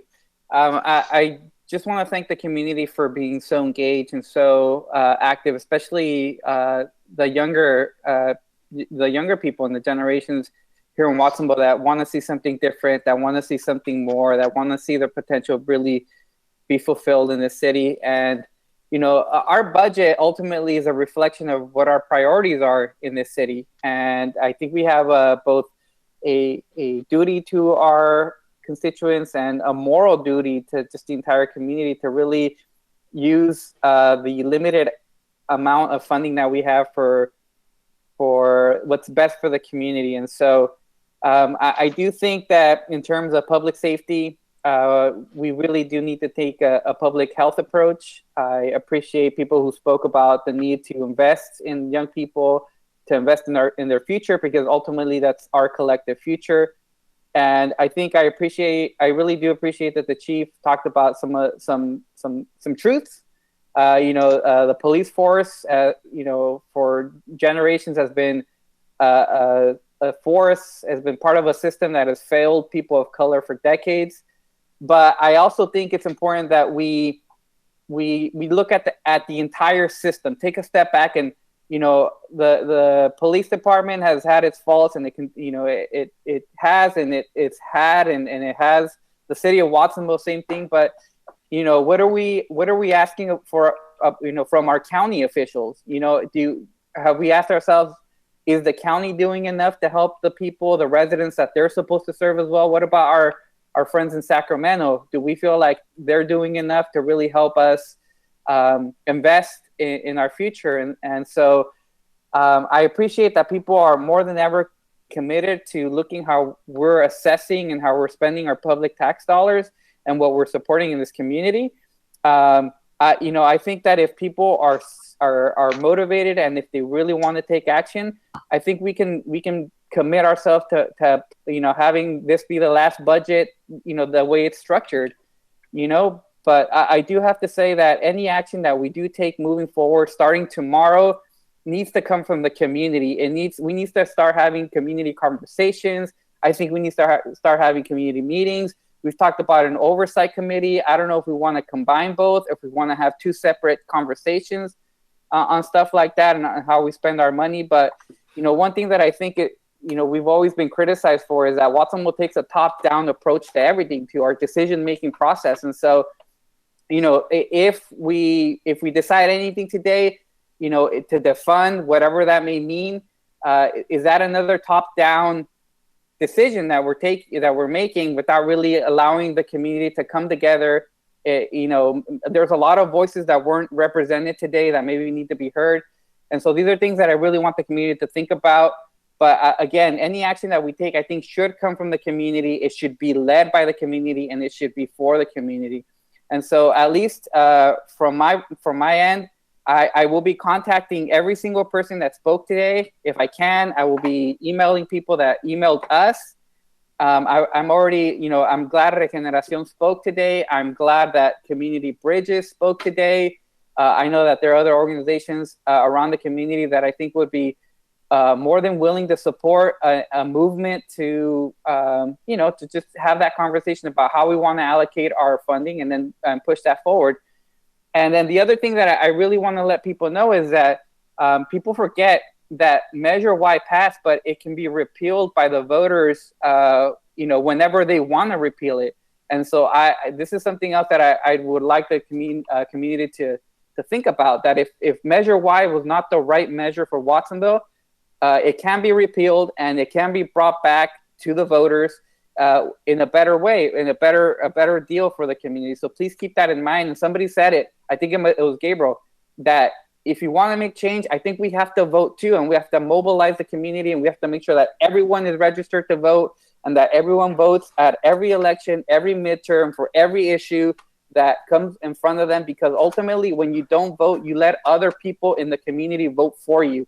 And that's something that I think we've let, that has sort of happened in Watsonville for a long time. And so, I just want to close.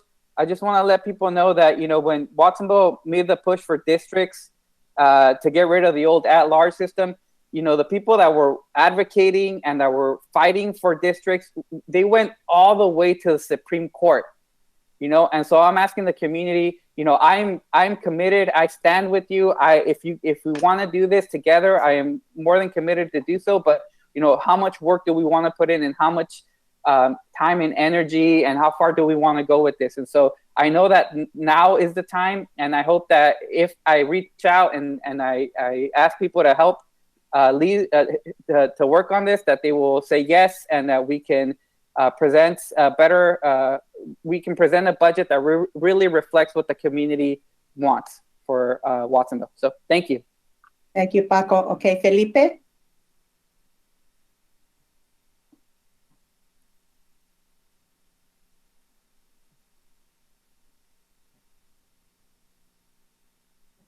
Well, first, thank everyone that spoke today. And, Paco said it so eloquently and said it best. I think a lot of these things are really structural changes that doesn't happen in one fell swoop in one budget. It takes, discussions with county staff, discussions with nonprofits, and MOUs with nonprofits and county staff to get staff to work on these things, to take contracts with the city to work with social services. And so, we're in good hands with Paco for the next, 7 years. And I think that we're going to have a good working relationship with Paco here and the rest of the council, working on issues like this, to take away things that are really social issues like homelessness, issues like that, that are not necessarily police issues, and bringing those issues to more social services. And I applaud everyone, like I said, the young people for speaking out, for bringing this, for voicing your opinions. And I hope you continue doing this at the rest of the council meetings and school board meetings. Public opinion is really what sways the masses. And so thank you very much for voicing your opinion. Thank you. Thank you, Felipe. And I just lost my page where I had everybody's name. I think it's Trina's name. Time now. Yeah, Trina. Yes, thank you, Mayor. The reason why I'm supporting this is we know that we've done a lot of analysis work already with the money that we've got. We have been listening to the community, which is why we had Measure why it was focused with the youth, why the youth and the money that was coming in was allocated and resourced to a lot of the social service agencies that they're asking to be put forward for the help that they're asking for. I don't believe that we have slave patrol agents. I believe that our police, law enforcement are doing the best job within their ability and the means that they have to provide the safety in our community, and that they are working with the public health agencies the best that they have the ability to do so, are engaged in the community with their conversations with a lot of the organizations that are out there that are the social service agencies and the police activities league, the participation with the Caminos Project. So I believe with the funding that we have here that we've allocated has been well balanced based on what we have available for those resources, and that the nonprofits are getting a piece of this as well, because we need to rely on that. We can't just rely on our city as being the only means to be the solution for everybody's wants, needs, and desires in the community, and that's why we have to work as a community collectively. And that we do need a law enforcement. The data is there, and the statistics are there to tell us the success of Measure Y, which was an initiative of the youth that didn't feel that they were safe in this community. And the data is driven to show that it has worked successfully in this community, and that anything that we're looking to make modifications and change needs to come with the data behind it. And instead of just it feels good, we need a change. Well, data has to support that in terms of change and resolutions there. And that for those reasons, I'm supporting the budget as slim as it is right now in how it's being allocated and supporting the staff. And we know that it's going to be tight. We know that they'll come back and visit us some more. And we know that the open conversation is there for our whole community to make sure that we're a healthy and vibrant community and open for a community for communication and discussion. Thank you. Thank you, Trina. Moving on to Aurelio. Thank you, Mayor. This is difficult times. I grew up in the 80s. I'd seen and I lived through the harsh times of the police handling us in the city of Watsonville.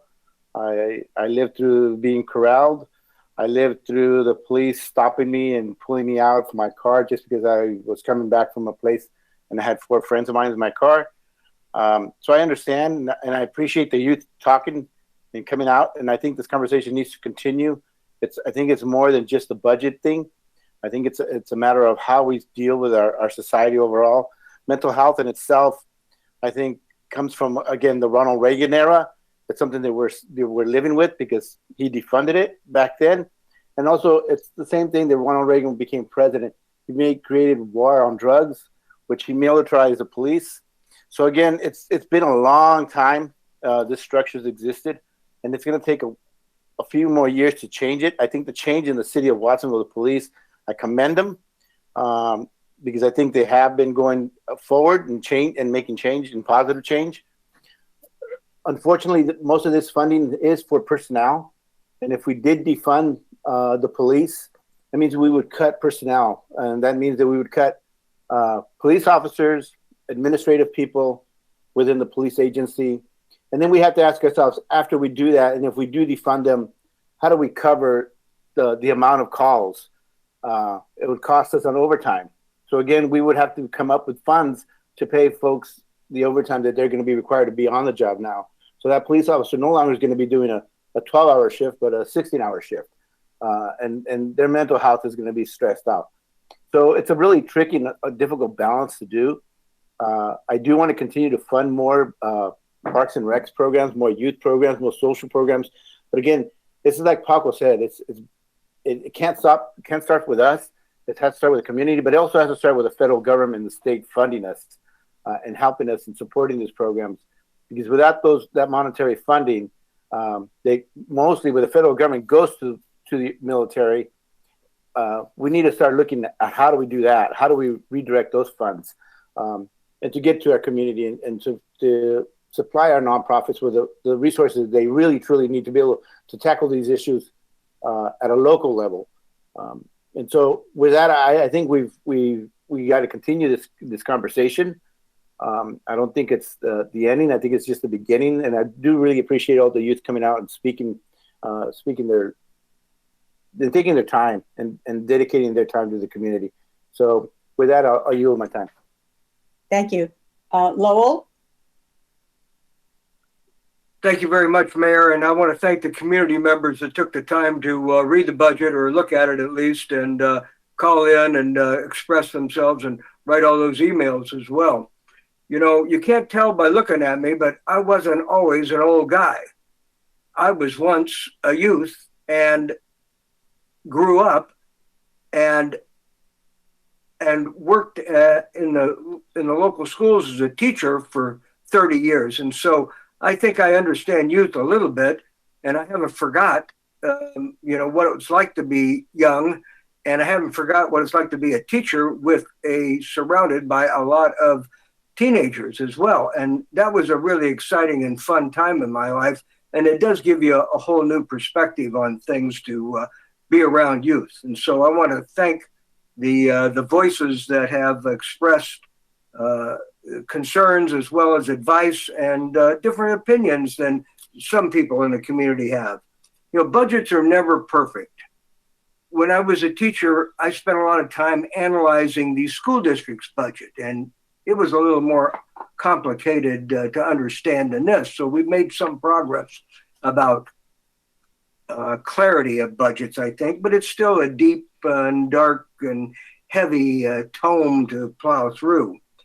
But I want to also thank Paco for his clarity in trying to bring the community together. And that's what I have tried to do for my career here in the community. And we can't do it just by government alone. We need parents and siblings. We need big brothers and sisters to advise youth. And we need uncles and aunts and cousins and all of us to work together to a much higher degree. We wouldn't have all these problems if we had more cooperation, and a lot of that starts at home. And so let's find a way to work together and to dig deep together and to make sure that everybody gets a chance to speak out, but let's all focus on the community. Thank you. Thank you, Lowell. Okay, Ari? I think everything's been said.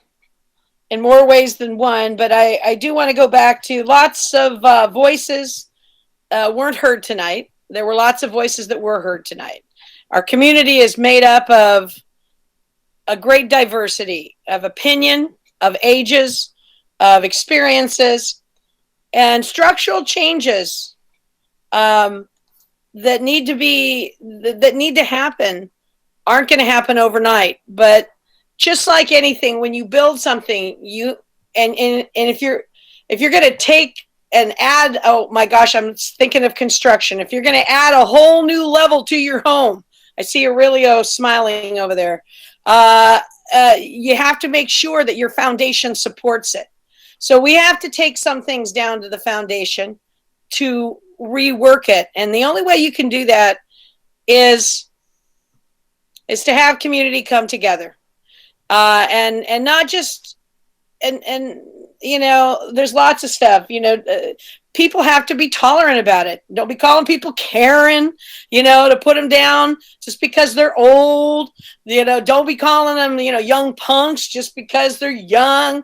The idea is our community is our community, and we all have valid points of view. But the only way that we're going to come together is to do exactly that, to be tolerant, to listen, and to move forward in a positive way. So I'm there with you. I support this budget as it is. I support coming back anytime we need to. And I support the community involvement that we need to have if major structural changes need to occur. Thank you. Thank you, Ari. And so what I wanted to share was that I was an administrator in education for 20 years. And I managed many, many budgets. And of course, none of them compared to the budget that we're considering tonight. But one thing that I did learn was that I needed to anticipate some future costs, unknown future costs. And so what I would do is I would establish a line item or in reserves, put funding for that unknown cost. So I'm very, very pleased that $194,000 have been added to the Parks and Recs in anticipation of a future cost for whatever that is. And because of that, I am going to support this item, this motion. So with that, unless there's any final comments, I will ask for a roll call. Kaufman Gomez? Yes. Estrada? I just like to just mention before I vote real quick that I'm going to take a leap of faith with the community, and I'm willing to put in the work and to help build a budget that reflects what they want moving forward. So thank you, Matt. Thank you, Cindy. Thank you, everyone, for the great budget, but I will be voting no on the budget. Gonzalez? Yes. Hernandez? Yes. Hurst? Yes. Parker? Yes. Garcia? Yes. Motion passes. We have an interpreter, Spanish interpreter on Facebook who needs a break. So we're going to take a 5-minute break. And so it's 9:45. So at 9:50, we're going to come back and get started promptly. See you in 5 minutes.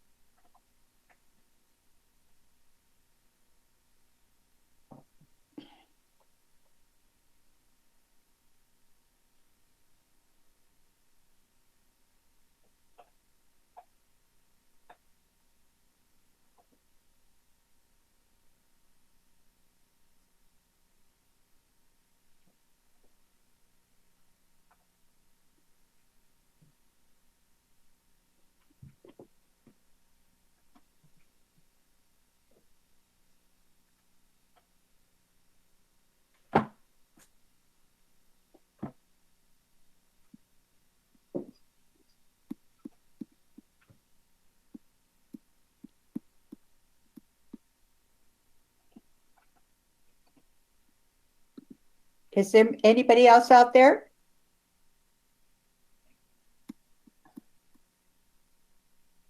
Oh, there we go.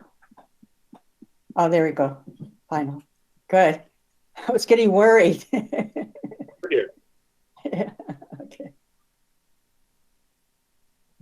Well, the 5 minutes are up. I hope the other council members join us soon.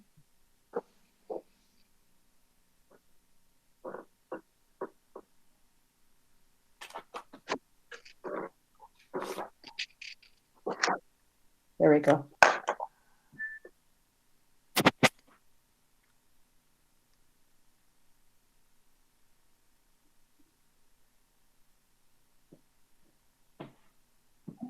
Well, there's 4 of us that are on, and so we have a quorum, and it's over 5 minutes. It's been 7 minutes now, so I'm going to go ahead and bring this meeting to order. And so we now have consideration, mitigated negative declaration and approval of a lot line adjustment, density bonus, plan development and special use permit with design review and environmental review to allow construction of the Miles Lane project on a 4.7 acre site at 139, 141, and 161 Miles Lane and 201 Kimberly Lane, filed by Elizabeth Nahas Wilson with Mid-Penn Housing Corporation applicant on behalf of Michael C. Marchisio Trust and Namvar and Shireen Dinyari, property owners. And we're going to start with a staff report from Justin. Yes, thank you. Let me share my screen. Give me 1 second.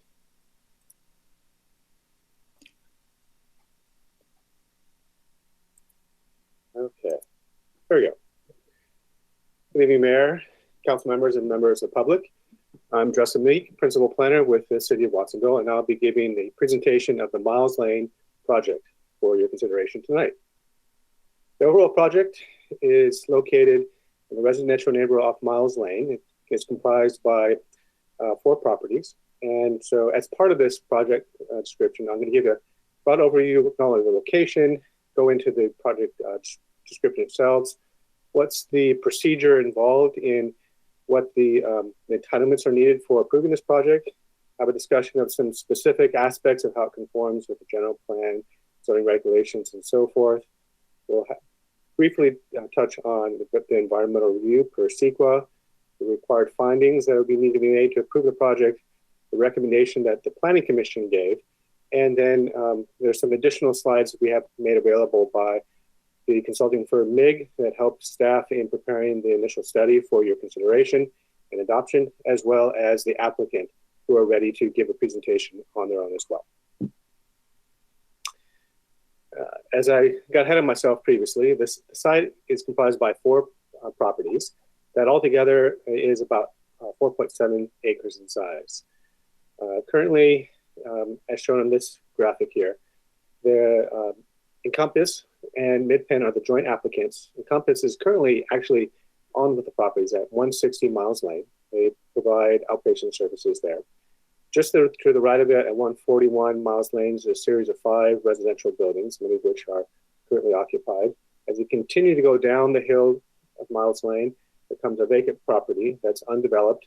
That also is traversed by the upper reaches of the Watsonville Slough. It's sort of an L-shaped property. As you go back up the hill, there is one more property that's part of the overall project site. That's at 201 Kimberly, and that's a vacant residential property. All 4 of these properties are part of the overall project site. Overall, the developable portion of this overall site is designated for residential development at medium densities. That density range is from 8 to 13.99 units per acre. Of course, the portion that corresponds with the stream that cuts through one of the properties is reserved as environmental management and open space and is not intended for development. And as you'll see in the project plans, is avoided and would not be impacted. The overall project would involve demolishing all existing structures that exist within the overall project site, as shown on the graphic to the left, and then building 8 new buildings totaling over 100,000 square feet. On the left side of the graphic, you'll see that there are the Encompass portion. That's at the upper reaches, at the higher part of the project site, near the intersection of Miles and Santa Clara and where it bends into Kimberly. Encompass is looking to build 2 new facilities to replace the facilities they have right now, both for inpatient and outpatient services in 2 separate buildings. As you continue to the right and down the hill, this is the affordable housing component of the overall project. And there's a series of 6 buildings. As you go down the hill, then you go to the open space and the riparian area, and then 1 additional affordable housing building. That affordable housing component is comprised of 72 units in total, and they range from studio to 3-bedroom units. 5 of them are for residential purpose. The 6th building is actually a community building. It has a range of amenities for the benefits of the residents that would reside there.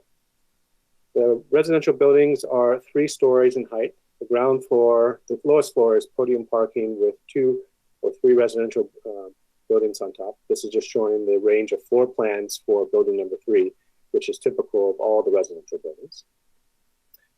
Here's an elevation showing building B. This is the one towards the top of the hill near Encompass's property. This is the uphill portion of it, facing Encompass.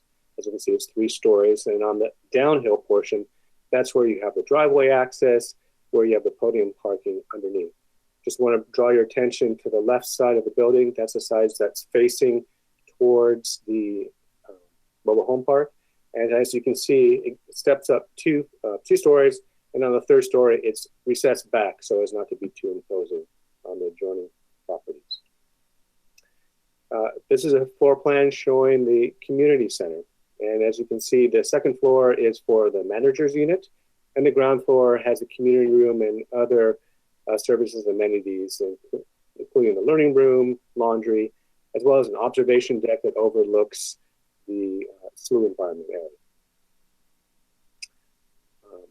In terms of getting a sense of what this would look and feel like, here's an elevation that has color renderings showing that the buildings have different kind of materials in terms of vertical and horizontal siding, as well as things like belly bands to help break it apart, changes in roof lines and eaves and windows, all to create visual interest and make for an aesthetically pleasing building. As far as the other component of the project, this is for Encompass Housing. Again, this is 2 buildings. This is towards the top of the site near Santa Clara, Miles, and Kimberly. The 2 finished floor plans, as you can see in this graphic to the right, shows their general location and the grading as it steeply slopes down. The inpatient facility would have up to 30 beds for inpatient people to be able to reside in those locations. And the outpatient treatment facility should serve somewhere between 40 and 85 clients per day. And here's the floor plan showing the general layout of the residential building. You can see the bedrooms where you would have 4 per room, the common dining areas, reception, group facilities, and so forth. That's the overall layout of what that building would look like. And the outpatient facility, again, a lot of group rooms for meeting with the patients that are looking for services here, in addition to, of course, office space and receptions for running that operation. In terms of what the building will look like, similar to the one for the residential buildings that Midpen is looking to build, except the color scheme is a little bit different. As you can see, they do have horizontal and wood and vertical siding, much the same, a series of changes of roof lines, eaves, and windows, again, to have a similar look and feel. In addition to these residential developments, of course, there's another types of improvements that would be needed to construct the project. That involves new on-site circulation and parking. So there's new driveway approaches to each of the different developments, as well as parking to serve the Encompass development, as well as Midpen's housing. As I noted before, there's a lot of open space that's being preserved in the form of the Watsonville SLU, where there will be no development, and a lot of new landscaping, as shown in this color rendering of enhancements that will make for a nice, aesthetically pleasing project design. Here's a screen capture of the range of trees that are proposed. Everything from large native trees like coastal live oak to ornamental trees like flowering plum and pink crepe myrtle to create a nice aesthetic to the overall site. The site is fairly challenging to develop on. It is very steeply sloped. The graphic on the right shows the amount of cut and fill and the vertical and hash marks to give you a sense of the earth movements that's needed. All in all, there's roughly 3,000 plus cubic yards of fill that will need to be added to the site and then retained with retaining walls to create level surfaces for constructing the building pads and the driveways. In addition, they will be connecting existing utilities along Miles Lane, which are present, and then of course, providing new stormwater detention and treatment facilities to meet the city's stormwater requirements. And it's a little hard to see in this graphic. There's a series of underground chambers, for instance, to help with the retention of stormwater.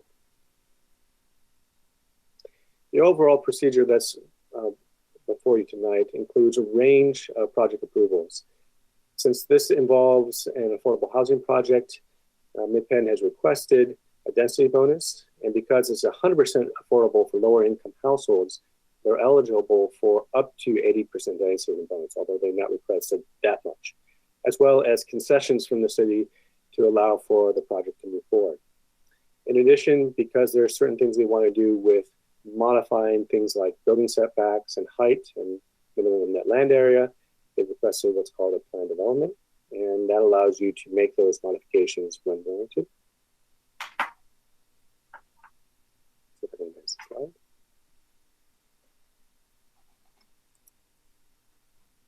Sorry about that. My screen decided to freeze up on me for a second. Whenever you have a plan development, there's also the requirement for requesting a special use permit for the proposed development. They're going to be doing this concurrently as part of this overall project entitlements.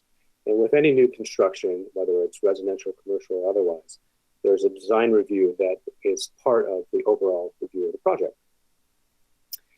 You'll note that the properties currently have 4 parcels, and they're looking to adjust the boundary lines and then reduce the numbers from 4 to 3, so as to have clear title for Encompass's property at the top of the hill, and then 2 properties down the hill for MidPen.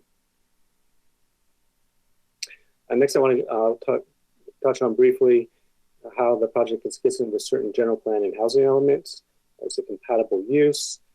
Talked a little bit of the consistency of specific regulations and standards, and the city's adopted design guidelines for what buildings should look like.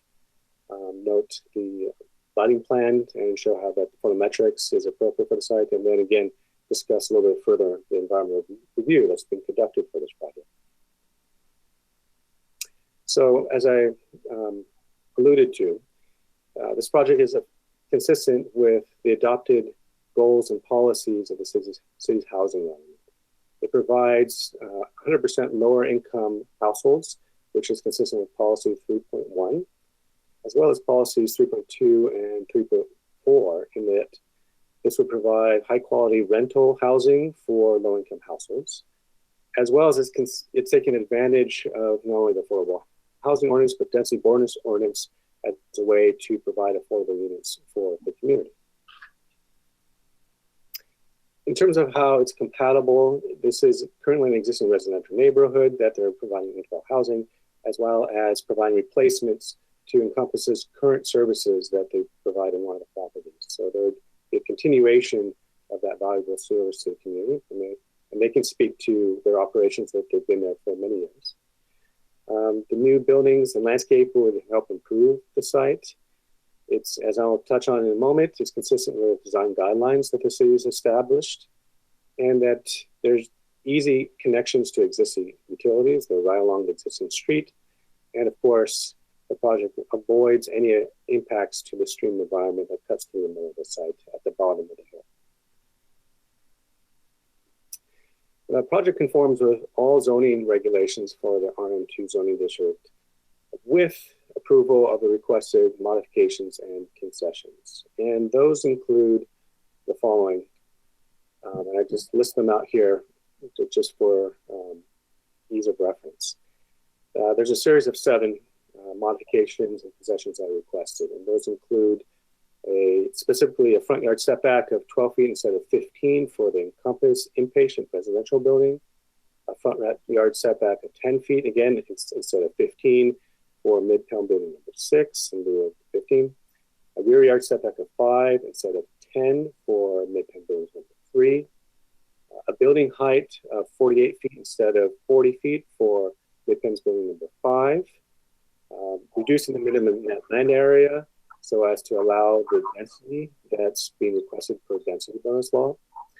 Also, recognizing that the parking reduction for density bonus law is then further reduced by 7 spaces from 102 to 102 from 109 to 102, so as to allow for them to continue to build the project without financial hardship, and recognizing that there'll be a mix of land uses. All of them except 7, or all of the 6 sets are requested as part of the plan development process. Number 6 is a concession requested per density bonus law. The parking standards, as you know, are set by the state. Whenever there's affordable housing project, they're eligible for reducing parking standards to 1 per 0 to 1 bedroom units, so studios to 1 bedroom units, and 2 on-site parking spaces for 2 and 3 bedroom units.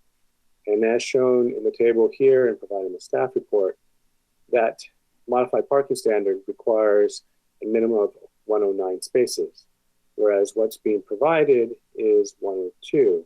And the reason for that is they're requesting reducing the standard for the student units from 1 to that fraction shown on the screen here of 0.565. This in part is in reference to the fact that for other affordable housing projects in other parts of Santa Cruz County, they don't see a parking demand where everyone needs to have a parking space, but also recognizes that the site is very steeply sloped. It requires extensive and expensive retaining walls, and to provide those additional space would require further retaining walls, soil activation, and hauling, all of which are expenses that they would not be able to afford for building this project. One thing I just want to point out is that the applicant has worked closely with staff to provide all other benefits and support other modes of transportation, including bikes. You'll see that in this graphic, there is a room in building number 5. There's also a similar room in building number 3, where 20 bikes can be stored for a total of 40 bikes for the residents that reside in this place. So there's more bike parking in this development that's ever been provided in similar type of developments. In addition to the fact that within a quarter mile, there's also a bus stop. So you have both bike and transit options that make other modes more viable for this development.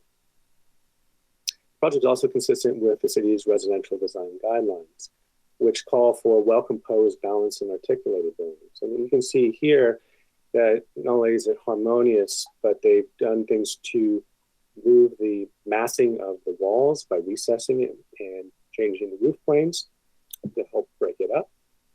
In addition to providing different materials, whether it's horizontal or vertical siding, as well as belly bands between them, to, again, create visual interests and make for a more pleasing development. The parking also is tucked underneath, in large part, the existing buildings to help screen it from view and minimize its visual impact from the public right-of-way.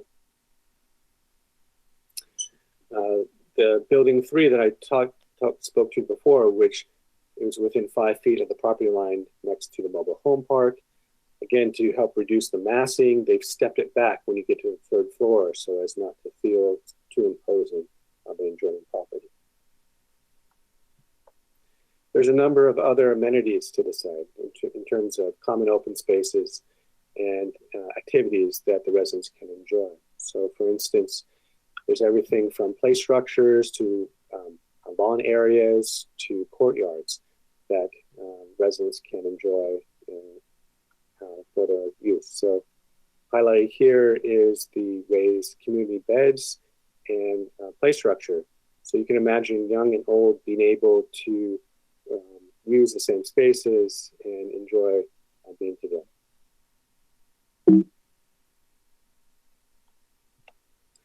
In terms of the lighting, the applicant has designed the lighting in harmony with the overall project. They have a range of wall-mounted and pole-mounted fixtures, as well as under canopy lights in the parking areas.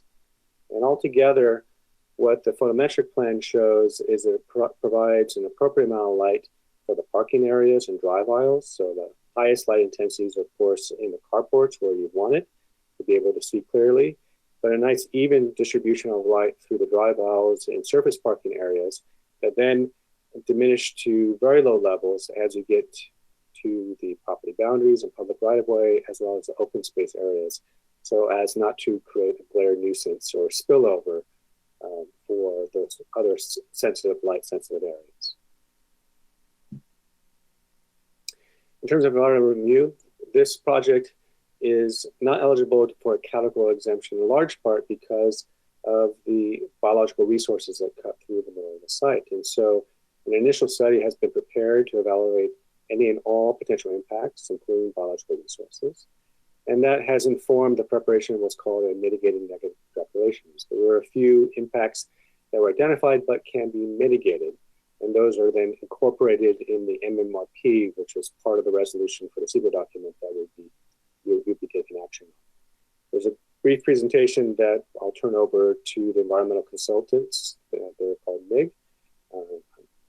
Bill Spain with MIG. We can give a brief highlight on that as well.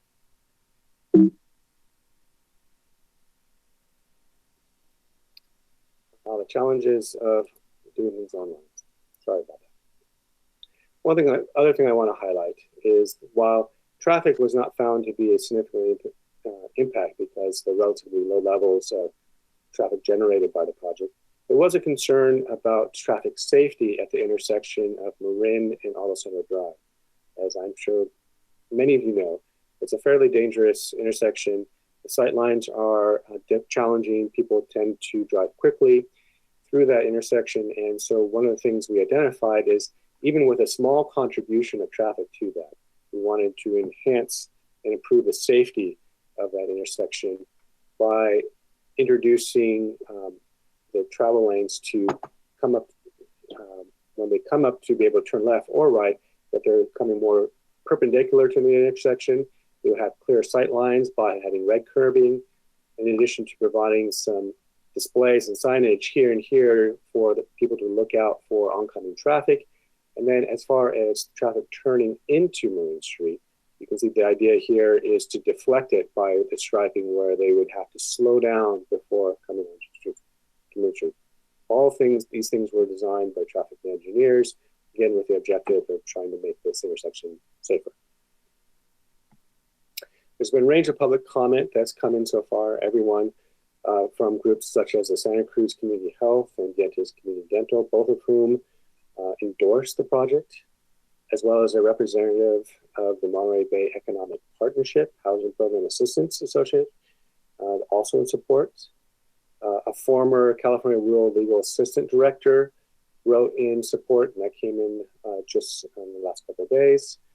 And then a range of private citizens and local residents that provided their comment that they are in favor of this project, support it, or strongly support the project. Today, we've not received any public comments, whether via email or in writing, in opposition of the project. One additional condition that needs to be added to this is the fact that there's 2 easements that cross the site. So this is just a clarification matter of cleaning up that one of the 2 is an active sewer line and the other is not, and to remove the easement for the unused sewer laterals that's not currently being used. That's just a thing that engineering wants to have cleaned up. Altogether, given the evidence provided in the environmental review and staff analysis, council may make the required findings for the requested lot line adjustment, density bonus, plan development, and special use permit with design review in support of this project. One of the key findings I just want to highlight is that this project would provide 100% lower income units for extremely low, very low, and low income uses, and therefore is eligible for the density bonus they requested. Again, the plan development process, the purpose of that is to allow creativity in site design, and this project shows that it provides an enhanced amount of amenities and also avoids impacts to the riparian corridor that runs through it, in support of the request for this overlay district and modifications to district standards such as setbacks, building height, lot area, and so forth. This went before the Planning Commission last month. They adopted resolutions recommending that the City Council both adopt the mitigated negative declaration and approve the requested project entitlements that are before you tonight. And as such, the consideration for Council is to first take action on the CEQA document, the initial study mitigating negative declaration, and then the actions on the requested entitlements as follows. So here's the language for the MMD, which includes, of course, adopting what's called a mitigation monitoring and reporting program to ensure that any and all mitigation measures are tracked and implemented with project construction and operation. There's a plan development that requires introducing an ordinance for establishing that overlay district, which of course will come to a second reading at your next council meeting, as well as a resolution that packaged together all the other requested entitlements, the lot line adjustment, density bonus, and special use permit, specific development plan, design review for your consideration. Let me conclude my presentation. And if Bill Spain could be put on the line, I'd like to share his presentation, just so you have a chance to hear from the environmental consultants on what was prepared for the CEQA document. Hi, Justin. Can you hear me? I can hear you. Can everyone else hear him just fine?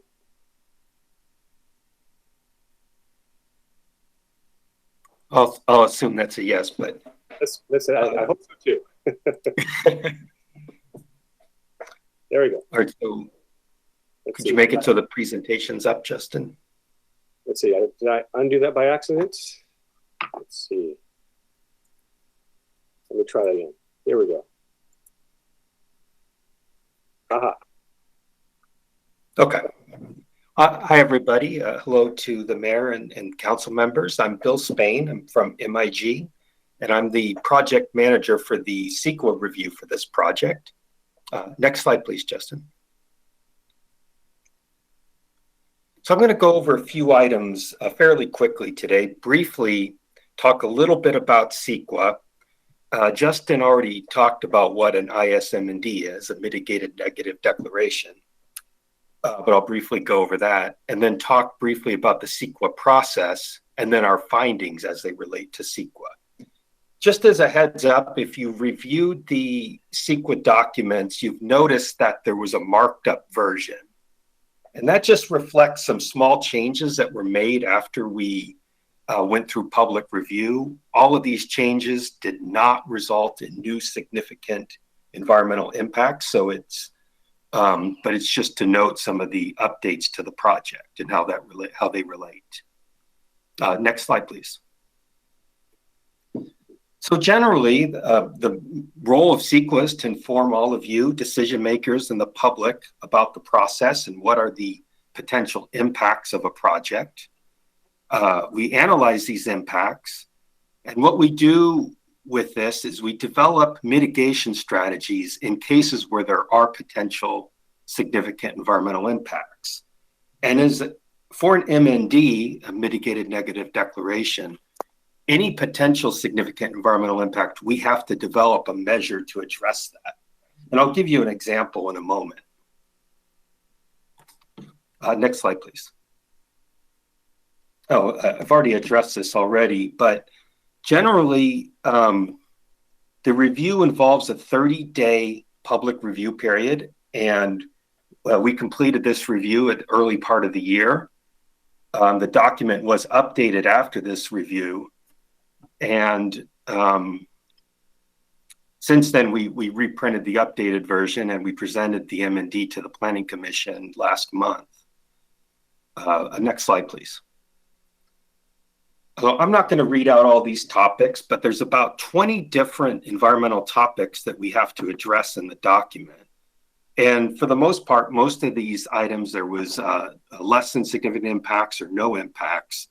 But 5 particular items we had to take a greater look at. Next slide, Justin. And these 5 items all required various mitigation measures. And I'm not going to go into detail about all of these, but just as an example for biological resources, which really was the critical aspect of this particular MND, given the riparian zone and the wetland adjacent to the project area. But for example, during construction, they're going to have to do nesting bird surveys and do buffers around nests if they're found, avoiding sensitive species and avoiding the wetland areas during construction periods, because the wetlands, as I said, are within the, adjacent to the project. Next slide, please. Overall, the conclusion that the project resulted in no significant environmental impacts under CEQA. This was due in large part to the mitigation measures to address those 5 topic areas that I just showed you. We didn't receive any significant comments during public review. We did get 1 letter from the local air district, but it was just sort of advisory. It wasn't critical of the study at all. And we didn't receive any major comments during the Planning Commission meeting last month.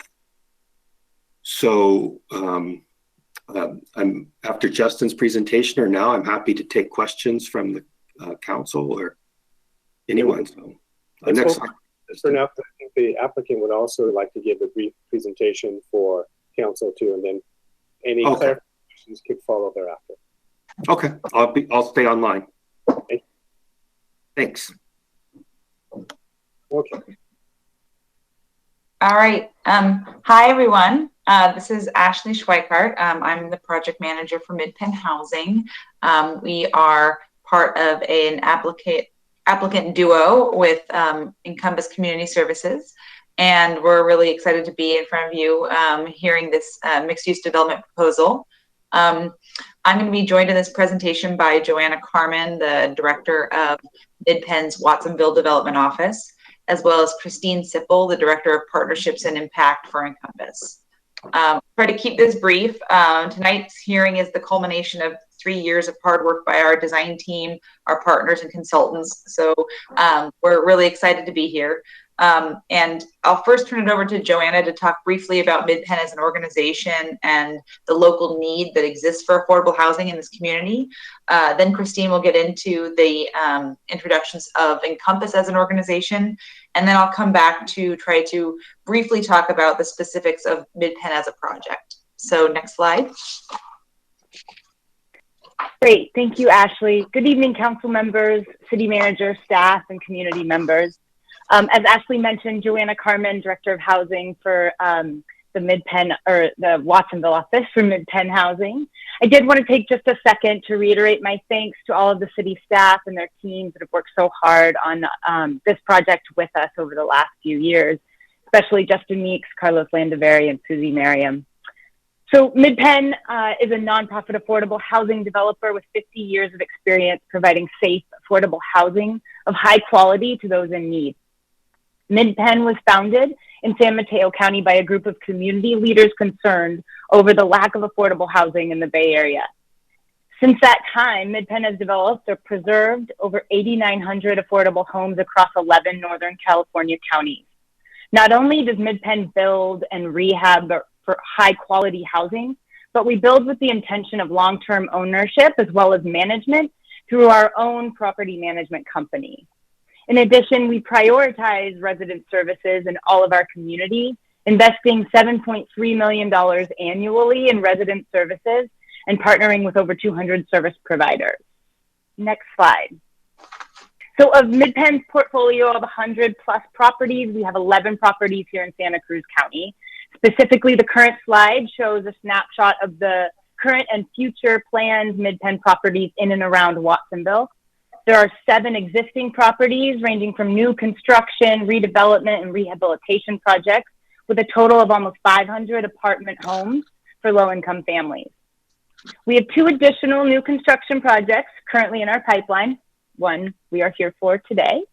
And combined, these 2 planned properties would add an additional 150 affordable units to the Watsonville community. Next slide.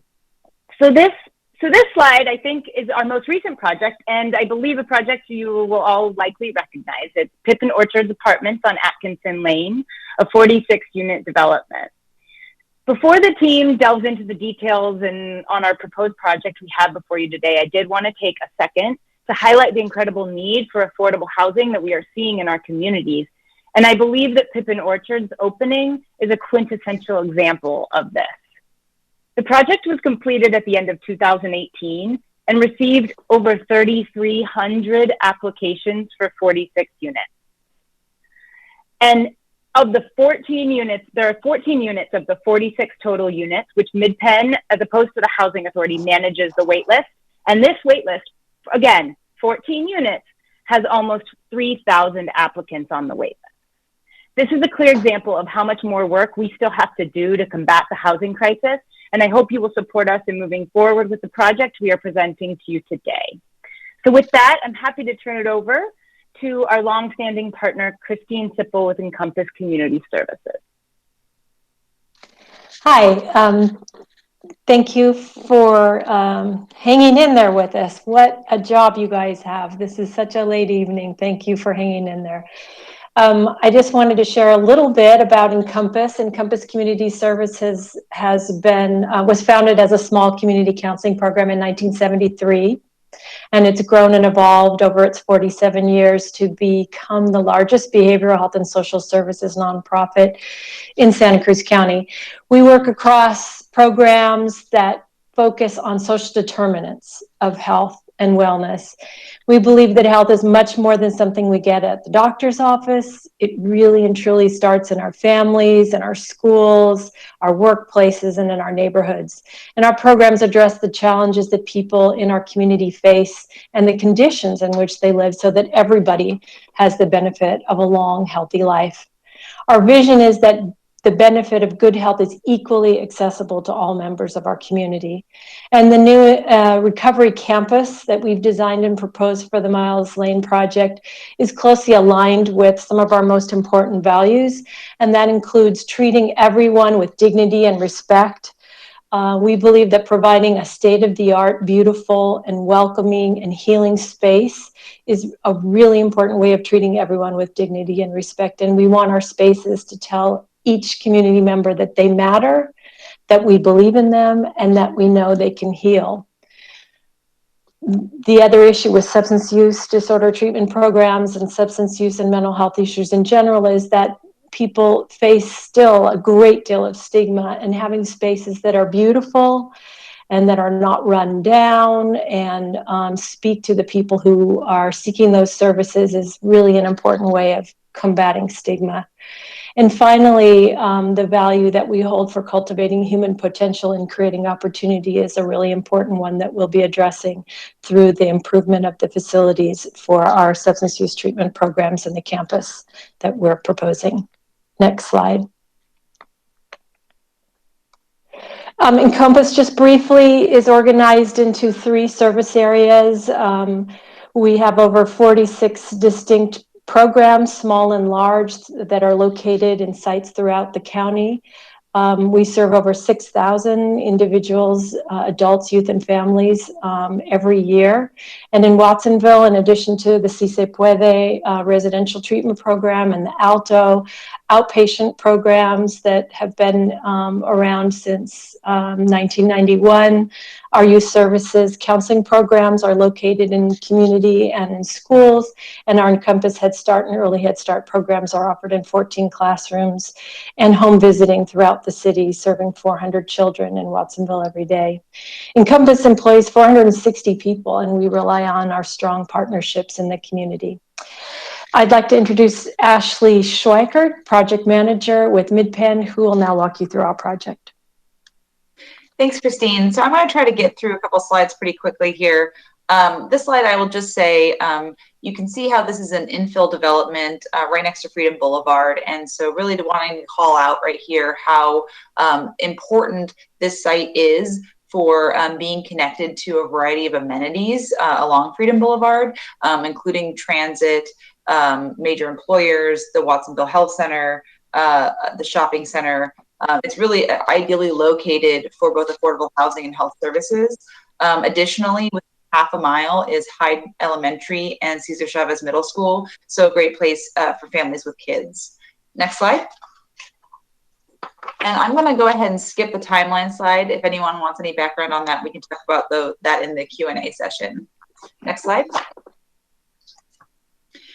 So our original concept actually included 10 new buildings. So for Encompass, the new residential treatment facility and new outpatient center replaced the existing Si Se Puede buildings at the top of the hill, and Encompass's parking lot was accessed off of Kimberly Lane. And then, as you see, Mid-Penn had 7 residential buildings plus a community building going down the hill along Miles Lane towards Freedom Boulevard. In our initial site investigation, we did locate the 2 wetland habitats that have been called out earlier by Justin and by MIG. So you can see those there, the Watsonville Slough, that's the north-south bisecting slough, and then the Seep wetland to its right. So the unique configuration of the parcel at 139 Miles Lane with that large portion of the site landlocked behind another parcel meant that street access onto Miles Lane could only be accomplished via a driveway that encroached on the Seep wetland, and that was not ideal, but the only way to utilize the landlocked acreage. So that was the original concept as you can see it. Next slide. So we brought this concept to the community in April of last year. So in March of last year, we mailed invitations to all the surrounding property owners, but then we wanted to go a step further and speak to those who were either renting in the multifamily apartment complexes along Marin and Miles Lane, or business owners that had businesses along Freedom Boulevard. So we went and hand-delivered flyers to those folks as well. Then in April, we had a community meeting at Cesar Chavez Middle School, presented the design you just saw, and received a lot of really constructive feedback, specifically from the adjacent homeowners that are along Kimberly Lane and Miles Lane, directly west of our site. So what we decided to do collectively is go through a redesign of our site in order to meet those neighbors' needs. And then we brought them back in a small group meeting setting in September of last year to make sure that we had incorporated all the feedback that they had provided to us. Next slide. So this is the final site design. And so first I'll go through the major concerns of the community and how they were mitigated. The biggest concern of the neighbors was that parking located off of Kimberly Lane would have created a lot of vehicular traffic as well as noise and light pollution on a quiet residential street. Therefore, in our redesign, we relocated the parking lot to the corner of Santa Clara Street and Miles Lane. So now that lot takes access off of Miles Lane, the same as the other 3 driveway entrances for Mid-Penn. In order to do that, we had to then reposition both of the Encompass buildings. So the residential treatment facility is tucked back onto Kimberly Lane, and there's a courtyard that connects the 2 Encompass buildings. The second major concern of the neighbors had to do with privacy along Kimberly and Santa Clara. So we added a 6-foot privacy fence as well as additional privacy landscaping along Santa Clara and Kimberly. And that's in addition to all of the new sidewalk, curb and gutter, and landscaping along the length of the property frontage. On the Mid-Penn side of things, we also did a few changes. We ended up minimizing our building footprint by eliminating 2 of the residential buildings. We were able to then utilize the state density bonus law to make sure that we didn't lose any units there. And in fact, we increased the number of affordable units that can serve Watsonville residents. So we had about a 21% bonus up to 72 total units. This consolidation had the added benefit of eliminating all of the encroachment into the Seep wetland and the buffer area around it. So we were able to preserve this sensitive natural habitat while also maintaining the land for the city's trail easement. Next slide. So quickly, I'll go through some of these perspective renderings. This is a perspective looking from Kimberly Lane out towards Santa Clara Street, and you can see the one-story residential treatment facility in the foreground on your far right, and then the outpatient center in the foreground on your far left. Behind the trees that represent the courtyard in the background are actually Mid-Penn's buildings. So you can see how steeply sloping this topography is, that Mid-Penn's residential buildings roof lines align with the Encompass roof lines. Next slide. This shows fairly, pretty much the same thing. This is the corner of Santa Clara Street and Miles Lane. So you're seeing in the foreground, the middle of the picture is the Encompass outpatient building, and then to your left you can see one of the Mid-Penn residential buildings. So again, you kind of, as you look out towards Freedom Boulevard, you see these roof lines that align. Next slide. This then shows how we incorporated the community feedback of putting the Encompass parking lot on Miles Lane. So this is Miles Lane looking towards the front of the outpatient building. Next slide. And then these last two renderings, the one on the left shows looking from the courtyard at the front of the residential treatment facility, which has its privacy via the courtyard. And then the rendering on the right is from Miles Lane, looking at the Mid-Penn residential buildings as you look back up towards the top of the hill to the west. Next slide. So as Justin showed, this is the site plan that includes all of the landscaping, the call outs of the native trees that are being preserved near the Watsonville Slough, as well as the outdoor amenities like the community gardens and the children's playground that's to the south of the Mid-Penn community building. So this is the design that we ended up presenting to the community. We got a lot of positive feedback that we had incorporated all the requested changes they had asked for. And that we presented to city staff.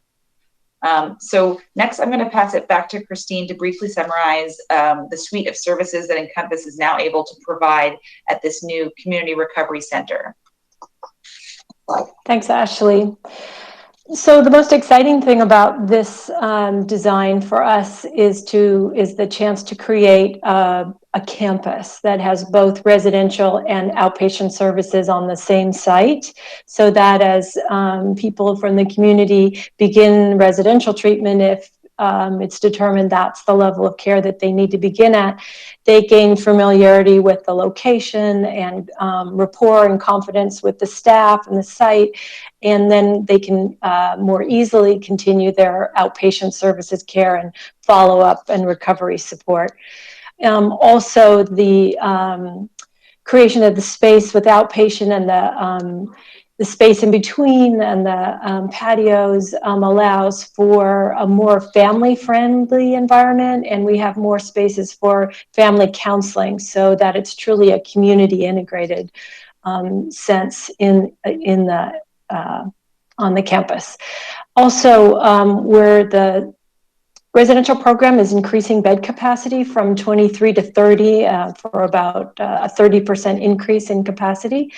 And it includes, the outpatient area includes some really nice big space, a classroom space that we'll be able to use for community talks and events and things focusing on the areas of substance use and prevention and healthy living and understanding mental health issues and lots of topics that we'd like to open up to the community. The new outpatient building includes electronically equipped classroom, which is obviously going to be really important for everybody going forward post-COVID, more than we knew at the time. And importantly, both facilities integrate a medical clinic for the integration of medication-assisted treatment. And that would include also integration of treatment for mental health disorders so that we don't silo those two kinds of needs in our treatment programs, which we're making great progress in that direction. The spaces also include group spaces for mindfulness practices, acupuncture, nurse case management, and group support. I'll turn it back to you, Ashley. Great. Justin, can you advance 2 slides? Thank you. So I'm going to wrap it up with an overview of the Mid-Penn amenities that are provided at our affordable housing development, as well as some details about the populations we intend to serve at the Miles Lane development. So Justin already went over the unit mix and the community building amenities. And then I also mentioned a few of the outdoor amenities already. I will also add that we have created an observation deck that's attached to the community building that overlooks the slough area. And our intention is to partner with Watsonville Wetlands Watch, who's been a partner from the beginning, to do some educational programming for the community in that observation deck area. And then just to wrap up the some of the other amenities included are the residential services that are provided by Mid-Penn Resident Services. And so here we have a mix of family units and special needs units. So roughly 56 family units and 15 special needs units. And so we're going to have a mix of services provided to make sure that we're covering all the needs. So family services are provided to do things such as the after school activities, the after school programming in the learning center. Whereas the supportive services team coordinates case management services with the locally based service providers in the area, which includes Encompass. Next slide.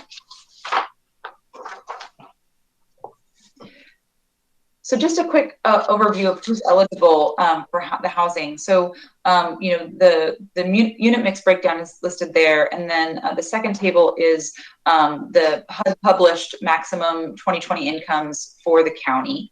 I think you all know that the public financing that Mid-Penn competes for to be able to fund and build our affordable housing developments do restrict the eligibility of households to typically about 60% of area median income and below. So here you can see the 60, 50, and 30% of AMI based on the household size.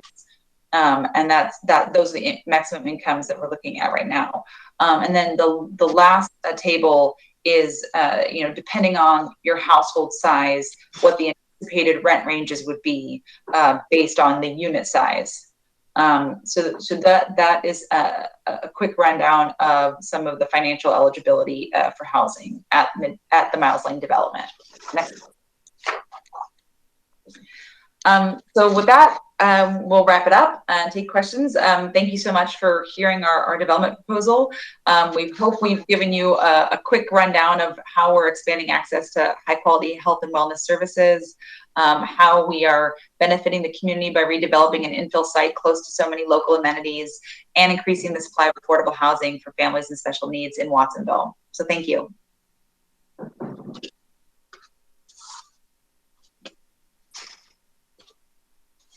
So, Council, do you have any clarifying questions for staff?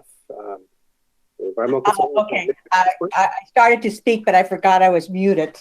So this is a time for council to ask clarifying and technical questions from either Justin or the development team. And we're going to go with Felipe, Trina, Aurelio, Lowell, Ari, and Paco. So we'll start with Felipe.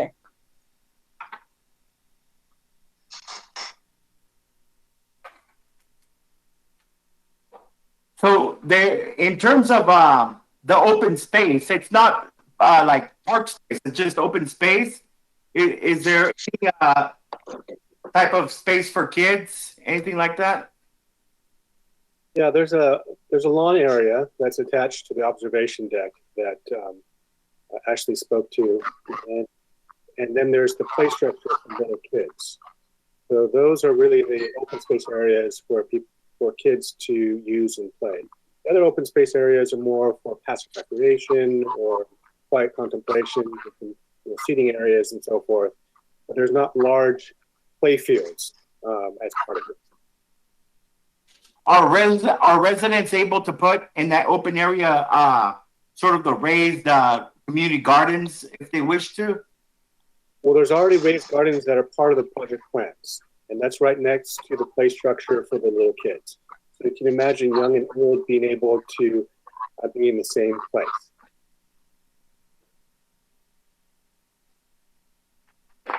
Thank you.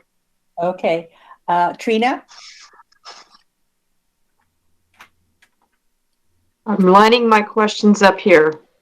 The first question is, since this is nonprofit, what are we going to do to offset the costs of the services that the city is providing, the police, the fire, and all of those resources?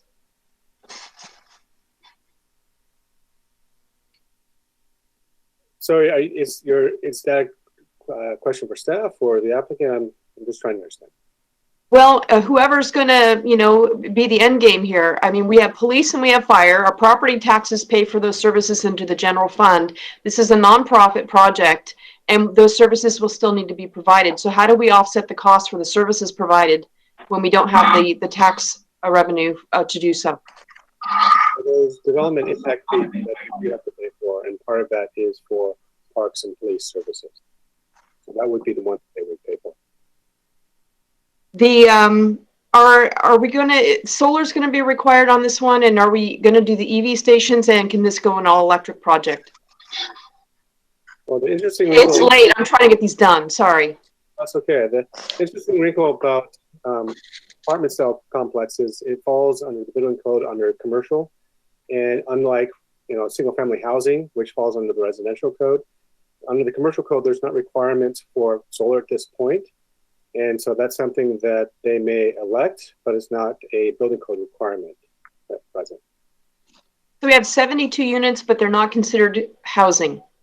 No, it's because apartment complexes are considered commercial development under the building code. You have a 3-story building 5 feet away from the mobile home park.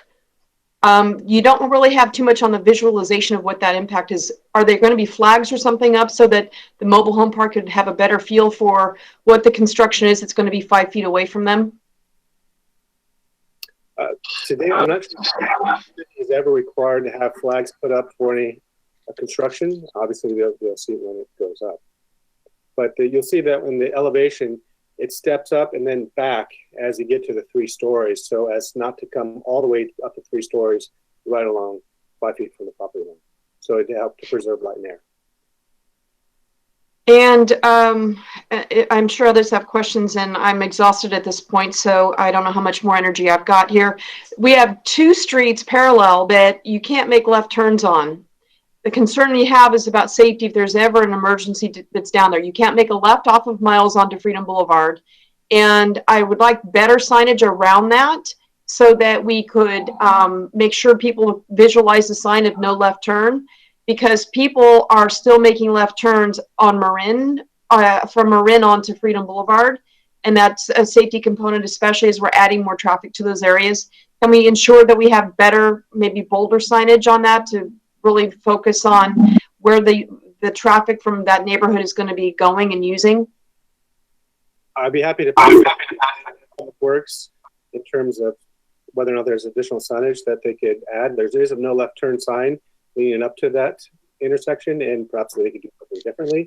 And I'm certainly happy to share that with the police department, and whether or not that's an intersection that they want to focus on in terms of enforcement. You mentioned something about medicated existent treatment there.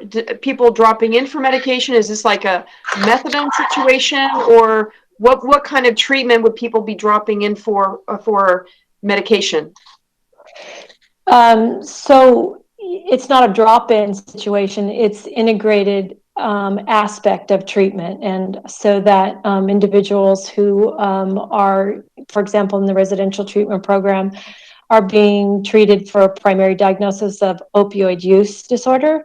One of the most effective things we have to offer that's integrated with the counseling and group activities is medication that is prescribed and provided on site. And it's a major way of reducing cravings so that people can have an easier time completing their treatment.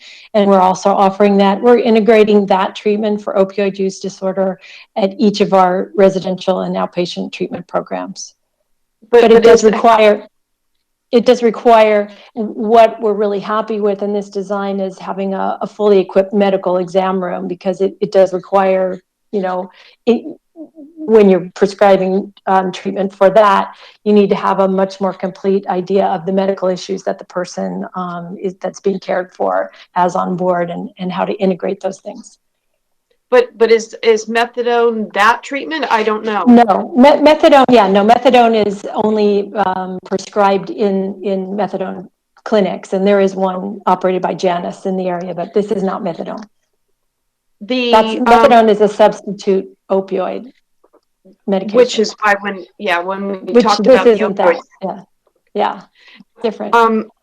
Now the transitional housing, are we going to be seeing transitional housing coming from like the Pajaro Valley Shelter or Salvation Army, or referral process for anybody to go into the program for the facility? How is that going to be integrated with the other community services for making sure that the community has this resource for them to be referred to? I'm sorry, I don't know who I'm looking at here for answers. I'm not sure if you were thinking of the residential treatment program as transitional housing, which it's not quite, or if you maybe misunderstood. We don't really have any transitional housing as part of the program. Okay, well, but on the residential side, how long would they be there as a resident then?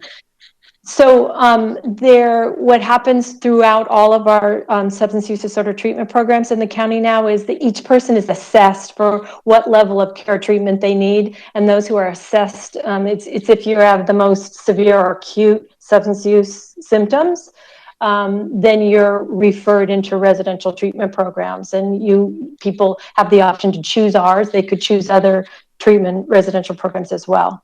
So everybody's assessed and has an option of where they want to go, and that's how they're admitted to the program. And then they stay as long as they're assessed on a weekly basis that they need that level of care, and after that they're stepped down to outpatient treatment.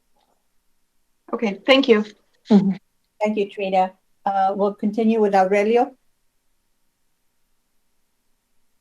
Due to time, I have no questions. Okay, Lowell.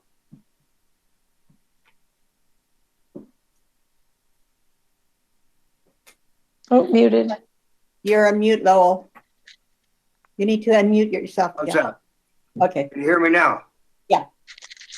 I see from the aerial photo on page 8 of 25, attachment 2, that it looks like there's a pretty good view of the Portola Heights mobile home park. Has there been any specific outreach to the mobile home park and how this is going to change their view? Well, I can let the applicant speak to the outreach they did to the local community. I can say that we did early on receive one comment from a resident of the mobile home park. They were actually concerned about one of the buildings that was being near the back of her lot. It's actually one of the buildings that was removed. We made sure that she was noticed, and we have not heard anything further from that particular resident. But let me also turn it over to Ashley about some of the outreach that they have done with residents in that community.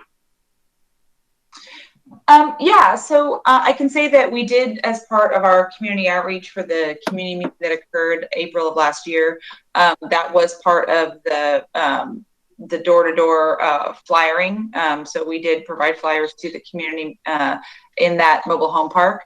I don't believe anybody that attended the community meeting identified themselves as living directly behind the Miles Lane parcels. So we didn't have anyone that in the sign-up sheets stated their address as being those that are directly south of our property boundary. Well, you know how neighbors get upset about any kind of change in their neighborhood. Let me ask one more question. I don't know the condition of Miles Lane offhand. Is there currently sidewalk there or not? Yes, there is currently sidewalk there. The only place where there's not currently sidewalk that's part of the project is at the bend of Kimberly to Santa Clara, and they will be providing sidewalk to fill in that gap. Also, if there's any sidewalk that's in need of repair, or if there's driveway approaches that don't meet ADA standards, those would be improved. Thank you very much. Okay, we'll continue. Ari? Thank you. Wow, you have so much packed in there. I can see you talking about it as a campus, but I have a concern about parking spaces, which is a concern about, Watsonville. And having, unless I'm wrong, what would it say about a half a parking space per studio unit, with the thought that there are bicycle areas there and more people will be using bicycles, but that's not my experience in Watsonville. So I'm a little, can you talk about the impact that might have? I'm sure you studied it, yes? On the neighborhoods? You're muted. You're muted, Justin. Oh my God. Am I really muted? No, Justin is. Justin was muted. Here, let me just bring up the slide just to help talk through this portion here. And so, as you can see here, there's two things that's going on here. The state has adopted density bonus laws, and with that, they have said there's a new standard that applies to any affordable housing project. So any affordable housing development that requests it can have this lower standard. And that's what you see here. One space per, for example, studio or one-bedroom units. Now, the other thing that the state has done is said that developers can request concessions. And part of that is to show that it's needed for the purpose of being able to build the project. And so that's what MidPenn has requested, is that they'd like to reduce the studio unit from, instead of one parking space per studio, to this fraction. Part of the rationale that they provided in their packet is that in their other developments within Santa Cruz County, they don't see that they need as many spaces. And so that's part of it. The other portion, and which is why staff is not opposed it, is that for them to provide the additional 7 spaces, it would be challenging to do so on this steeply sloped site because of the additional grading, the additional retaining walls that would be needed to accommodate those 7 additional spaces. So while I understand your concern, because there is spillover parking in many parts of the community, this is something that ties the city's hands per state density bonus law in providing additional means for affordable housing projects to be able to get these concessions so as to move forward with providing more housing units. Okay. So you're saying, oh, go ahead. I'm sorry. Oh, sorry. This is Ashley. I was just going to add to Justin's explanation. So specifically, as I mentioned before, we're looking at 2 different populations at this site. One of the populations being for special needs individuals, and the majority of the studio units are taken up by those individuals. So when we look at our portfolio of projects in Santa Cruz County that specifically have special needs populations, that is where our property management is finding that those individuals do not have a 1-to-1 ratio in terms of household to car use. So that is the reason why the proposal was made as such for the studio units. Okay, I hear that in Santa Cruz County, but maybe not in Watsonville. I'm just saying. And so I have a question, and I don't know who's going to take this. It could be Justin. How many variances does this project have? Because it just seems like there are just so many borderline things going on in here. I mean, it's beautiful design and everything, but how many variances has this? I mean, is there a number of variances that each project is allowed? Does this fall within the parameters? Yes. So in this case, they're not requesting variances. They're requesting modifications and concessions. And so it's just to use the terminology so that we're on the same page here. Per density bonus law, a 100% affordable housing complex is eligible for 3 concessions. Since they've also applied for a plan development, they can also request modifications to district regulations, development standards, and so forth. And that's what they've done. So they've utilized both the plan development process as well as density bonus law to change the height limits for one of the buildings, to change the setbacks for a couple of other buildings, and to also reduce the required minimum number of parking so as to move forward with 72 affordable housing units. Okay, so it's not variances, it's concessions. That's what it's called. Thank you for correcting. For the parking, putting, requesting the yeah, concession. For the other modifications, they're requesting that through the plan development process. So how many are there total? 7. 7 of them. And is there a limit for each project that they can have, or is there a ratio based on square footage or something? Well, I'm always learning things. They were requesting concessions. They're eligible for up to 3. As far as the plan development process, it's what is considered appropriate for the specific project at hand. And so there's not necessarily a limit, but they need to show that it's a well-designed project, that they provide additional open space and other amenities and things of that nature. Otherwise, what would be the rationale for supporting it? So they're allowed 3, and so 4 of them they had to justify, basically, right? To the satisfaction of staff. Is that correct? Correct. Well, when it comes to the concessions, it's supposed to be tied to their pro forma, that it shows that it's needed for financial purposes. I won't get into the whole waivers. That's a whole nother thing. They're not technically requesting that, so I don't want to muddy the water. Don't muddy it. Yeah, it gets complicated, unfortunately. Okay. Well, okay.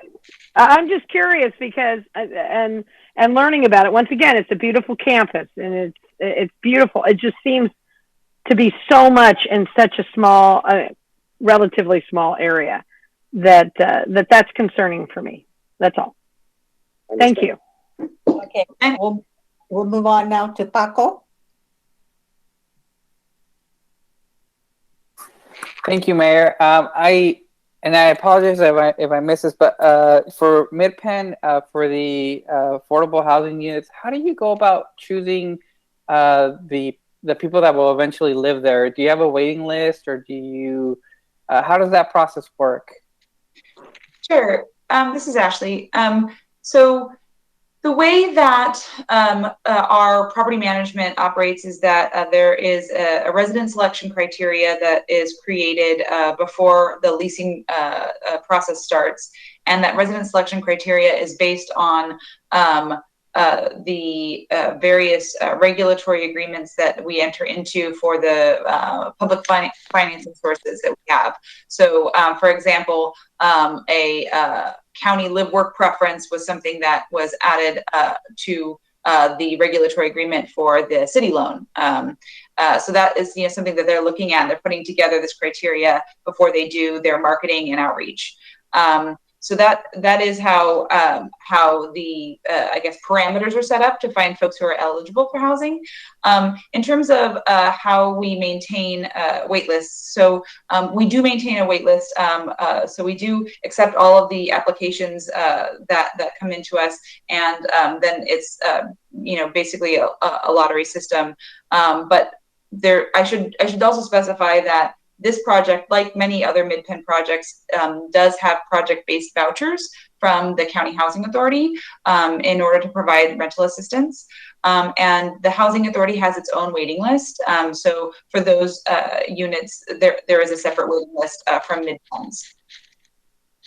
And typically, is it people that live already in the community that get the housing or get priority, or? Yeah, that's something that actually we've done research into for other projects in the city of Watsonville. So Pippin Orchards that we mentioned as our most recent project to complete lease up, that project has 45 units for low-income households, and 30 of those, so 2/3, were already Watsonville residents, so those who already had a Watsonville address. So when you talk about kind of, the folks that we're serving, we're definitely serving folks who already live and work in the community. Very cool. And then just my last question, do you sort of collect data on on their well-being? It may be, I know this is maybe broad, but anything like that to see how their level of happiness or joy or satisfaction, stuff like that? I think that's a great question. I know that our resident services team does do a lot of work in, assessing the health and well-being of our residents. I do have on the phone one of our senior project managers, Raisa Sanchez, who works here in Watsonville, that she can take that question. Raisa? Hi, everybody. Nice to meet you all. Yes, definitely. I mean, we don't formally assess or inventory for happiness, but we do health assessments. We do school learning approaches, how youth are doing in academics, what support they need. Are they getting sufficient social-emotional support? We're currently running our summer program solely virtually based with a curriculum focused on social-emotional learning. Prioritizing the well-being of the student, and then also offering different resources and support for parents and guardians. So we definitely prioritize their mental health, physical health, and of course, whatever resources they need for success. That's amazing. If you can ever share that data in a way that doesn't, compromise their identity or anything like that, I would love to see it. Thank you. Those are my questions, Mayor. Okay. So I had many questions. However, I had an opportunity to meet with the team before they went to the Planning Commission, and so many of my questions were answered. But I have two that I'd like to ask now. One is, you're going to be receiving thousands of applications for this housing, and it kind of piggybacks on the question that Paco asked. But 2 years ago, when we first met to discuss the development, you said that you wanted housing for the graduates of your treatment program. And so how will they fit into the priority of accessing this housing? Yeah, so you want to talk about that? Yeah, Christina and I can both talk about it. So that is definitely one of our joint priorities as partners of this development. And the way that would work is that for those, like I mentioned, there's 15 special needs units. We'll be setting up a referral process for those 15 units. And so, our hope is that we can work with Encompass to figure out how to receive eligible referrals. And so that way that can be the mechanism by which we're able to identify the special needs households for the project. I was going to say, we have some experience, just a little bit. At Pippin Orchards, we have 2 units. The way it works is that a unit gets designated for a special population. In that case, they're youth, young adults, transition age youth who have experienced homelessness. And so 2 units are Housing Authority Section 8 vouchered units, and they're designated for that population. So whenever there's an opening, we refer individuals that we qualify into those units. And in the case of Pippin Orchards, they were 2 young parenting moms. And so we have some experience with how that works. It's the challenges are more making sure that we can find funding source for the support and case management that those special needs individuals will have, so we can link it with the housing and the subsidized housing that they'll get. But it's a very cool thing as it works out. So you're going to demolish 4 rentals. And so those families are going to need housing. How do they fit into being able to access housing for this development? Yeah, it's a great question. So we do have 3 units that are currently single family residents that are rented. And so for 2 of those 3 units, the families have been there since before the option agreement was entered into between Mr. Marquisio, MidPenn, and Encompass. Therefore, they're eligible for federal, what's called URA, Uniform Relocation Act, and state Title 25 relocation benefits. And so those individuals will receive those benefits, which include things like advisory assistance, locating a new place to live, moving assistance, so paying for a professional mover to move them, and then rental assistance. And so those individuals will receive that assistance at such time that we have to demolish those units. The third house was actually turned over last year, so it rented last year after the option agreement was in place. So that individual was informed that these homes will be demolished, and they don't get the same state and federal relocation benefits, but we are providing via a lease addendum some relocation such as advisory assistance, returning to them their full security deposit, things like that. And so the way that we are going to hopefully prioritize those individuals is if they meet our income qualifications to live in the new community, then our property management will provide a priority to them. So it's kind of a right of first refusal, if you will. Those individuals will be offered a unit at the new property. Very good. Okay.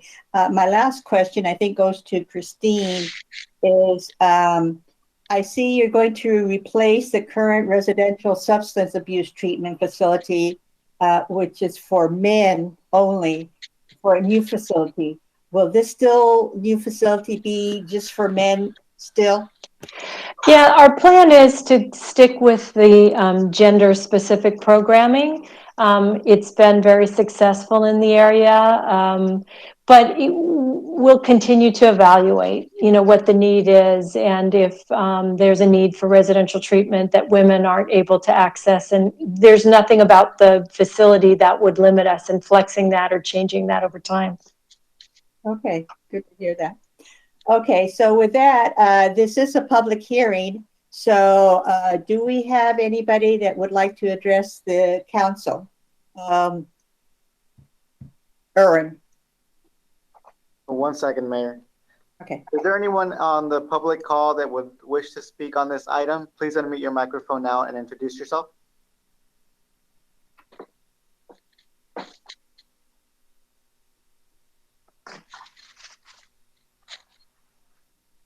Members of the public, this is your opportunity to speak on the Miles Lane project.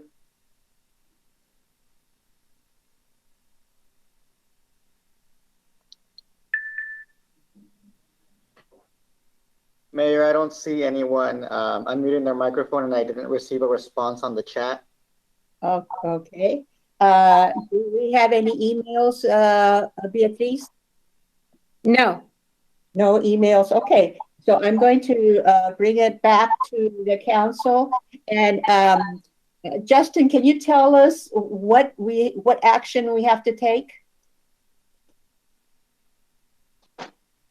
Yes, and let me, again, first action is to take an action on the environmental review. So that's the initial study, mitigated negative declaration that's before you. You want to make sure that the CEQA document is adopted prior to taking any approval actions on the project itself.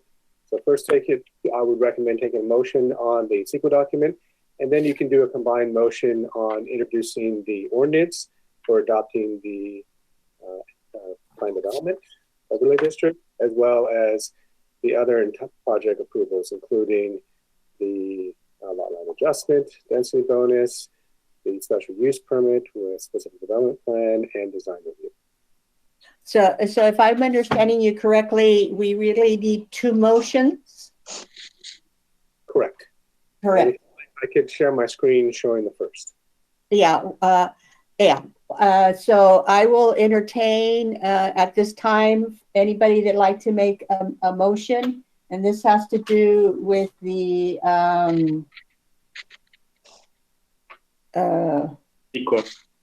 environmental, right? Correct. Okay. Sure. Okay. Would like anybody like to make a motion? Felipe will make the motion. Is there a second? I'll second it, Mayor. Okay, then motion by Felipe, second by Paco.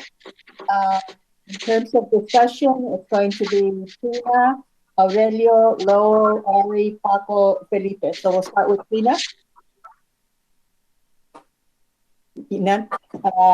Aurelio, do you have any questions? Comments? No, not on the sequel.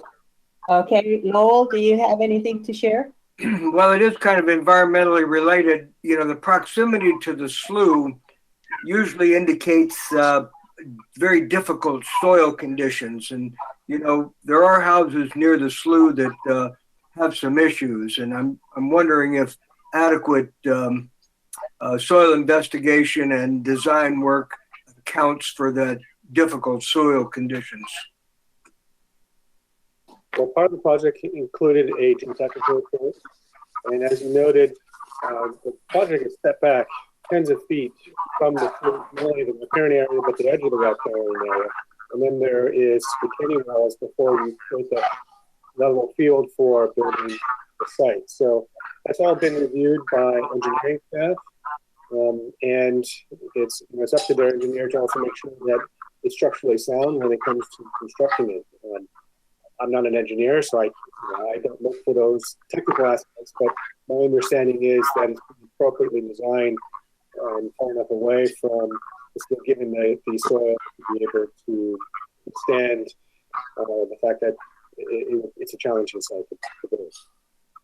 I just want to make sure the soil conditions are taken into consideration and that enough engineering is planned. That's correct. The soils report has been prepared for this project.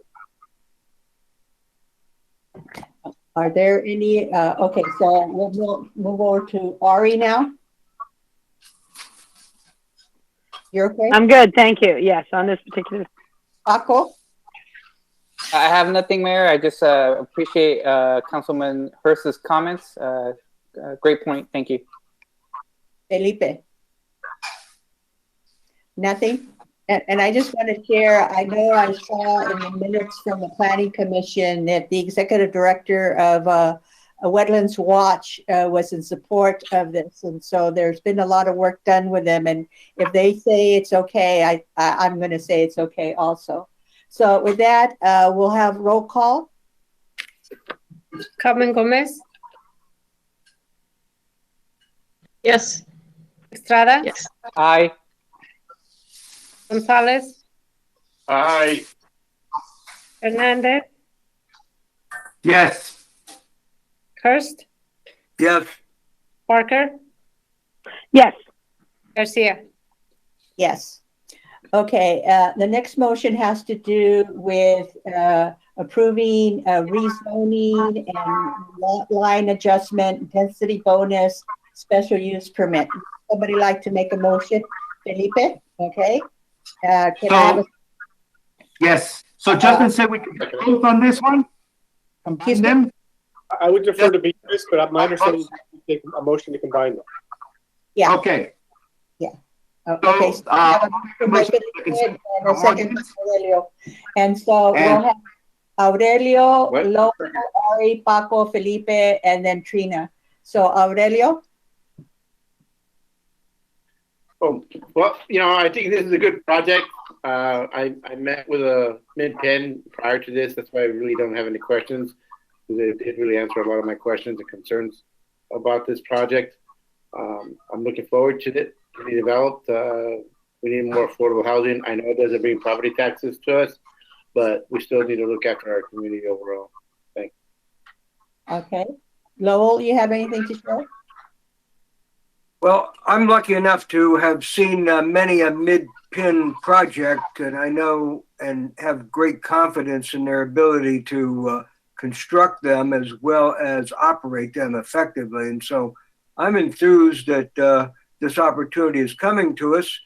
It may have some difficulties along the way with neighbors and soil conditions and things of that nature, but I'm certainly supportive of the organizations and their mission and their project. So thank you. Okay. Ari? You're okay? Thank you very much. I'm fine. Okay. Paco? I think it's a great project too. I just want to thank Justin for his presentation. I want to thank Mid-Penn for stepping up to really fill a gap and need in the community. I know that program, Si Se Puede. I have nothing but admiration for that program. And, Mid-Penn did a presentation for the Health Trust a number of years ago at our health forum, and just really showed to me the importance of, you know, health and housing. You know, it starts at home. And so I'm really grateful that this project is going to move forward, and I'm looking forward to it. Thank you. Okay, Felipe?